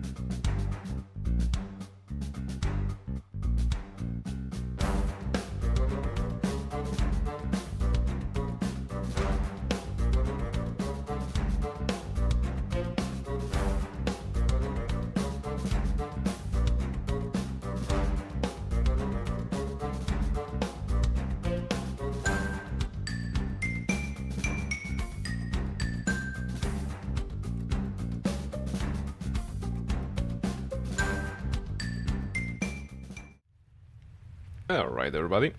If you're still here, then I welcome you on this last 20-30 minutes of gameplay of NWN2EE Enhanced Edition. It's super enhanced. It only broke once today. Well, actually a couple of times. It was a consistent thing that we had. Let's try to see what we can do with those guys. Hello. Look at this one, Telka. Something familiar about her, wouldn't you agree? As usual, Oronok, you are mistaken. We have never seen this mortal before. Not my sight, my slow-witted associate. The smell. You said look. Wait. You said look, my developmentally stunned colleague, and so I did. But you make a point. Have we crossed paths before, mortal? I know a Pete Fiend named Koraboros. Is he an acquaintance of yours? Koraboros? Wait, I'm missing the voices. Koraboros? Oh yes, in fact we attended his demotion ceremony quite recently before we were called here. A delicious affair by all accounts. There's nothing quite so satisfying as watching an accomplished devil reduced to a bubbling, oozing mass and writhing in pain for several hours. My goodness. They're great. Oh, Nirmalo was going. Yeah, thank you for coming, Nirmalo. I know you're probably away already, but thank you very much. Thank you very much for being here. Nonetheless. A severe one, too. I heard the word of a number of series of misjudgments on his part reached the ears of Beelzebub himself. Well, whatever Slack has for years. But surely you have not come to us to catch up with old friends. How might we be of service, mortal? I'm looking for 4 souls with unique flaws. Yes, we thought you might be. We thought you might be. You have that look about you. Don't play call, Taelka. It's too easily confused with your penchant for cretinism. Wow. We can offer you something of the description, mortal. A soul that has been marked for damnation.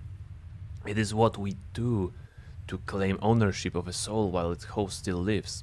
This specimen is in a rare transitional stage. Its host is dead, but it has not reached awareness to begin its sentence. What do you want in return? Clearly you've worked with devils before, already jumping headfirst into the negotiation. We require a comparable soul in trade. The soul you want is rare. We'd like the same. For me, I'd like a soul from a person who lived in the filthiest, the most deplorable and wretched conditions, yet who forsook and thought of himself for love of another. Agree, Oronok? You've missed the mark completely, Taelka, and once again it falls to me to save our reputation. My ideal soul will be the one who was brought up in prosperity yet sunk to the absolute depths of depravity, the sickest, most self-centered and delusional individual possible. You have to bring a soul to each of you? No, of course not. That would hardly be fair. We want one soul that has all those qualities. You want a soul that is rich, poor, selfless and self-centered? Yes, I believe you've hit upon it exactly. Good luck. Wow. They want a very weird soul then. It's probably one from the library again, right? From the soul depository rather. We just need to find the right one. Maybe to make the things faster, I'm gonna just check which number is this one. Very polite demons, devils. Saying goodbye and steal. Yes. Challenge rating effortless. Interesting. So, you know. Be polite, be efficient, have a plan to kill everyone you meet. The classrooms. Headmistress Tower. Did we visit everything here? Soulless Ward. Okay, we started here. We came here, we checked this one. I'm gonna try to find some extra rooms maybe. Oh, here? Ah, there we go. More rooms. What is here? And here's my room. Pardon the mess. Oh, it's These your room. creatures are all my creations. They keep me company when the other red wizards grow tiresome. That is to say, much of the time. Okay, you created some homunculi, of course. Blade spider. Some golem stuff. What's with the mirrors?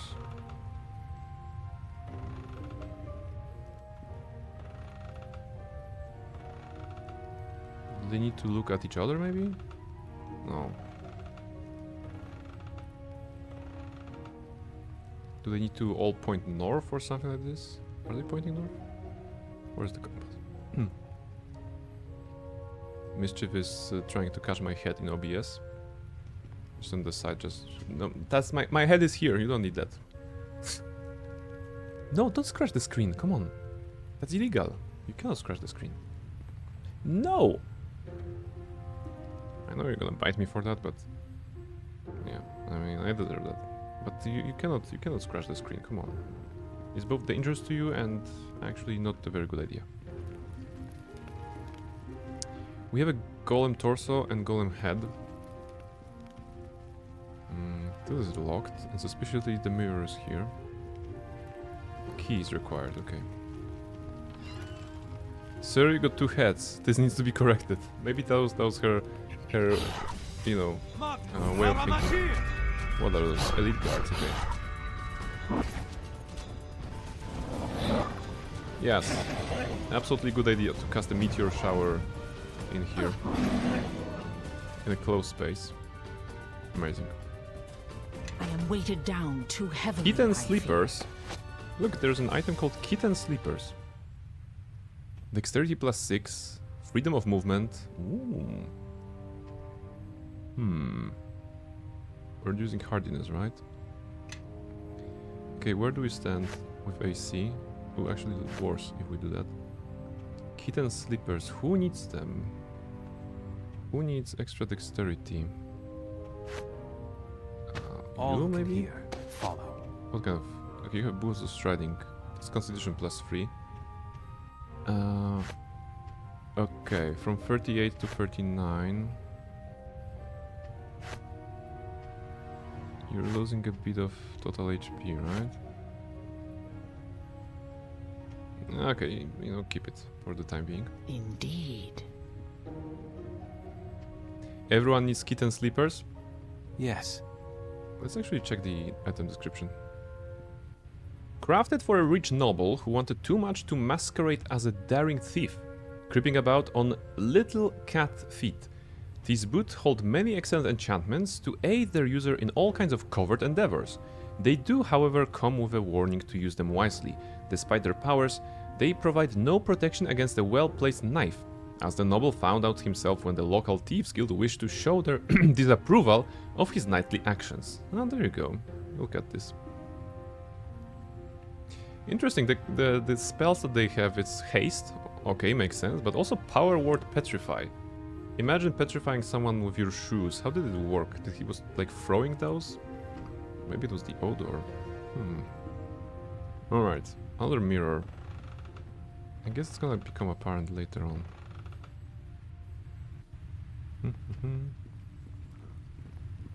We have those, okay.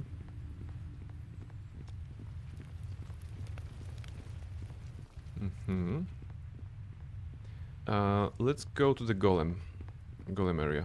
I think we have collected enough golem parts to actually build a pretty good golem. No sleepers provide good protection against the knife, I'd say. Knife usually goes for completely different regions than the sleepers. Yeah, I think, I don't know. Maybe the noble should have ordered not the sleepers, but I don't know, a breastplate or something. Golems are here. Oh, those are the students to kill. Good evening. Class dismissed.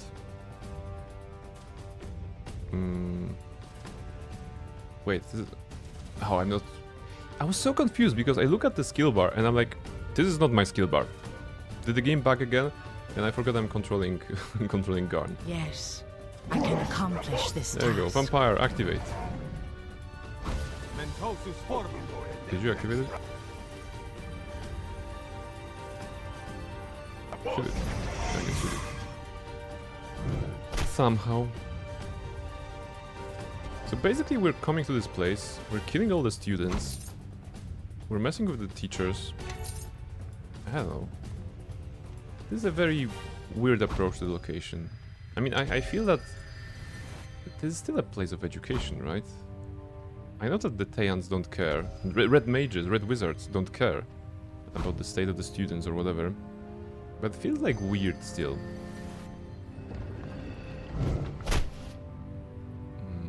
Golem. Where's the entrance?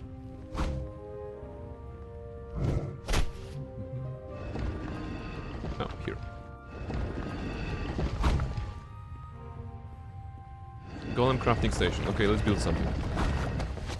We can make a scorching gaze golem head. Galvanizing. Okay, galvanizing is done. You know, go for Oku. I think Oku was holding those, right? Yes.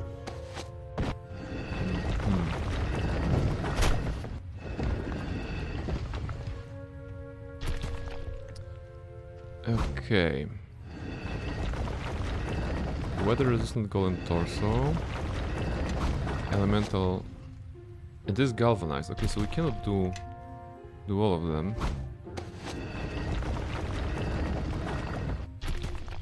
Golem arms. Sure. Golem torso, golem. Those are the regular ones, so we don't care about them. Swift golem legs. Oh, haste! Okay, that's better. What are those? Stout. Immunity knockdown, immunity critical hits. Okay, let's be fast. And weather resistant. It's gonna be elemental, but this is 10 adamantine. Okay. And now we use the hammer. On this. Should we save, right? Did it work? Maybe it's only for Bardadora. I ask you to follow Also me F12. now. I think they mentioned that this is how you use the crafting station, right? We put all the stuff there and... Did it work? Oh, spirit essence. Okay, yeah. We need the spirit essence. But what kind of spirit essence? Those aren't those essences, right? Brilliant earth essence. Yes. Are there? Do we have a spirit essence? Brilliant spirit essence. Fire essence, air essence. We only have those. I guess this is... What do I need to use here?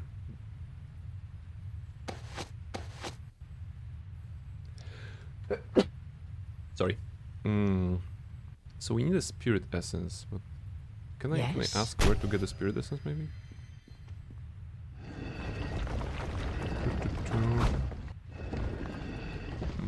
Farewell. Thank you, Nighty.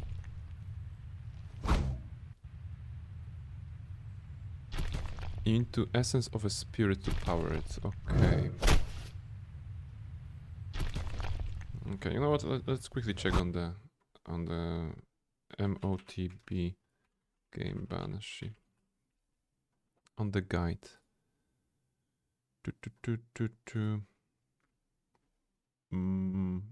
Academic classrooms.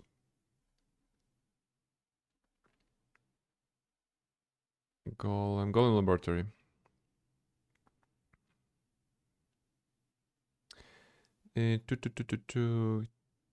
Four golem parts plus a spirit essence into the golem crafting station. Alright. Basic golem parts.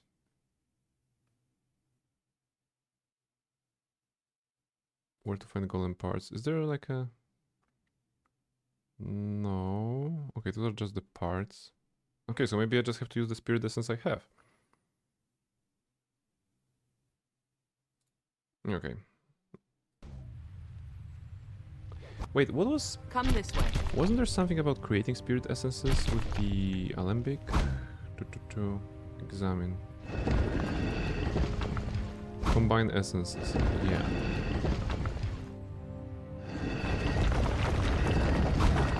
Let's... No, but spirit essence is... This one, brilliant spirit essence. Okay, you know what? Let's try. We're gonna add it to the mix.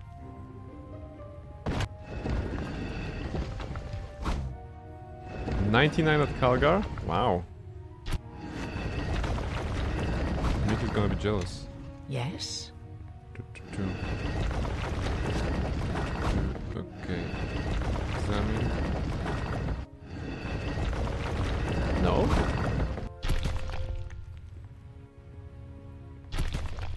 Yes?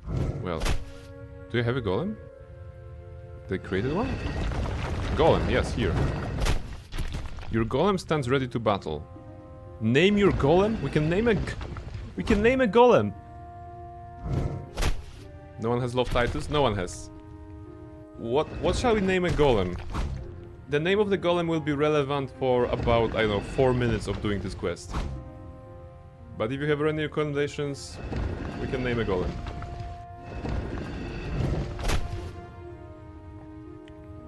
Nourish, thank you very much. Still have some tea?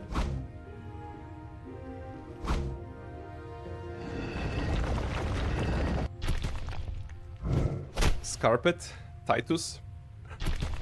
We can do both. When I reach for you, I know my touch will bring you happiness. Scarpet Titus. There we go. Scarpet Titus! Actually, Scarpet Titus sounds like a, you know, some sort of illness.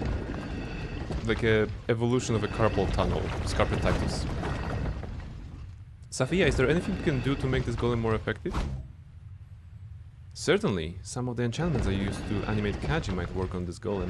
Give me a moment and I'll see what I can do. All finished. The golem should be a little more resilient now. Scarpet is my go-to name for the first character I'm doing in Might and Magic. Ah, there you go. We can also disassemble him. He doesn't need repairing. Scarpet Titus. Alright.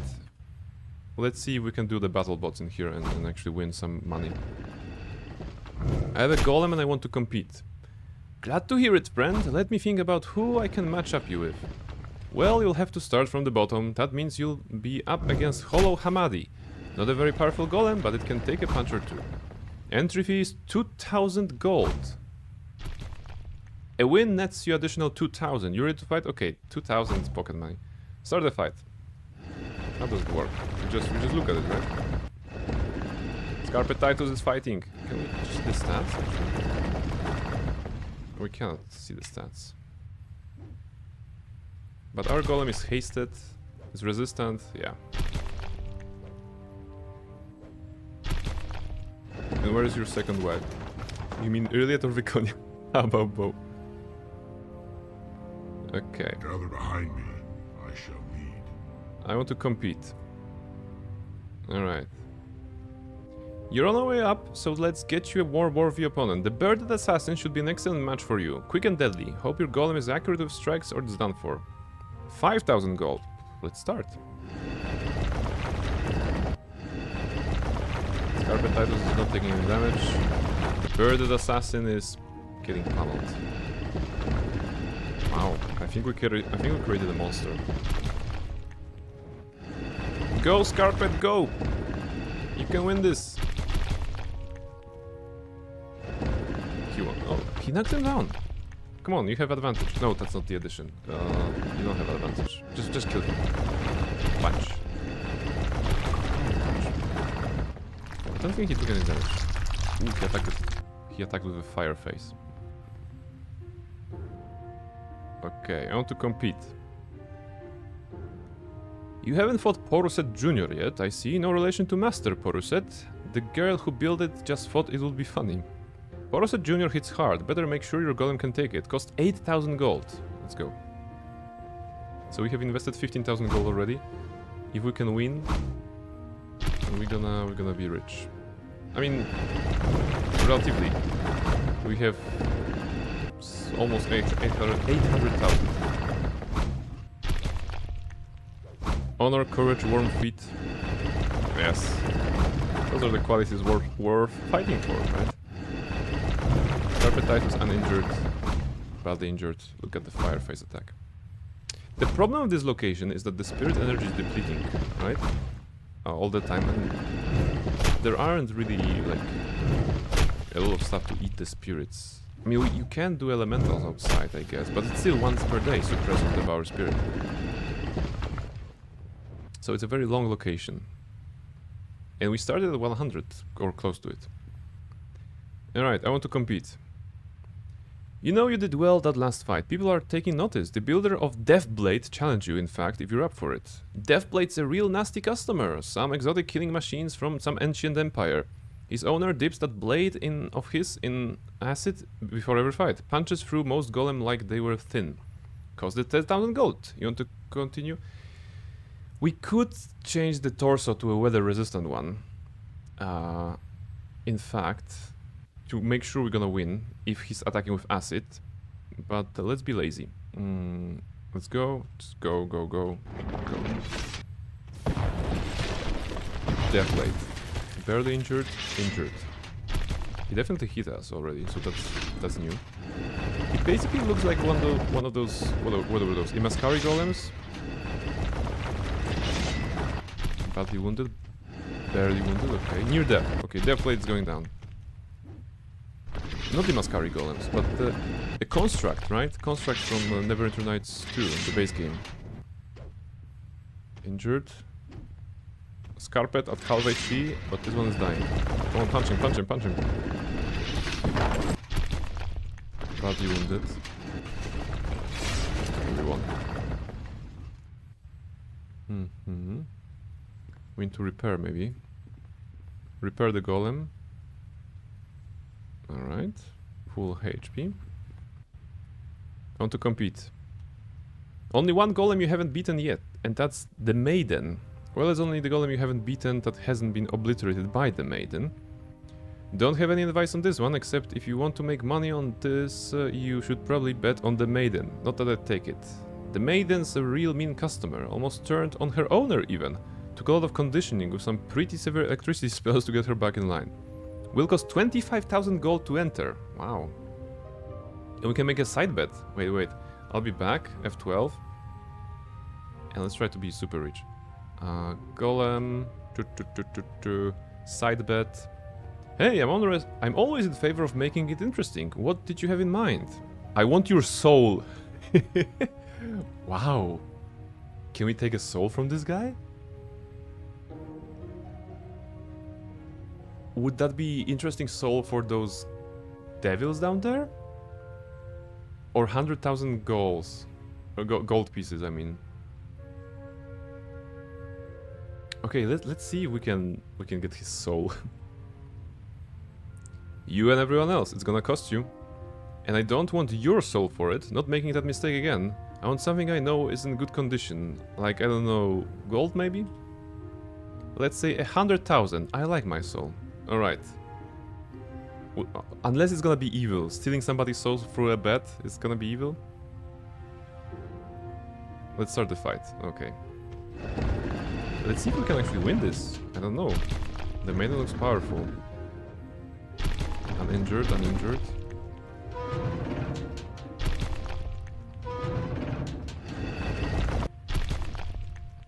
He looks like adamantine golem, right? So, oh, barely injured. That means... No, actually, wait.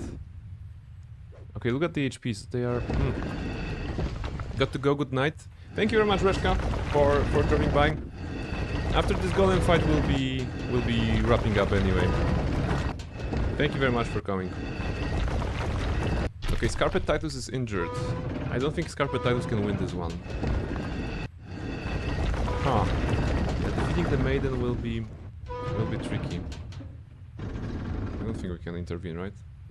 Come this way. Can we secretly use buffs? Of some sort. Like enlarge person. Not on yourself. Dude, not on yourself. Not on yourself, I said. Can you cast it on Scarpet Titus? Okay, no, but... Yeah, I'm not sure if we can do anything here.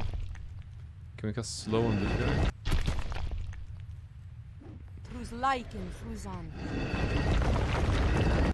No, probably not. Okay, injured at half HP and badly wounded at very low. There's probably a combination of pieces that you have to do to defeat the maiden. And also you may need to have some luck. The RNG luck. okay, we're not winning this one, I think.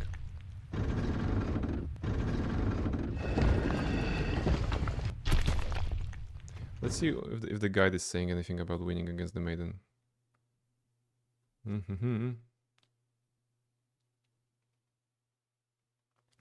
You win the competition, you earn 1,000 plus the gold, extra rewards, side bet. Okay, doesn't really matter. Badly wounded, near death. Yeah.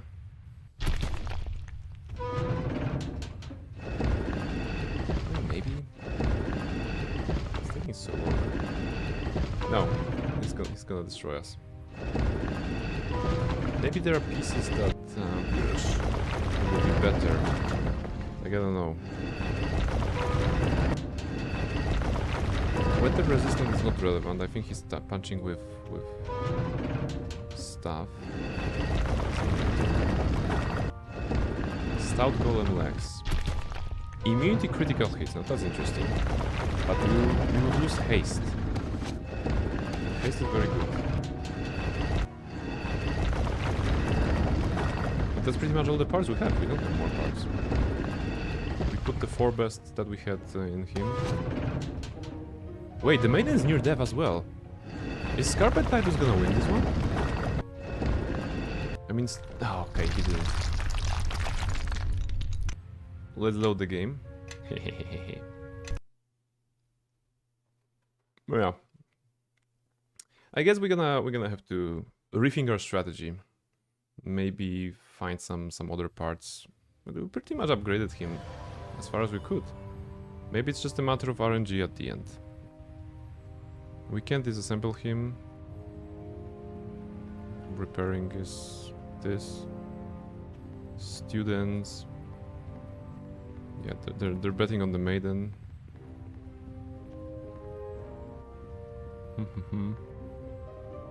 Nothing here. All right, I guess I'm gonna Google something, and next time we're gonna win this one. Scarpet Titus reigns supreme, almost. All right, I guess this is it. Unless you're using your slippers as weapons. The alternative use of slippers. I appreciate that. I appreciate that. All right, where are we? I guess we're towards the end of the day, right? I don't think there's anybody streaming at this hour. Yes, none of the close ones. All right. So I guess this will be it, everybody. To sum up, we have solved all the situations with the spirits in Ashenwood. We have learned how broken Enhanced Edition is once again, because upon fast traveling from Ashenwood, our skills were disappearing and our modes were also gone. So good job in the state of the game. And we have entered Teyamount and the Academy of Shapers and Binders, where Safia comes from. Apparently her mother is dead, but we were moving at the good place for the Academy. Lots of clicking, lots of stuff to do there, lots of secrets probably. So I'll be checking it up next time, which will be next week on Monday. Next stream is on Friday. It's gonna be Fable anniversary in particular, so we're gonna see how the game holds in 2025. Well, 2025 is still here. All right, you have 90% at Mischief towards the end. Well, I'm gonna pet her for you. You know, and this it's gonna be better. This moment, I wish to spend with you.